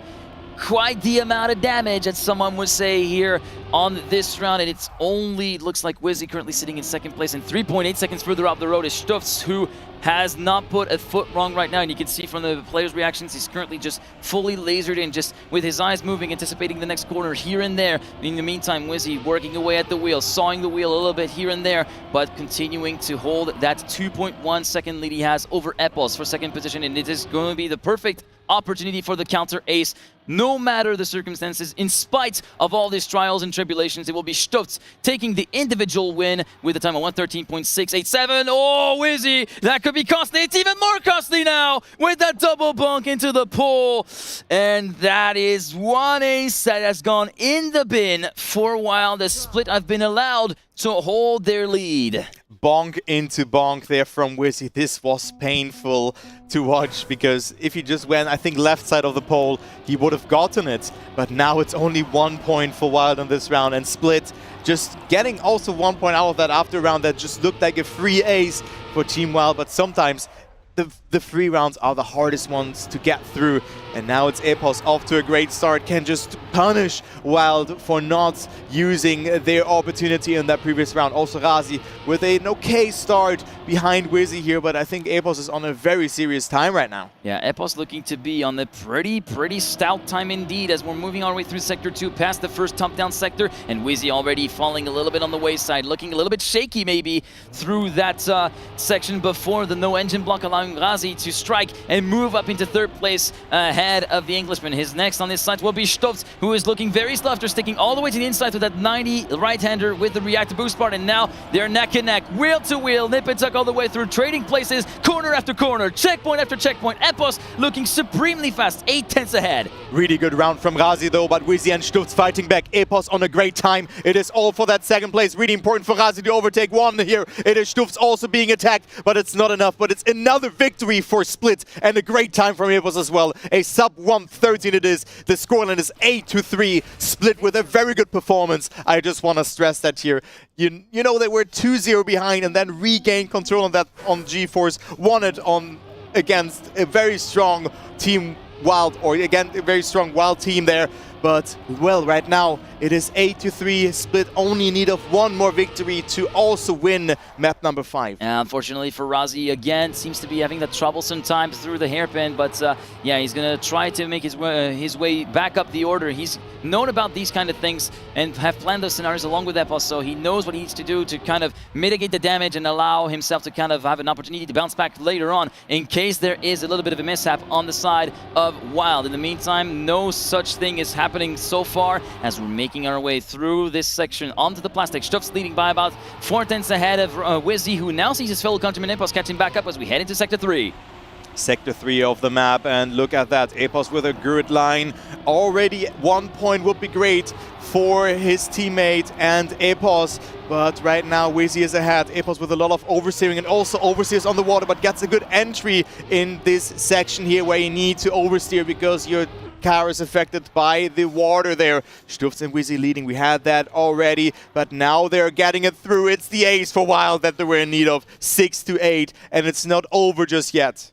No breadcrumbs left this time for Wild, looking to be pretty adamant that they do not intend to let Split take the lead at any point in this series. But yeah, it looked oh so close for Stutz at that final pull at the very edge of the final corner. For me, it must have been a matter of maybe a 10 to 20 pixels from the driver's perspective, yeah, until the car drift, hit there. Right? Yeah, the drift. Yeah, it was really close there between them. Still Split with Trackpoint still in the lead, but only by 2 points. So Wild can come back on this map, even though they threw away that ace in that one round where Wizzy went into the pole and was overtaken by both Epos and Razi, but this should not play a role here as we have a close round that is brewing up. Only Epos a little bit behind, but Stutz, Wizzy and Razi off to a great fight here into this one. This could be the last round because Stutz gets a no slide and loses a lot of speed, but also Epos with a mistake there. So 2 mistakes have happened in this section, and look at that fight between Wizzy and Razi that is brewing up here. Wizzy needs to win that round to force another round. 2 battles to watch out for then, with this battle for first and the battle for third, which are very much determinant in this stage of the map and of the series, as well as Epos tries to catch back up. We also see Wizzy going for a supreme Scandi flick, 180 right. Razi forced to concede so far, but can he catch back up into the identity to try and retake that first place that he got deposed of by Wizzy? The answer is going to be a no, with Stutz as well continuing to hold on to third place. And now we're back down to a singular point. We could still see Wild taking this into overtime, or maybe with an ace, try to get snatch victory away from the jaws of defeat, get that map back under control, and prevent Split from taking the lead at any point in the series. Track point versus track point here, 3.5 hours in, and we're not even in match number 4 yet. This is great very close matches today. You love to see that. And we can also see now Stubbs with a very good start. Wizzy not too far behind either. And that is another great round that is coming up. Very good performance from Razi as well, who looks very confident and just puts on a very good performance in this match so far. The switch has been flicked on for Razi, who seemed to have so much trouble getting in the groove yesterday, and now he's managed to put on a really outstanding performance in the last few maps. But so far in this round, it's going to be Physiognomy in favor of Split, courtesy of Epos, immediately taking up the slack, immediately filling his role and playing the team game. Stubbs trying to retake that first place, but right now second, third is all that Split need. Where is Wizzy? Wizzy is about a 10th batter of the rack, still trying to keep on the coattails of Razi just ahead of him. Epos and Stubbs, the battle is raging on for the lead, and now Wizzy trying to make his attack stick for third place. They're going to go side by side almost throughout the entire identity. Stubbs taking ahead of Epos for the lead. Wizzy going a little bit too wide, forced to concede and crashing out, and Epos will take the win for Team Split with a 113.308. Razi in P3, and on a score of 11-9, it is Split taking the lead in the series for the very first time. 3 map wins in a row, and we go to the penultimate map here of this series. It is Valley that we're gonna see. I'm really hyped to see this map here as well. Wow, so this was something. Split just redeeming themselves after a not that good of a start into the match, but now they are ahead. And let's see if they can close it out there, or if we're gonna go to tubes again as a decider. This would also be very awesome to see. We have seen it as a match number 1. I'm not gonna spoil too much if you haven't seen this match so far. So I'm looking forward to that. Split looking strong. Split looking strong indeed. Can they deliver on their promise of trying to bounce back here on day 2 and try to continue the Cinderella run all the way through to Sunday in this Trackmania World Championship? This is the story of dreams to go from all the way at the very start of this entire World to World Championship ceremonial, as I like to call it, with all the stages that came with it, to maybe back a spot on Sunday. This is going to be insanely close to watch as we're underway with round 1. Yeah, so the loser of this match unfortunately is eliminated of this tournament, and the winner will play tomorrow. So let's see what will happen, as we have already seen a small blunder here from Stubbs, but also it was Razi not with the perfect start, but Wizzy and Epos had it so well. So let's see what they can do in the ending here. Great approach from Epos here, finding himself in that battle here with Wizzy. West, not the best amount of speed coming into the backside section here. Good approach here from Epos, going into the lead. Also Razi in there. Wizzy with good speed though, coming closer again. But it looks like Epos is finding himself in the lead, and Razi with a messed up line there. So it is first for Epos, Wizzy and Stubbs on second and third. Wizzy and Stubbs on second and third. Can he hold it on for dear life right now? 0.2 of a second of a gap between Epos and Wizzy. Looks as though the gaps will stand as is, and Epos looking to be pretty good already from his first outing. 0.306. This is a really solid time, about half a second away from the time from Alfie there. Epos looked also very strong on this map when they played that against Big. Maybe remember that round where he set that record where when he was 0.3 behind Granadi, and even Granadi equaled the world record in that round. So I think Epos is a safe anchor here for Team Split. It all really depends on how Razi will perform. Indeed, as we're making our way through round number 2, it will be a status quo 1-1 so far through the jump. Here after the reactor boost, Stubbs going over the barrier, trying to go for a bit more of a direct line to get a better setup for the left-hander. After that, sector 1, it will be Stubbs, Wizzy, Epos, and Razi. 1, 2, 3, 4 in that order. Right now, Razi and Epos looking to be very racy, as Wizzy was forced to take a little bit of a step back in the proceedings, and you can see the gaps already starting to separate between Stubbs, Razi, Epos, and Wizzy, having separated by 2/10, and now they claw themselves back together, except for Wizzy, who was forced to respawn as we head our way into sector number 3. Stubbs continuing to assume the lead. Razi going a bit too wide and barely grazing the wall, and now it's going to be down to Epos to try and challenge for the lead, to try and get Split to take the lead of the proceedings here on Valley as we make our way through the identity. First jump clean for the top 3 right now. Stubbs, Epos, first and second, still separated by about a 1/10 of a second. Can we see a last-ditch attempt from Epos? And Epos misjudges the alignment at the gate, and that will be gifting the victory to Team Wild. Stubbs finishing first, Razi second, and Wizzy confirming that victory with that third place, and thus Wild, Team Blue take the lead to 3-2. A very hectic ending there of this round, but Stufz and Wizzy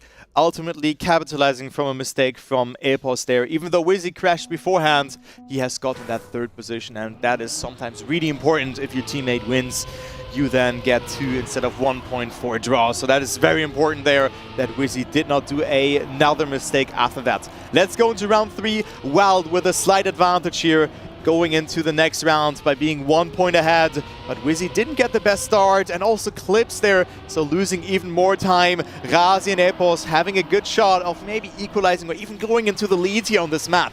Yeah, currently Razi looking to be very, very well positioned. He's into a prime position, and Epos also in third place. And yeah, unfortunate that little clip from Wizzy, which is going to be tanking the opportunity for Stuf to try and widen the gap. Oh, we go very, very close to the inside there on the side of Razi, but that's going to be compromising his exit speed quite significantly, allowing his teammate to try and pick up the spoils and move up into second place for his own benefit. But they do not have any answer to the round currently being cooked by Stufz, currently sitting still in the lead, about 4/10 up compared to Epos and Razi, which are continuing to be separated further and further apart as time goes on. That was such a close run through the chicane before the jump, which Stufz will be taking the win individually and guarantee the draw. Good round indeed, with a .248 from the Dutchman, and everybody crossing the line, and thus Wild keep their 1 point lead. Everybody gaining confidence in the identity. No mistake has happened there, no major mistake, and also Epos and Razi getting that draw. So there you go, it's 4-3, still Wild in the lead with 1 point. But what a great match we are witnessing here between those teams. I really thought after map 2 that it is over for Split already, but they proved all of us wrong, and now finding themselves even in the lead when it comes to map wins. However, this round also looks incredibly close. Razi already only fell a little bit behind, but Stufz and Wizzy here with a very good round as well. And look at that, Epos in the lead, Razi not with the best exit there, but still a nice round is happening here. 0.4 between the players. Razi having lost a little bit in the exit of the reactor boost part, Wizzy going very close to clipping at the very edge of the corner there in the dirt, but right now it's Epos just trying to check out up front, and unfortunately the bug slide is going to be his own undoing, as that promotes Stufz and Wizzy into first and second position just before the identity. Stufz, oh my god, Stufz so close there, will sacrifice a lot of speed due to that very direct jump there. Still is in the lead, Wizzy with a good approach as well. Razi has to deny 1 or 2 points, but look at that, 2 mistakes have happened here, and we see 2 respawns. Epos and Stufz only alive, but the question is who will get that third position. Razi is ahead, very quick respawn there from the Croatian player, and he will stay ahead, and we see another draw. Ooh, 2 mistakes there, and you can see how important their respawn really is. So another draw, the teams are just on par with each other. And another case of swings and roundabouts over the course of the entire round on this track, where we've seen one player being a little bit on the back foot, then a mistake from one of the players up ahead, allowing that player who was on the back foot to get back up the pecking order and to get back into a really great state of affairs. So this is going to be, once again, a bit of a somewhat hard to predict the kind of direction that we're going to be seeing. Very difficult to kind of pick a trend in terms of which team has the real upper hand here. Exactly. It's so hard to call, impossible to call, as someone by the name of Frostbuel said. So shout out to him as well. He has been an inspiration for us as a caster. And well, there you go. Let's go into the next round. Wizzy with a small mistake, and it is Stufz battling it out with Razi and Epos right now. Very important round for both teams. Epos and Razi having the upper hand, but Stufz had a good ending section here as well. Razi with a small mistake, so Wizzy can overtake him here again, and it is Epos still in the lead. Let's follow the POV from Wizzy here, the wheel player from the United Kingdom. Razi with a good landing there, goes very wide, has more speed, will overtake Wizzy in the meantime. Epos in the lead, Stufz with a good line as well. Epos with a good jump, but has to respawn. This is the round for Wild to win, but Razi can also snipe with more speed in the ending. He has more speed, and he can snipe it. He will do so, and this was so important as he forces another draw. Oh my goodness, that final corner for Razi, going all the way in the middle of the corner, trying to carry as much speed as he can through that long 180 left-hander, managing to capitalize on that extra speed through the uphill, slowing down to the finish line to salvage the points, going the way of Team Split. And my goodness, Razi going very close to clipping the side of the barriers there at the first 180 right-hander there, making our way through this very tight double right before the jump over the barrier into the last left-hander, marking the end of the first sector right now. Epos streaking away into the lead, about 800s away from Stufz, Wizzy, and Razi from second, third, and fourth. That was a very, very close entry into the reactor boost there. Yeah, that was a very close entry. I've just saw that as well. We have seen cars just flipping there. I think that was Bren, if I recall correctly, in the match against Alliance there, where he was on his back. But let's focus on this round. Wizzy also so close there, readjusting very well, but still finding himself in the mix. Razi with a good turnaround. But look at that, Stufz and Epos had it even better. But Stufz with a mistake there, also getting, no, not fragile, but gets a penalty. Stufz was already on the back foot at the exit of the box, like looking super slow compared to even his own teammates. So this could be a very, very close call. Look at Wizzy, unfortunately forced to concede second place. Can Razi keep it all the way through? He's lost a little bit of speed. Can he recover with a good line? To the line! It's going to be Razi, 23 thousandths ahead of Wizzy to get the ace for Split. And they move on to match point. 2 points away from booking their spot into Sunday. Split could gain a tremendous amount of momentum here going into the match of tomorrow. That is a very, very good performance and showing from them. They would play against KC if they win this match, if I recall it correctly. And let's see what will happen, because the winner of the other match will play against Solary that we're gonna see after that. But it's not over just yet. Match point it is, but also Wild off to a great start. Epos in the lead, and he gets it really well. Again, so close there to the wall. But look at that, he just gained so much time compared to his opponents. And it's Razi also in there, half a second behind, but Epos is on a monster of a time. Top intel is not enough. Razi needs to go on the attack. He already makes the move stick on Stufz for third place before the left-hander, but Stufz is still right within striking distance. And now it's a regrouped top 3, top 2 positions right now. But unfortunately for Razi, gets a little bit of a slow exit from the box line. It all lies on Epos right now. The hopes of keeping the dream alive to get a draw. Epos again going so wide. Razi touches the side of the gate, and now Epos is under threat from Wizzy for that lead spot. Epos fights back. Can he try to hold that lead all the way through to the end? Wizzy tries to move the attack. It's not enough. Epos will guarantee the draw with a .281, and Split lives on. But now it's ace or bust for Wild if they want to force this onto Tubes for Game 7. One more round, and what a great match from both teams. And I'm so happy to see Split eventually redeeming themselves. They have it in their hands. They are in control, and let's see if they can close it out. 4 consecutive map wins is what they have done then after not losing 6 consecutive maps in a row. Let's go into a final dance here on this map between Wild and Split. Will we see map number 7, which will be Tubes, or will it be over?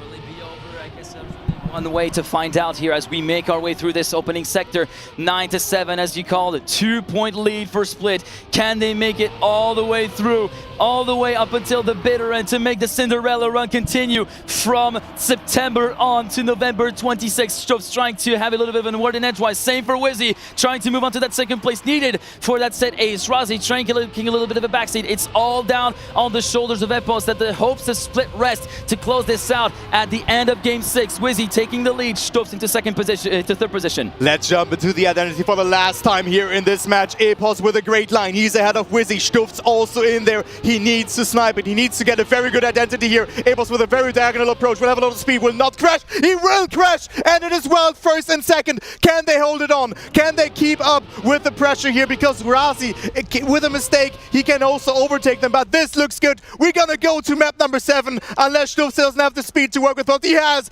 We go to Tubes. What a hectic ending that was. But Epos with an unfortunate mistake there. That is such a close call and a close way to lose the round, to send yourself up onto Sunday. But now they know the game plan. They know that they have to keep their heads down and go eyes forward, full focus for that final map of the game, Game 7 for the second time here today. Tubes it is, and also Stufz had the world record at any time or at one time on this map, and wow. Whew, let me breathe for a little bit and also we need take a a sip of water. A sip of water as well, because we definitely need that. In the meantime, let's take a little bit of a look at, for the second time today, your decider that is going to be Tubes. Yeah, Tubes will be the decider. Oh, let's take a breather before that decisive last map here. My God, what a match.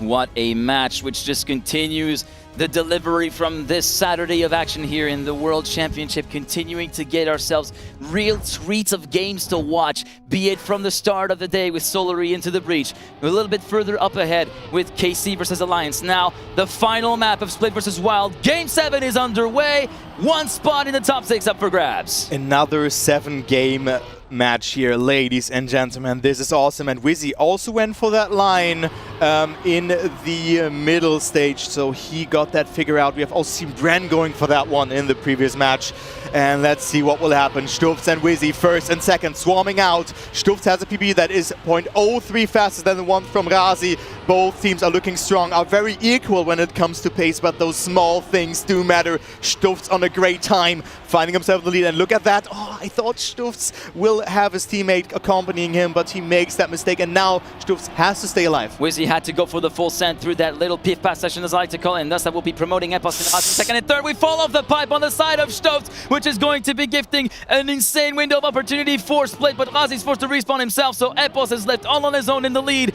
Wizzy promoted up to second position to join his fellow countrymen at the finish line, and we don't get the bounce on the side of Wizzy. Stufz in second place, but Razi's way too far back. Wizzy has a little bit of lead up time. Can he reach the finish line before the final corner? Yes, he will be done with 5 seconds to spare, so it will be a draw to start things off, but my goodness, what a roller coaster of emotions. Yeah, but you can really see the pressure there that is getting applied. This map has to be so precise. You can't full send the tubes in the end as well, and it is 1-1.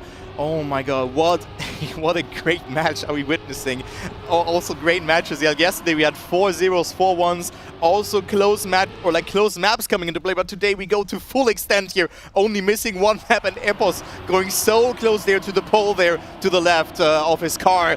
And it is Stufz clipping the hole. So it is Epos in the lead. Razi on second. Where's Wizzy? Wizzy going for a more upwards approach to the left and still having a good amount of speed, but still Epos and Razi are leading and could get that ace in this round. Now moving on the way through Sector 2, trying to keep your reels away from that little dip of the water on the platform stuff, but you can do for a little bit more of a bit of a deeper dip onto the little ponds either side of the beef path section in the dirt, because you can regain grip quickly enough to actually compensate for that. In the meantime, Epos and Razi separated by 2/10, and Wizzy continuing to stay in hot pursuit, and Stufz trying to come back as well. Epos looking very, very slow, didn't get the gear. Razi as well. Wizzy trying to go for the snipe for the lead of the race. Epos is forced to respawn. Can Razi hold it on up until the end? The answer is a yes with a .065. Wizzy and Stufz, though, slide on through the second and third place, and once again, we end on a draw. We end on another draw. It is 2-2, and Razi wins the round with a 105.065. Stufz still staying ahead of the another Split members there, so that was very unfortunate for him. Let's go into round number 3. What a 10 series this is. This is for the tournament live. If you don't win this match, you will be having to watch the matches from tomorrow just from the spectator side of things, but it's not over just yet. Let's see what will happen. Stufz and Wizzy again, not with the fastest start, but it's so close between all of the 4 players. Imagine the nerves going all the way to that final game and going for the first 2 rounds in a draw with various different fortunes for these players. But right now it's currently looking like everybody's regrouped within a 10th and a half of a second right now, with Stufz having a very, very slim lead of about 800ths of a second, moving through the pave pass section through Sector 2 done. Sector 3 now underway will be Epos taking over Stufz to second place, and a bit of a wall touch on the side of Wizzy from the left rear, so he will be done and dusted for now until this identity rings the bell as we go very, very low on the side of Razi and Epos. Stufz trying to compensate as well, goes for a little bit of a slower exit right there, but Razi's not there to take advantage of that. Epos in the meantime still holding on into the lead. Can he go for the finish line in first place? The answer is a yes, but Razi doesn't get the proper bounce, and once again for the 3rd consecutive time we end on a draw, but could have been so much more for Split. Yeah, the potential was there, but they were not able to capitalize from that. It is Epos also with a great time, a 104 low, I would consider very good. Just half a second away from the world record from Mime, who also did really well on this map. Anyway, let's go into the 4th round. Do we see a winner in this one, or will it be another draw as Epos gets a good start alongside Stufz? Wizzy with a beautiful nosedive. You could see how much time he has gained there. Beautiful execution there from the player from the United Kingdom, and it is another great fight between them. Only Razi a little bit further behind. Wizzy, Stufz and Epos are fighting it out. As a side note, Wizzy's manner of executing the identity has been only seen mainly by Hydra from the Systemic Prod team during the wildcards. Unfortunately, we seem to have lost a lot of grip, having touched the the water on the inside there of that double left for Stuft. And so it will be, oh, we didn't manage to get the wheels dry enough on the side of Razi as well. So we're down to a 2-horse race for the lead. And it's a full BITM battle between Epos and Wizzy. Wizzy managing to get a lot more speed, managing to hold the gear, but forced to slow down a fair bit through the 2. But unfortunately for Epos, it will be a very, very slow exit, dropping him down to P2. Razi in 3rd. Will the positions hold still? It's going to be a matter of a few thousandths of a second, with Stuff sniping Razi with 42 of those milliseconds. And for the first time in this map, it will be Wild taking the lead. Halfway through 5-4. What a snipe there in the ending. We were barely able to hear the car, and then I changed the POV. Oh my god, what a great identity. You can really full send it, you can do it full speed, and it's so satisfying if you get it across, but it's also insanely hard to do. Again, Wizzy with a low jump here, gaining a lot of time there. Look at that. Has to oversteer a bit, but still it gains a little bit, and Wizzy feels very comfortable with that. Look at that fight again, so close between all of the 4 players here, fighting it out. Wizzy and Stuft having the upper hand, can gain control in this match, because also Razi didn't get the best flip in this way. Wizzy having a little bit of a compromise run through the corner after that as well, as you could see a little bit further down the road. In the meantime, it will be a 2-horse race, and now Razi making the move Wizzy for 3rd place through the pit path section, through Sector 2, now onto Sector 3. Stuft, Epos still a 10th between these 2, but this time it's Epos having the little wall touch, thus allowing Wizzy to try and fight back, but unfortunately he's forced to respawn by falling back down very heavily from the first pipe. Stuft assuming a clear lead of a second compared to the split duo, and Epos will be falling off of the pipe as well, promoting Wizzy up into 3rd position as well, and Razi finishing in 2nd. It will not matter at all, because it's yet another victory for Wild, who wind the gap to 2 points and are on match point themselves. Oh my god, match point themselves, coming all the way from being 9-7 behind on that previous map. Back against the wall, it was only one outcome to be alive in this match, and now they have a match point themselves. Razi and Epos have to regain control while getting 2 victories in the last 2 rounds, and there you go, that is the line from Wizzy. Well executed, not perfect, but still gaining a lot of time.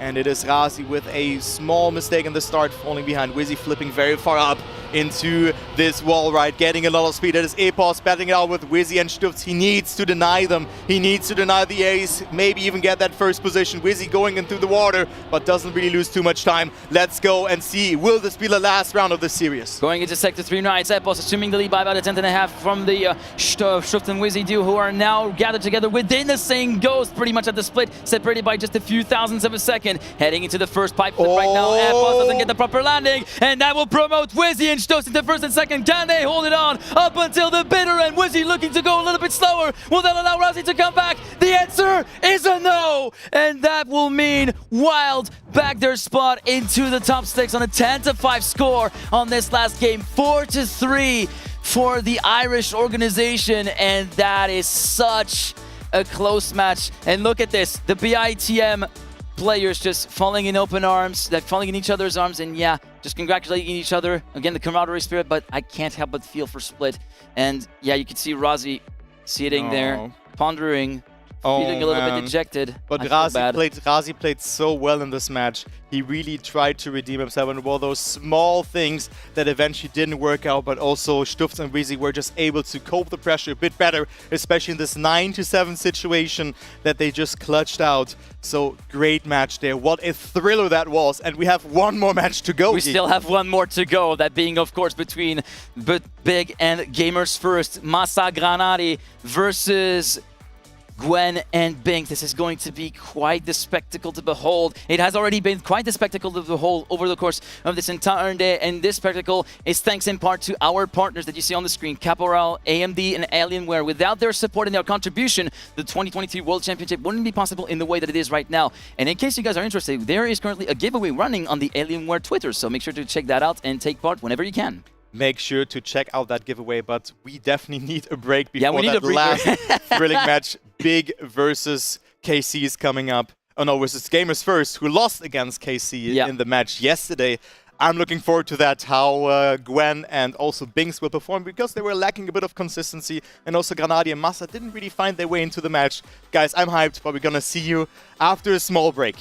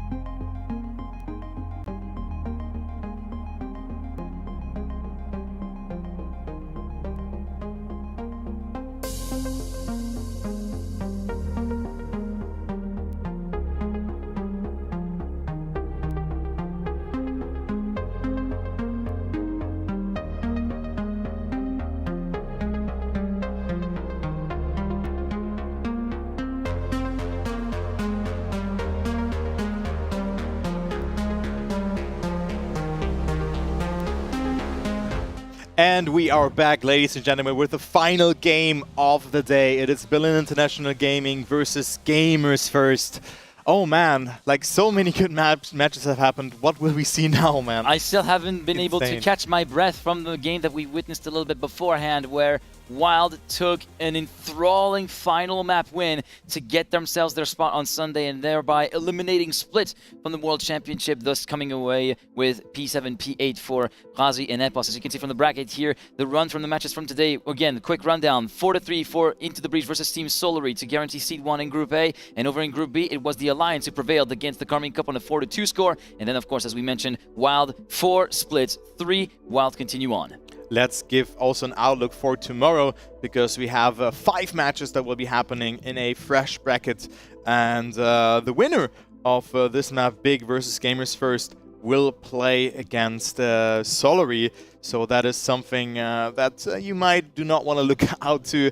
And also the match KC versus Wild is already set in stone. That will be the second match of the day. And also tomorrow we're going to start a bit earlier at 2 p.m. CET. And then we have 5 instead of 4 matches that will be happening. So that just keep that in mind, that you will be on the stream at 2 p.m. CET. Anyway, Big versus Gamers First. I think this will be another banging match that will be happening because Big didn't really find themselves into the match yesterday against Alliance that they have lost, and then we had Gamers First not really being so consistent against a solid-looking Solid-looking Carmine Corp, indeed. Corp, Yeah, yes. but yeah, definitely two teams that are looking to try and recover from that early setback. Starting chief amongst with Gamers First with Binks and Gwen, looking to be individually on the spot. They're right there in terms of pace and their possibility of actually making those rounds happen, but they just never really in sync with each other, never performing in unison, and individual mistakes happening at separate parts of the track is really definitely haven't helped their cause on Friday. Yeah, I mean, Gwen coming out as a winner from the Ascension tournament, looking really strong in there, and I mean, has just achieved a lot on Trackmania already, and now facing elimination in this tournament already after a not so good World Championship performance last year as well, where he's gotten 14th position compared to his teammate that has gotten 9th. Indeed. In the meantime, let's take a look at the other team in the meantime. The hopes of Germany right now. Big, Granari and Massa, of course, looking to recover from that, again, early setback on day one with that defeat versus the Alliance. Of course, the Wheelman looking to try and make a few amends. Same for Massa as well. This is going to be looking to be pretty interesting to see how the German duo will be able to kind of give an answer to how they performed on Friday. Of course, they do have some answers in the bag, but we're going to have to see how it shapes up against G1. Yeah, they have to firstly beat them before qualifying to the next day, so that is really important to know. And, well, firstly, before we move on, let's give a shout-out to our sponsors who heavily contribute to this event, Alienware, AMD, and Caparel. Thank you very much for your contribution to that event. Without you guys, this would have not been possible in the way that it's being right now. Indeed, and again, as a final reminder, there is indeed a giveaway currently being held on the Alienware Twitter. Make sure to go check that out and take part whenever you can to win some amazing prizes. And I think we should, before we get into the predictions for the outcome of the matches, I think we should go and talk a little bit about what can we expect in terms of map picks, because we've seen some pretty out there map picks over the course of the day, and right now I don't really know where to look. Yeah, I also don't know where to look, because for me, I think the big game was a bit shaky, because I think the game was kind of lost in the pick and ban for me. It looked a bit, I wasn't really happy with that, and also the Valley pick, you know, that Big always went for. I'm not sure how it will come into their favor if they're gonna pick it again.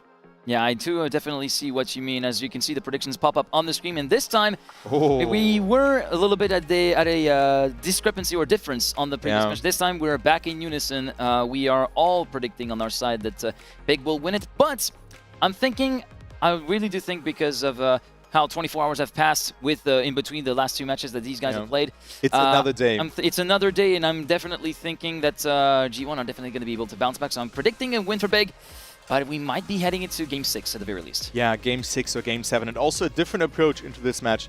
Both teams have a coach. Gamers First having Alpha Dream, and then we have Big with Amaterasu, of course. So how important is that? Losing the first game and then going back into your Airbnb or hotel and then analyzing your opponents that you're playing against. How important is that? Is that the new meta in Trackmania? Because we could have really seen, maybe it was coincidence, but I wouldn't say so, when Amaterasu joined Berlin International Gaming, that they were just performing really well. And I do think that it plays a significant role for just taking those small tasks and just focusing the players just on that gameplay. I do really think as well that it has had a significant impact, the arrival of coaches such as Amaterasu then for Berlin International Gaming King, Alpha Dream for Gamers First, and yeah, the fact that they can actually be able to take those post-VODs and do those post-VOD reviews just to take in the little details, just what they need to work on against particular opponents. And they can also look at other matchups from previous games and previous tournaments as well, where they faced against those teams, to actually continue building on that knowledge base, to actually plan a few scenarios that they can actually rely on in case something goes awry.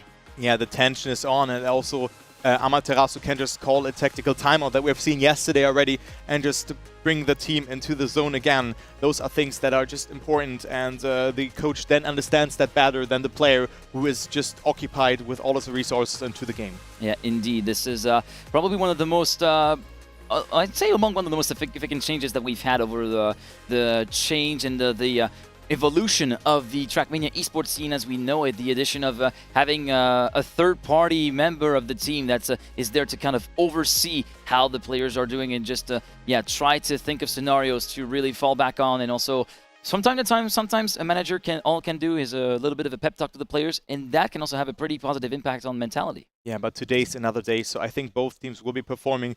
Gwen maybe overcooked a little bit yesterday in these matches, and both were not really finding themselves in first and second, or maybe even both crashing in the rounds. And then it was Granadi and Massa just crashing in the most important rounds as well, and just not being able to close out the map. And that's why they lost against a very solid-looking alliance who already moved on into the semifinals today. In the meantime, I think we should check we are getting set to get started in about 2 or 3 minutes time. I think we should take a look at the Oh no, we're already starting actually. Oh, it's already starting now. Okay, so Yeah. I guess we will take a little bit of look at the planning from tomorrow a little bit later on, and so we will be moving on to the picks and bans. First ban will be coming onto the side of Big by Granadi, and it is going to be Twisted as the first ban. Yeah, Twisted and Dive being the band. So Dive, and that's also what I remember when Airwalkers, now Team Wild, played against Big. They didn't pick Dive even though it was open because they don't know how the pace from Granadi and Massa is on this map. And well, we see the first pick being Edge, one of the most played maps in there. And then, yeah, Twisted is the ban. So the overlay is wrong in that way again. So don't be deceived by that. So it is Edge and being the first map and G-Force. Yeah, just to quickly touch down on that, just to summarize it, just to summarize it for Big and for many of the teams, it's more of like a safe ban to make sure that they do not live themselves for any kind of weird attack from the back from the teams that can leverage the advantage that they have on Dive. In the meantime, G1 have picked Cosmos for map 3. Backflip is being picked as map 4 by Big. Then on to the next map pick. The last map pick for G1, it will be Valley, chosen as map 5 by Gwen. Yeah, so Valley not this time being picked by Big. I think they picked it every time when it was open, also as a very comfortable first map. And then Tempest and Tubes again being the decider. Oh my god, Tempest winning the coin flip against... wait, let me check. Twisted Dive is banned. So it is Backflip, I think, not... Yeah, no, Backflip is also in there. I said Backflip in, Okay. I said Backflip in fourth map. As we are now done with the picks and bans, we do have our map order settled. We'll be starting on Edge then. A pretty good, actually a pretty good starter because it gives us a really good overview into some of the more advanced, maybe not mechanics, but some of the more advanced transitions that you might have to do in order to not only just perform at your best level in those kinds of maps, but also enjoy it at an eating point, really. Yeah, I mean, Edge is a very cool map. I really like that one. Also, Granadi, when he played in like various streamer events, he just picked up the RPG style so well and was also able to win. When we did a discovery event at the beginning of the year, he was able to win against someone like Virtual, against someone like Spam in there. So that is something to consider. He's really good at the style. The wheel player who plays in Camera 3, but now we're gonna see a different wheel attribution being being kind of applied to his wheel. A lot of very, very different approach and a very, very different sense of engagement into the wheel, with the wheel essentially being locked into 90 degrees of lock from side to side. And yeah, this is basically going for very, very big sort of flicks of the arms as he gets the car inscribed into the corner. As we get started right here, right now, we go for the final time with the field loose and racing here on this game between G1 and Big. Let's see who takes it. It's Gamers first pick, so keep that in mind. They are the blue team. The blue team is usually, or is always, the top seed, and they pick the map first. So there you go. So Granadi and Massa not off to the best start, but we have seen an extensive amount of preparation that went in there. They arrived very early here, even though they play as late as now 20 CET. So they have a lot of practice in, but of course you don't want to overcook yourself and just be completely in pressure and just maybe not be able to perform because you already used your focus in the practice. Look at that. Binks and Gwen off to a very good start, finding themselves very comfortably in the lead, and yeah, looking good for them so far. Looking very, very good for them indeed, as Binks, unfortunately, as soon as we said that, had a little bit of a low line that could have worked, but unfortunately longitudinal speed was not enough to actually make it past that little chasm that forced him to clip on the side of the block. Granadi going for the side jump, going for the early ground contact is very risky around here, and it will be Gwen, Binks top and bottom, thus will be enforcing a draw for G1 and Big, one apiece at the end of round 1 with a 0.458 as the round winning time. Also, Gwen on this map has all, like, the top 3 fastest times are all from Gwen. It's a 0.04, a 0.19, and a 0.20. Only Mime came closer today with a point 25 actually. So that is a very good time that he has done there. So he's looking very strong on this map, but also his teammate Binks is not looking too bad on this one, as he had to respawn this round. And now Massa and Granadi can capitalize from that mistake. Gwen and Binks looked very strong in the first round, but now it looks like Massa and Granadi can capitalize. That was a very, very subtle clip, actually, that did Binks in on that round, which completely tanked his momentum, forcing him to respawn. Granadi looking very, very much on the edge at the transition into the ramp just before the reverse booster. And Gwen, unfortunately, landing with the plank at the side of the block. Thus, it will be promoting Granadi and Massa up into first and second. And again, it seems like history is repeating itself in this opening round, with G1 looking solid individually, but they're just not in sync with each other, and that is just giving a big opportunity, no pun intended, to Berlin International Gaming to get the ace and take the lead 4-1. Yeah, the momentum already swings towards Germany, towards Granadi and Massa, and the match continues where it's kind of stopped for Gamers First yesterday, because they were indeed doing a lot of mistakes, and also on this particular map, just throwing away an ace there in one of the rounds, just getting one ace in that round against KC, but eventually lost that match anyway, so that didn't matter. It was also a 4-1, and also Big lost 4-1, but now they're ahead 4-1, actually quite coincidentally in this way. But let's focus on this round. This is Gamer's first pick. Massa and Granadi looking strong. Massa with a good start here as well. Bing jumping very, very low there, but was able to get so much speed out of that, also going for the break tap there. And look at that, Gwen now leading, but look at also Massa with a mistake, so Granadi has to at least get 1 point. Gwen on great pace. Massa clipping with the right-hand side of the bridge, but also Bing Singwen basically trying to shave as much height as possible on that jump transfer to the ramp a little bit beforehand at the end of sector number 1. Right now it's Gwen currently leading, but Granadi also putting himself in a really, really good position, currently splitting the two G1 members apart. Is he going to be able to continue on that pace up until the end? Binks is looking very, very close and very racy up behind, but a little bit of a heavier landing on the side of the Frenchman will be compromising his exit a little bit, thus allowing Granadi to at least salvage 1 point to go into Big's bag, and Granadi sending a point 0.3 in there, or 0.4, and a 0.242 on the side of Gwen for the round-winning time. Thus, G1 will be able to claw some of that gap back, but they need a little bit more. So the top four times are now occupied by Gwen. The 0.24 just speeding the time by Mime by 100th of a second. So Gwen being super fast on this map, and also kind of consistent. I mean, setting this time 4 times is not an easy task to do. Obviously, he makes a mistake in that round. Thank you very much, Gwen, for that. Doesn't make the speed check, and he's out on that one. So there you go. Also, Big getting 1 point out of that round is already huge to deny that ace to them. So very good, and also a huge opportunity for Massa and Granadi to extend their lead even further. Yeah, right now Binks looking to be a little bit on the back foot at the entry into the bridge, but Massa has lost a lot of speed, making it through the bridge safely, and then through the penalty sand uphill coming up afterwards. So he will be slotting himself into second position just behind the wheelman himself. Granadi currently still sitting in the lead by about half a tenth of a second, as we can see him working away at the wheel right there on the bottom right-hand side of the screen, trying to get the proper setup for this particular approach, but he's forced to respawn as he messed up the entry into the transfer, thus promoting Binks into the lead and Gwen up into third place even, and that will be converting a victory for G1, the second consecutive victory actually for the all-French duo, competing under the Texan banner, of course, with G1 being based in Texas. 0.494 for Binks at the end of this round in P1, P3 for Gwen, and we're back to 1 point, 6-5, Binks' advantage having been completely almost eroded. Yeah, it shrunk to only 1 point, so that is still a lead. Of course, heavily capitalizing on that ace in round number 2, but still getting that second position in. But now we see Massa with a mistake and hitting there, cannot make the speed check, so Granadi is left alone, and he should definitely deny an ace to Gamers First. Oh, but Gwen clipping there, losing a bit of speed, but gets around that corner quite nicely, regardless, and it is Gwen and Binks making it, but Gwen with a mistake, so he's further behind. So Granadi has to play the safeguard. How well can he play the format by just saving, maybe even sacrificing P1? Binks coming away with that ramp jump a lot cleaner than I thought he would have, because we all saw his car kind of camber a little bit further up as he was disappearing from our screen, from our perspective, but currently still sitting pretty in second position with Gwen in third to try and enforce the status quo and keep themselves within touching distance in the score-wise. Massa forced to respawn once again, so really it's all down to Granadi to confirm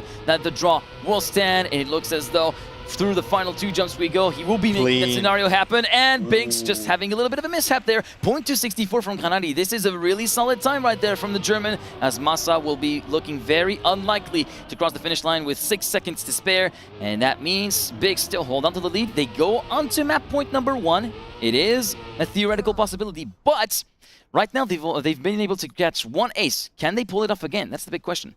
Yeah, Pun intended.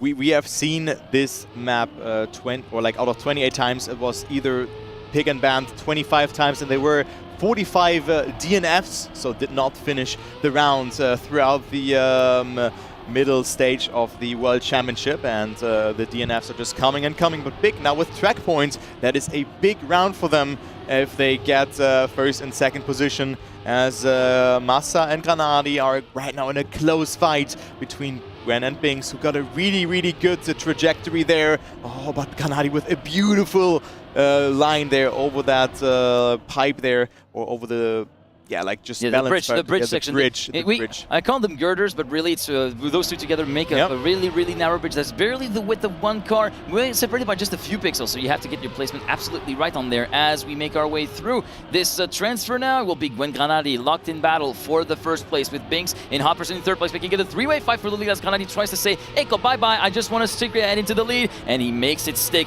quite nicely all the way up until the bitter end. 0.315, and again, it is a draw that this time will put G1 into a map point series as well, but Big having a bit more of a palatable situation again, just 2 points needed. Yeah, Granadi with I really want to emphasize his performance in the last 2 rounds. Granadi driving a 0.2 and a 0.3 respectively, just denying that first position. That is huge now here for Berlin International Gaming, as we've seen a very early mistake from Binks, not being able to clear that section. Now Gwen has to pull the trigger and has to win this round in order to force another round. If Granadi gets first and Massa gets third, for example, this map is over. Yeah, unfortunately, and this particular start, it went all full Blues Brothers on the side of G1, with Binks having a little bit of a mishap at the double transfer, which is exceedingly deceptive when you're not really feeling that first particular section, because those 2 sections are separated by just maybe 1 ramp basically, and if you get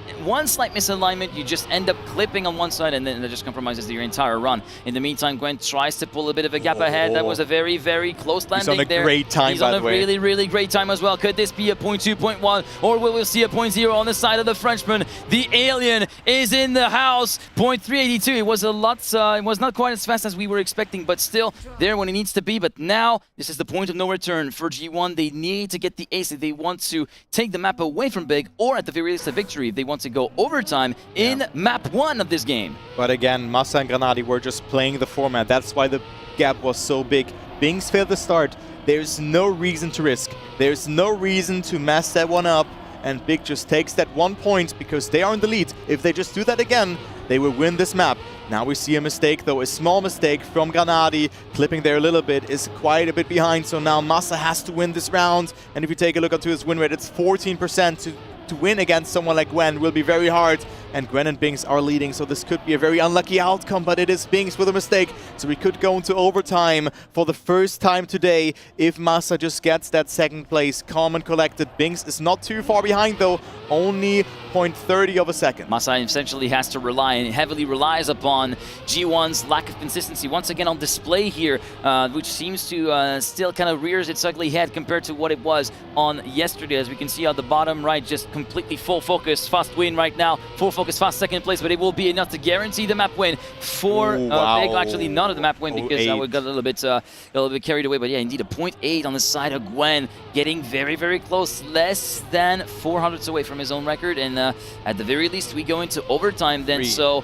Okay, he finishes. Yeah, we see Granadi finishing indeed. And yeah, overtime number 1 here, and G1 having a chance to redeem itself, but they need to seize it now. Yeah, so Gwen now with another great time. 5 fastest times being occupied by Gwen, the wonder child of Trackmania, but already now 19 years old, but he was on a high level just when he was 15. I just want to say, Launchpad, this map was just insane for him, And right now, also this map could be another dominant Gwen map if he wins the round together with Binks, if they get first and third. But also Granadi and Massa do not look that bad on this one.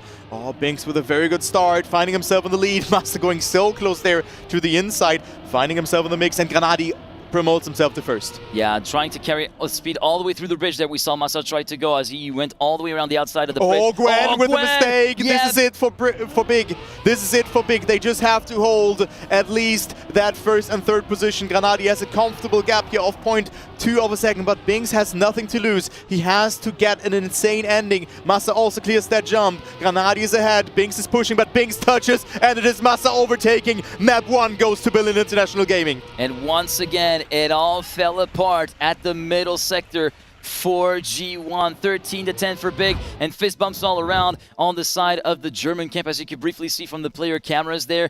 It was very, very promising with that first ace, but then G1 just decided to keep on clinging on. But then ultimately towards the end, we saw the lack of consistency from Friday once again peaking above the player's shoulder, and then ultimately thwarting the plans of G1 to have a solid start to their game. Yeah, a bit of a shaky, like, they got the ace, but then it went a bit shaky for Big in some of the rounds, but they were still able to get some points and rely on mistakes, again, from Gamers First. So they're winning their pick, and now we go to G-Force, a map that was also really good for Granadi. And I do think, yeah, I mean, Granadi has the world record on this one, but we are also seeing a Granadi in the top 10 with 3 of his times. So great performance from him. Not sure about Massa though, but I do think that, yeah, Big has the best average on this map.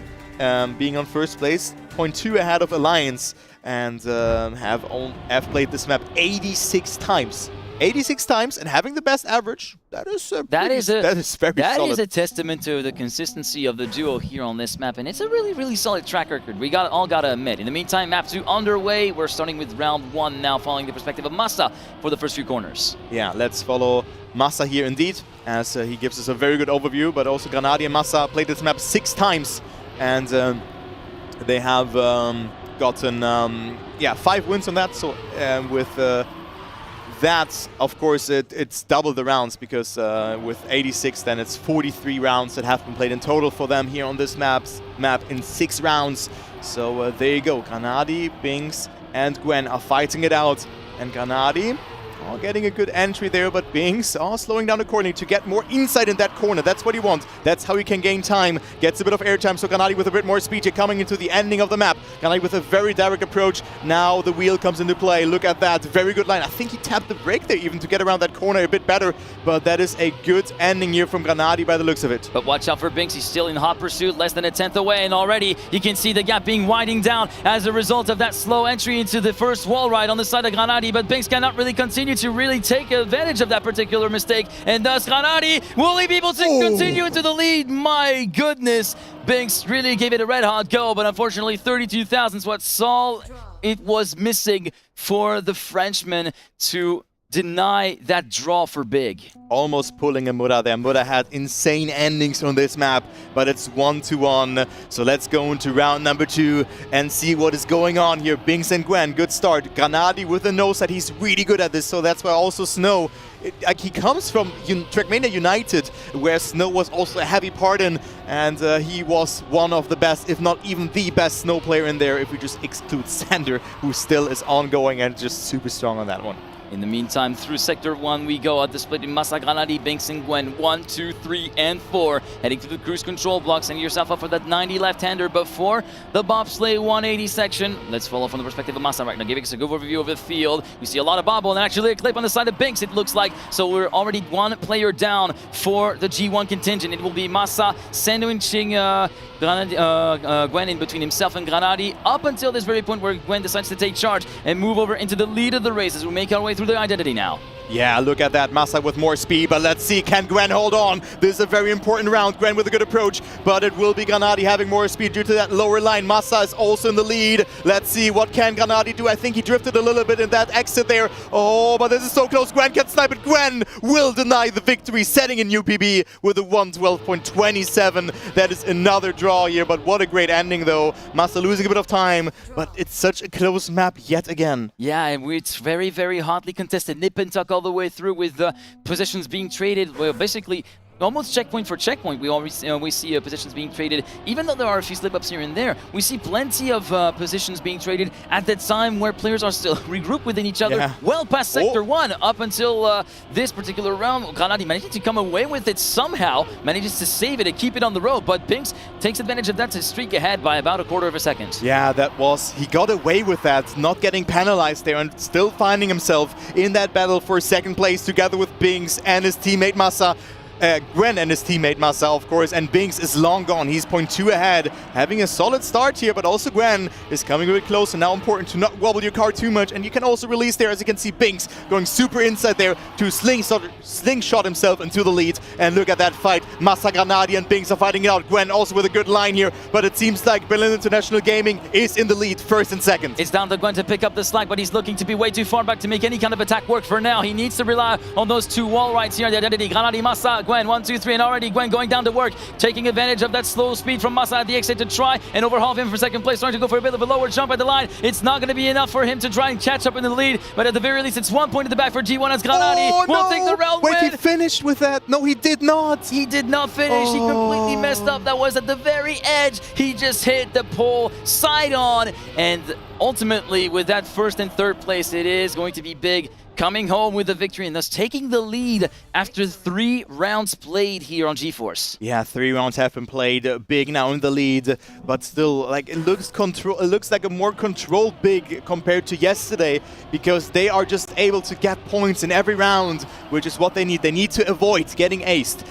That can happen, of course, against Gamers First. Binks had almost a very good run there, but it wasn't enough to at least deny the victory. And now Gwen off to an insane start. Massa also with good speed. It's again such a close start into this round. What a great match, but Binks the first one to crack. This time Binks pulling the same kind of thing that Massa had in the first round, where he went a little bit too far inside and clipped the very edge of the start of the border of the road. But this time came out the better for it compared to Massa, in the sense that he didn't have to pull off a full respawn after having crossed the beam to trigger the checkpoint. But Gwen, in the meantime, just in another world of his own. Up until this point, he was looking so promising up until he lost the grip midway through the dirt slide, and thus it will be promoting Granadi and Massa up into first and second position. 2 seconds. 2 seconds of a gap. They have quite the advantage to manage. They can afford even to go for the safe win if they wish to. Yep. As we make our way through the first of the 2 wall rides there. We go a little bit on the slow side for Massa, but that's okay. As long as we make it across the finish line, that's all that matters. Granadi still ahead by about 0.2 of a second. 102.4 at the split. What's the time going to be? Looking to be a bit slow at the final wall ride. Doesn't matter. It doesn't matter. 112.568. Just wanted to give a bit of a reference, of course, in terms of the time we were expecting. But still, those critical mistakes from G1 and are going to be putting Binks and Gwen in a little bit of a spot of bother. Definitely, that is the case.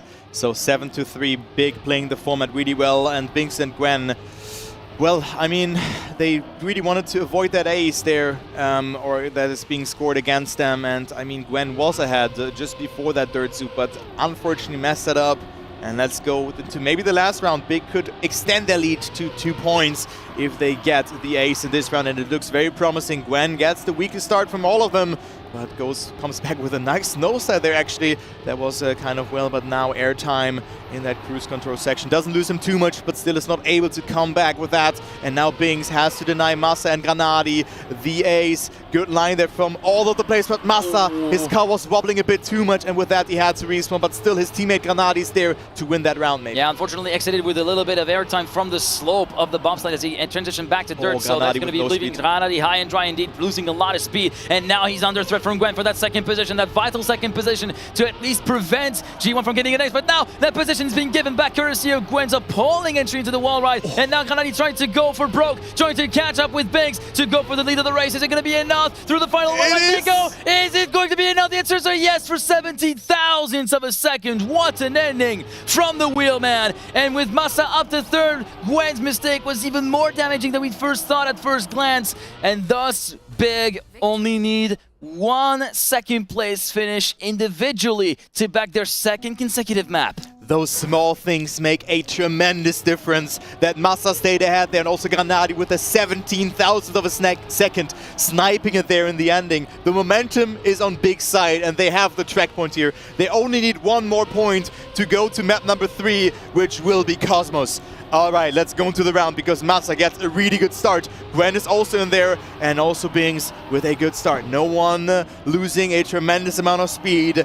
Big only need over second place to win this map. Indeed, now it's all down to G1 to get down to work and try to make the dream happen for themselves. They have to try to make their own luck. Ace or bust right from this point on. 2 back-to-back aces to flip the gap from a 5-point deficit to a 1-point lead. But right now, the outcome is not looking that good. It's looking rather grim thanks to Gwen's slight mishap at the dirt zoop through there. As we go on to the identity right now, it's Massa and Granadi with a solid option. Granadi and Massa are so far ahead, and also Massa's on a really good time, by the way. A point 20 checkpoint is not too bad as Granadi capitalized from the soda from Bings, and this is it. Massa's gonna end it with a bang here. What times are they setting? This will be big, winning map number 2 as well. Massa not with a fast standing, but still with a 112.014. A new match PB and another ace to win this map. Big 2, G1 0. Already a really great start, a beginning of an answer being given by Big compared to what they had on Friday. 2 back-to-back map wins, even though the first one was a little bit more rocky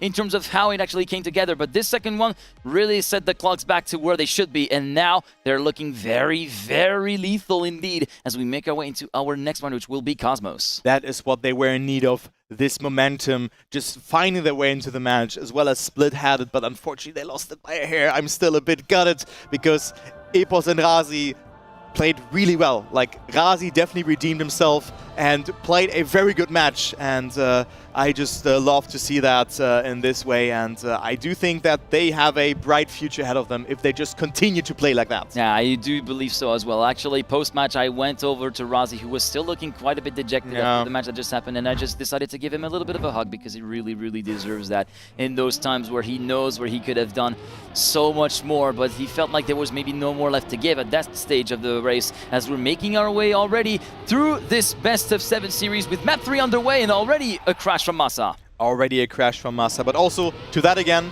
you get top 8 in the World Championship. Like, that is an insane achievement in Trackmania. So huge shout out to Epos and Razi. Very good performance, and you can be really proud of yourselves.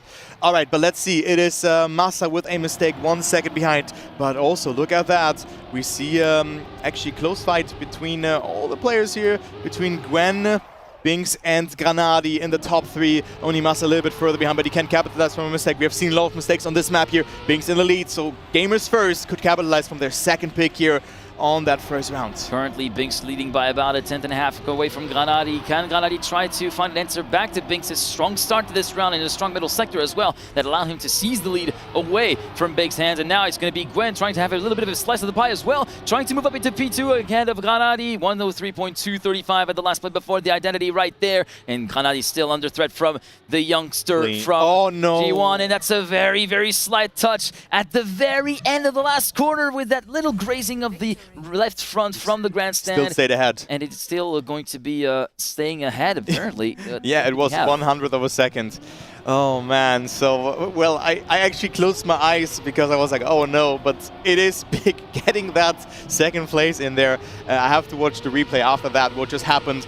Oh, okay, a small hiccup there, but I think everything is now fine as Bings is on first still, Massa on second.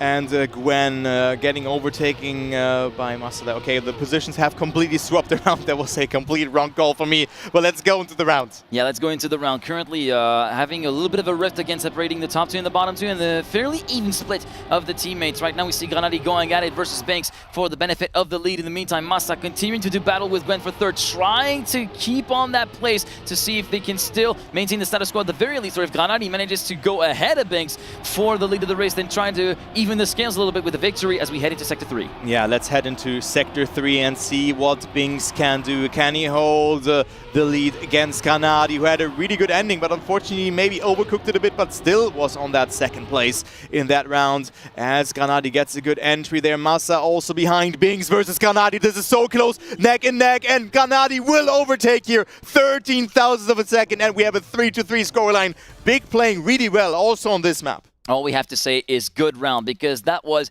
one of the finishes of all time, if I do say so myself, but in a good way. That is to say, a really, really close race all the way through that final sequence of corners. What a real, it's a real treat to see these cars dance around the track from the top-down perspective, giving it all they can to see who can cross the beam first. Yeah, that was such a nice ending here from Granadi. I mean, Binks also looks really strong on this map, and I mean, I don't have to mention Gwen, who has the world record, but it is 3-3. This will be all decided in the next couple of rounds. No team is majorly leading, both getting a victory out of those rounds, but it looks to be an ace in this round for Berlin International Gaming. Gwen is already half a second behind Massa and Granadi. That top-down part at the start of Sector 2 is really doing themselves in right now, and Gwen doesn't really have an option, any other option but to kind of like tank a little bit and pray for a mistake from the red side to come through to allow him to get at least 1 point home for G1 in this round. But right now, Massa and Granadi are not showing any kind of opportunity left. They have closed all doors shut. They're trying to lock them down as soon as possible as they reach the checkered flag here on this round. Through the identity we go with Granadi leading Massa by about a 1/10 of a second through the first corner on the left-hand side, then through the right-hander, and already we see Gwen on the assault versus Massa. Massa holding on up until the end with 14 thousandths of a second, and already the grunts of satisfaction from Massa, managing to hold off the hard-charging Frenchman to continue extending the lead from Big. Very good identities from Massa and Granadi in the last couple of rounds, securing them a lot of points. 6 points, more than halfway through on Gamers First, second pick. And if this map, I mean, we're definitely gonna go to Backflip, which will be map number 4, so keep that in mind. And again here, Massa with a great start, Granadi with a crash, and it is Binks also not too far ahead here. So again, like, how well can they play the format? Gwen and Bing should just not crash and they get 2 points. They come a bit closer, but they also should consider that they cannot both fully make mistakes, because Big would be then up to 7 points. Whatever solution they might have tried to find over the course of the past 24 hours is simply not working, as yeah, once again we see one G1 member at the very head of the field, at the very top, battling it out for the overall lead. In the meantime, one of the other teammates, unfortunately, kind of down in the doldrums, not really in a position to make any kind of impact, and not capable to dig themselves out of that hole that they created for themselves, as Gwen is continuing to fight very, very hard for the lead versus Massa. That's a very unfortunate clip for the Scandi Flick, trying to go too far in, and thus that will be promoting Massa up into the lead to try and enforce a draw here through this round. Through the identity we go through the last right-hander. Gwen and Binks will finish almost in formation, but that is such a wasted opportunity for G1, and that will send Big onto map point number 3. Yeah, track point it is there for Berlin International Gaming. 4-7. Gamers First could have gotten 1 more point in this round, but again, Gwen overcooked there. He went too tight there around that corner, clipped a little bit, and that just seems to be the formula. And in general, this pick didn't really work out that well so far for Gamers First. Also yesterday, it shows like Massa and Granadi putting on their A game today. They're playing really good, and it's 2-0, and it could be 3-0 so far, as we have a small hiccup here, but every player survives that, as it is only on our screen, as Massa finds himself in the lead again. Massa playing really well in the last rounds, whereas Granadi, for example, was really solid on edge. Yeah, everybody trying to kind of, Massa and Granadi basically working on each other's weaknesses and symbiosis, strengths. yeah. A really, really symbiotic relationship and sort of way of thinking and way of playing the game right now, as Massa has found himself a little bit on the back foot, allowing Gwen to move up into the lead, but also finding himself right within contention within the top 3, with Gwen, Binks, Massa separated by less than a 1/10 of a second. Granadi taking a little bit of a step back, about a second down, heading into the final few corners of the lap around this Scandi Flick 180. Massa keeping it all the way to the inside. Gwen looking very, very racy. Binks as well. This could be very, very close to try and get the counter ace needed for G1. Binks still going toe-to-toe with Massa. Can he hold on for dear life? Massa still in second place all the way to the end. 4 thousandths of a second. Massa denying the ace. That is a very, very important outcome for Big there. What a great round there from Massa, but also Gwen with an insane time, only being 0.2 away from his world record. But most importantly, Massa denying the ace for Binks and Gwen, for them to come back into this match, or into the map. And, well, this is just great to see that Massa is putting on his A game. It's 6-8. Massa now with a mistake will not get that gear, and it is Granadi who has to get himself at least 1 point in this round. That was a little bit of an unfortunate touch to the inside apex of that no engine 180 left-hander there, that hairpin just before the drop down into the plastic, heading into the top-down perspective, marking the start of Sector 2, and now it's going to be Binks coming away the better here from this particular section, coming away with the lead, about a 10th ahead of Gwen, making our way through this no engine section again, through with Granadi from the perspective of Wheelman himself, currently still chasing down the G1 duo, just trailing them by a 10th of a second, waiting for his opportunity to strike. That looks very, very close. A disaster there on the side of the top 3, and Granadi continues to see the duo streak away. Can he fight back on Sector 3? Can he fight back? Binks and Gwen looking absolutely great in this round, only tearing it apart by 3,000 of a second, make it even 27 thousandths in this sector here, but Granadi's coming back. Granadi with a very good line. Gwen and Binks are not safe here from Granadi. Gwen with a mistake. Granadi will definitely get second place. Gwen on third, Massa on fourth, but still a very important point, and another ace being denied for Gamers First here. Big still in the lead, and they only need 1 point. A draw in this way to win this map. Indeed, but yeah, G1 now need to really put the power down when they need to, but they also need to know when to back off, know when not to try to push too hard, because this is really where their downfall is going to be ultimately. If this kind of showing that we've had so far keeps happening, right now they have a good chance to redeem themselves, even though Big came back really thick and fast at them, but Binks going a little bit too high, getting airtime, and thus dropping back down to P3 as we head into the second sector with the first top-down view. If the positions stay as is, we would go into overtime because Gwen and Binks would secure 2 points, but Binks with a mistake. And can Massa and Granadi just save it now? They are second and third. That's all that they are in need of. And also Gwen is on a great time, but it doesn't matter. It just doesn't matter if Massa and Granadi are getting second and third. Yeah, it just doesn't matter at this point. Everybody just driving single file, and the gaps have been widened quite significantly here, with Gwen 4 tenths ahead of Massa himself, 3 tenths ahead of his teammate Granadi himself, 6 tenths ahead of Binks going through the last few sectors of map. Through the identity we go, with Gwen leading with a 103.172, 4 tenths clear of Massa in second place. Binks Both going together. Binks crashed indeed, as you pointed out, and it will be Gwen winning. It's over. It will be a 10-9 scoreline with a 112.952 courtesy of Gwen. An astounding time from the Frenchman, but ultimately it is not enough to stem the tide, and it will be 3-0 and 3 jokers to be potentially utilized for Big to actually get the win here.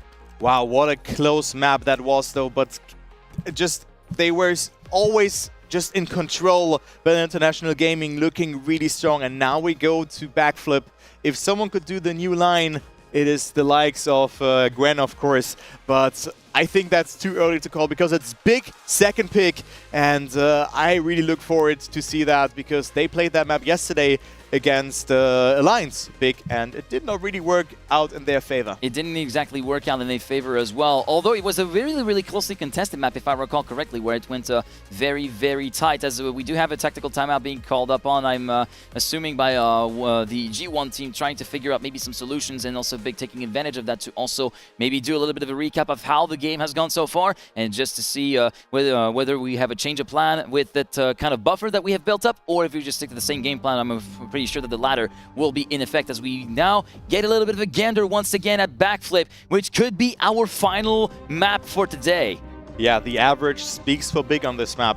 Being first within the average, 108.827 by playing 48 individual rounds, so 24 rounds being played on this map, and having a 50% win rate on that map. So consistency works out, but maybe not the pace in terms of just having the fastest times, because Granadi has a 106.928 as a PB, as we've seen the faster times already. And let's see this new line being utilized by Granadi and Binks that was found during the middle stage event and being used there, where we had a match between Big and ITB.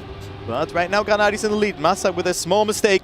Binks and Gwen are behind Granadi, who has to deny some valuable points towards the players. Sector 1 done and dusted, and yeah, Massa not having managed to execute the line as he intended to through the start, as we get a very bad backflip landing and a huge bounce on the side of Binks, allowing Massa to move up into third place to make the situation a little bit more bearable for Big at the present time. And Gwen is going to be getting reeled in really fast. We see a lot of airtime on the side of Massa, maybe even more compared to Gwen at this reactor boost part, as we make our way through to the Identity Knights. Granadi still holding the lead, but by a meager 10th of a second. It's still all to play for here in this Identity. This is so good. And it is so good on the side of Massa. Gwen had a very, very high and very slow backflip there, as we see Granadi having the double touch here at the final ramp. Massa takes over the lead and wins with a 0.525. Granadi second, and we start off strong with Big, 3-0. 3-0 for Big, and that is the consistency that I was just referring to here.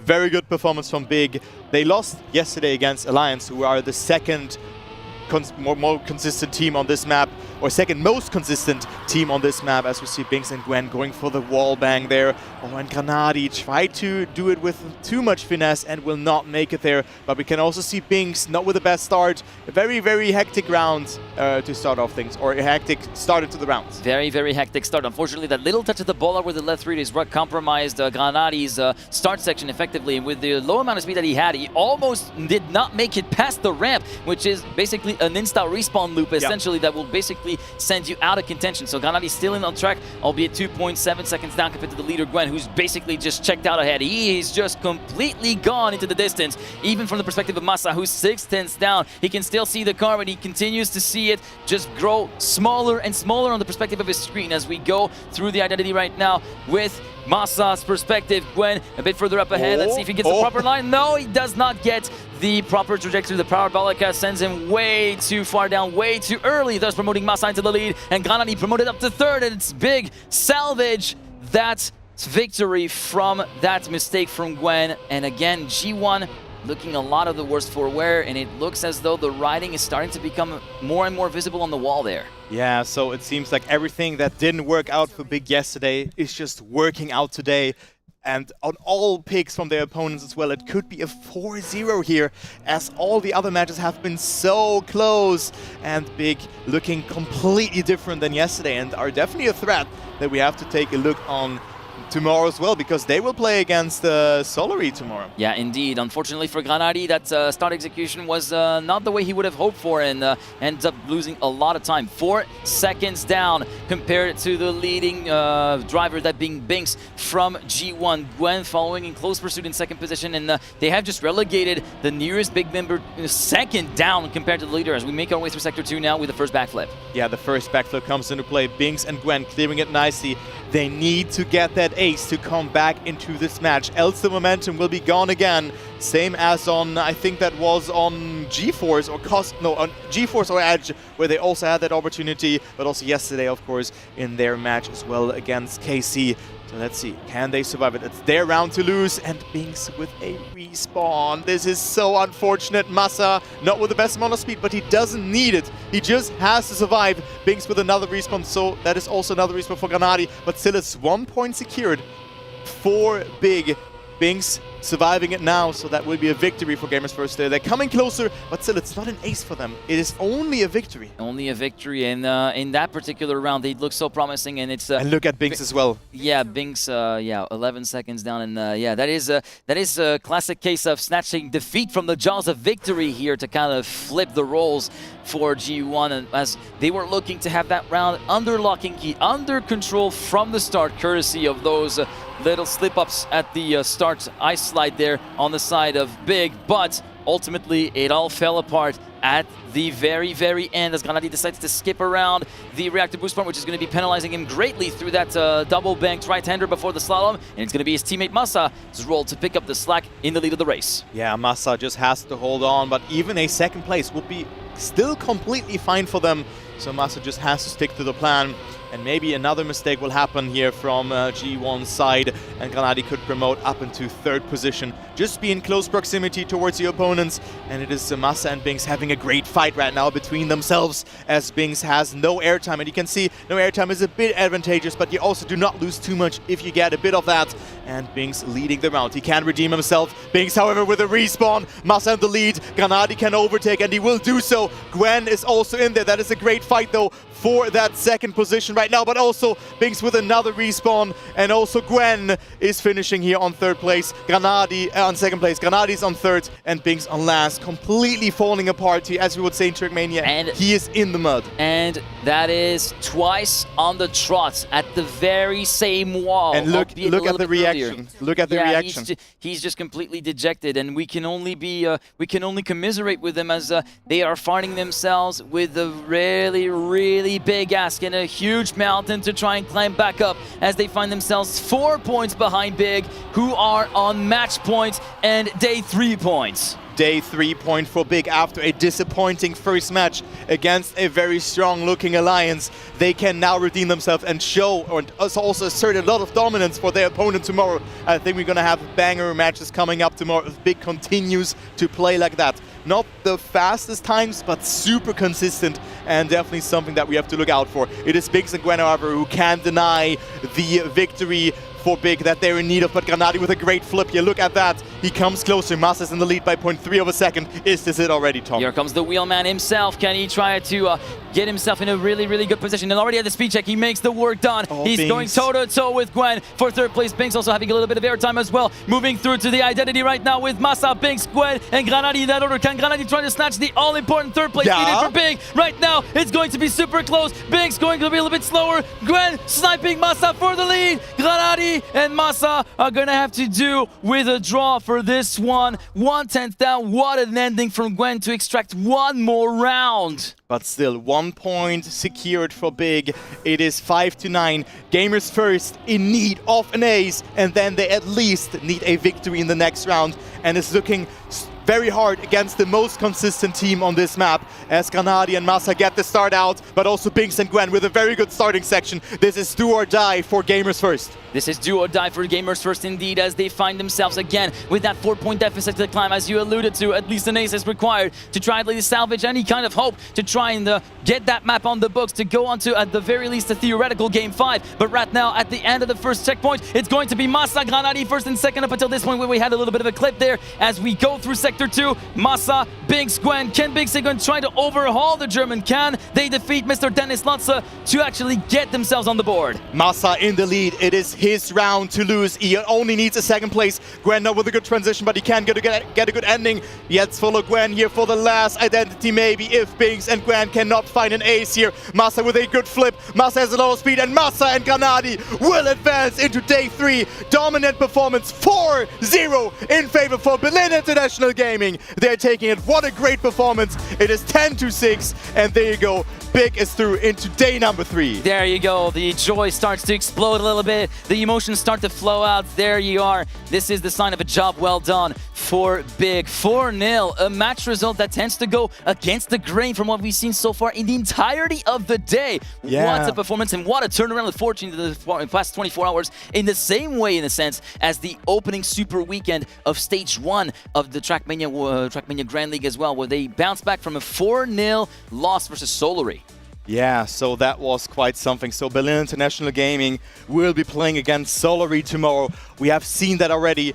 The comeback on Control, maybe that is still in your mind, guys. That was insane for just getting that entry into the final. So we're gonna see a rematch tomorrow. Masa and Granadi redeeming themselves. And also, shout out to Kevin Amaterasu. Probably also, I know that, did a very good job in the coaching zone. Yeah, and I think we can only commiserate also with G1, who are looking to deliver so much more promising results. But yeah, you could see on the faces of the players and even on the coach Alpha Dream that it's just went south really quickly. They just never got out of that particular spot of bother that they were in. And yeah, unfortunately, it's an early exit for them as we have the full rundown of the group stage bracket with all matches completed. So, for Into the Breach, Seed 1, Solary, Seed 2 split, being committed to Seed 4, while Seed 3 then in Group A. And in Group B, it will be Seed 1 for Alliance, Seed 2 for Carmine Corp, and Seed 3 for Big. Yeah, and then 4th seed, unfortunately, being Gamers First, who are eliminated out of this tournament.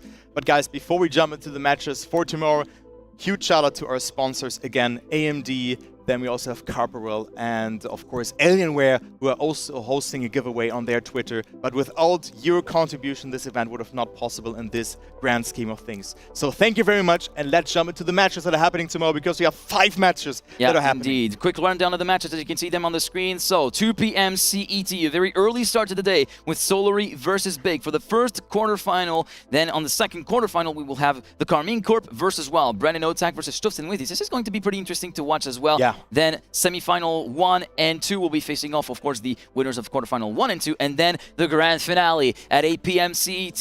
The last 2 teams to decide who will be the 2023 Trackmania World Champions. Yeah, will it be Pack and Carl Jr. again, who have already won the World Championship in a total of 6 times, or will be crowned a new World Champion. Solary has been beaten today, so that's why they have to play the first match tomorrow against Berlin International Gaming. I'm really looking forward to that. Guys, thank you very much for watching our cast, and huge shout out to the production as well. It has been a blast. It was awesome so far, and we have 5 more matches tomorrow, and this was just like, what a nice day. If you thought we needed a breather beforehand, well, we're going to need a lot more breathers tomorrow in case this kind of action continues. We hope it continues that way for ourselves and for you guys who are watching. Thank you very much for tuning in to day 2 of the Trackmania World Championship for 2023. I've been Thomas Mengozi, aka G-Geek. This has been Locker Servo, aka Kylo Vish. Much love, be kind, stay safe, and see you tomorrow. Godspeed, people!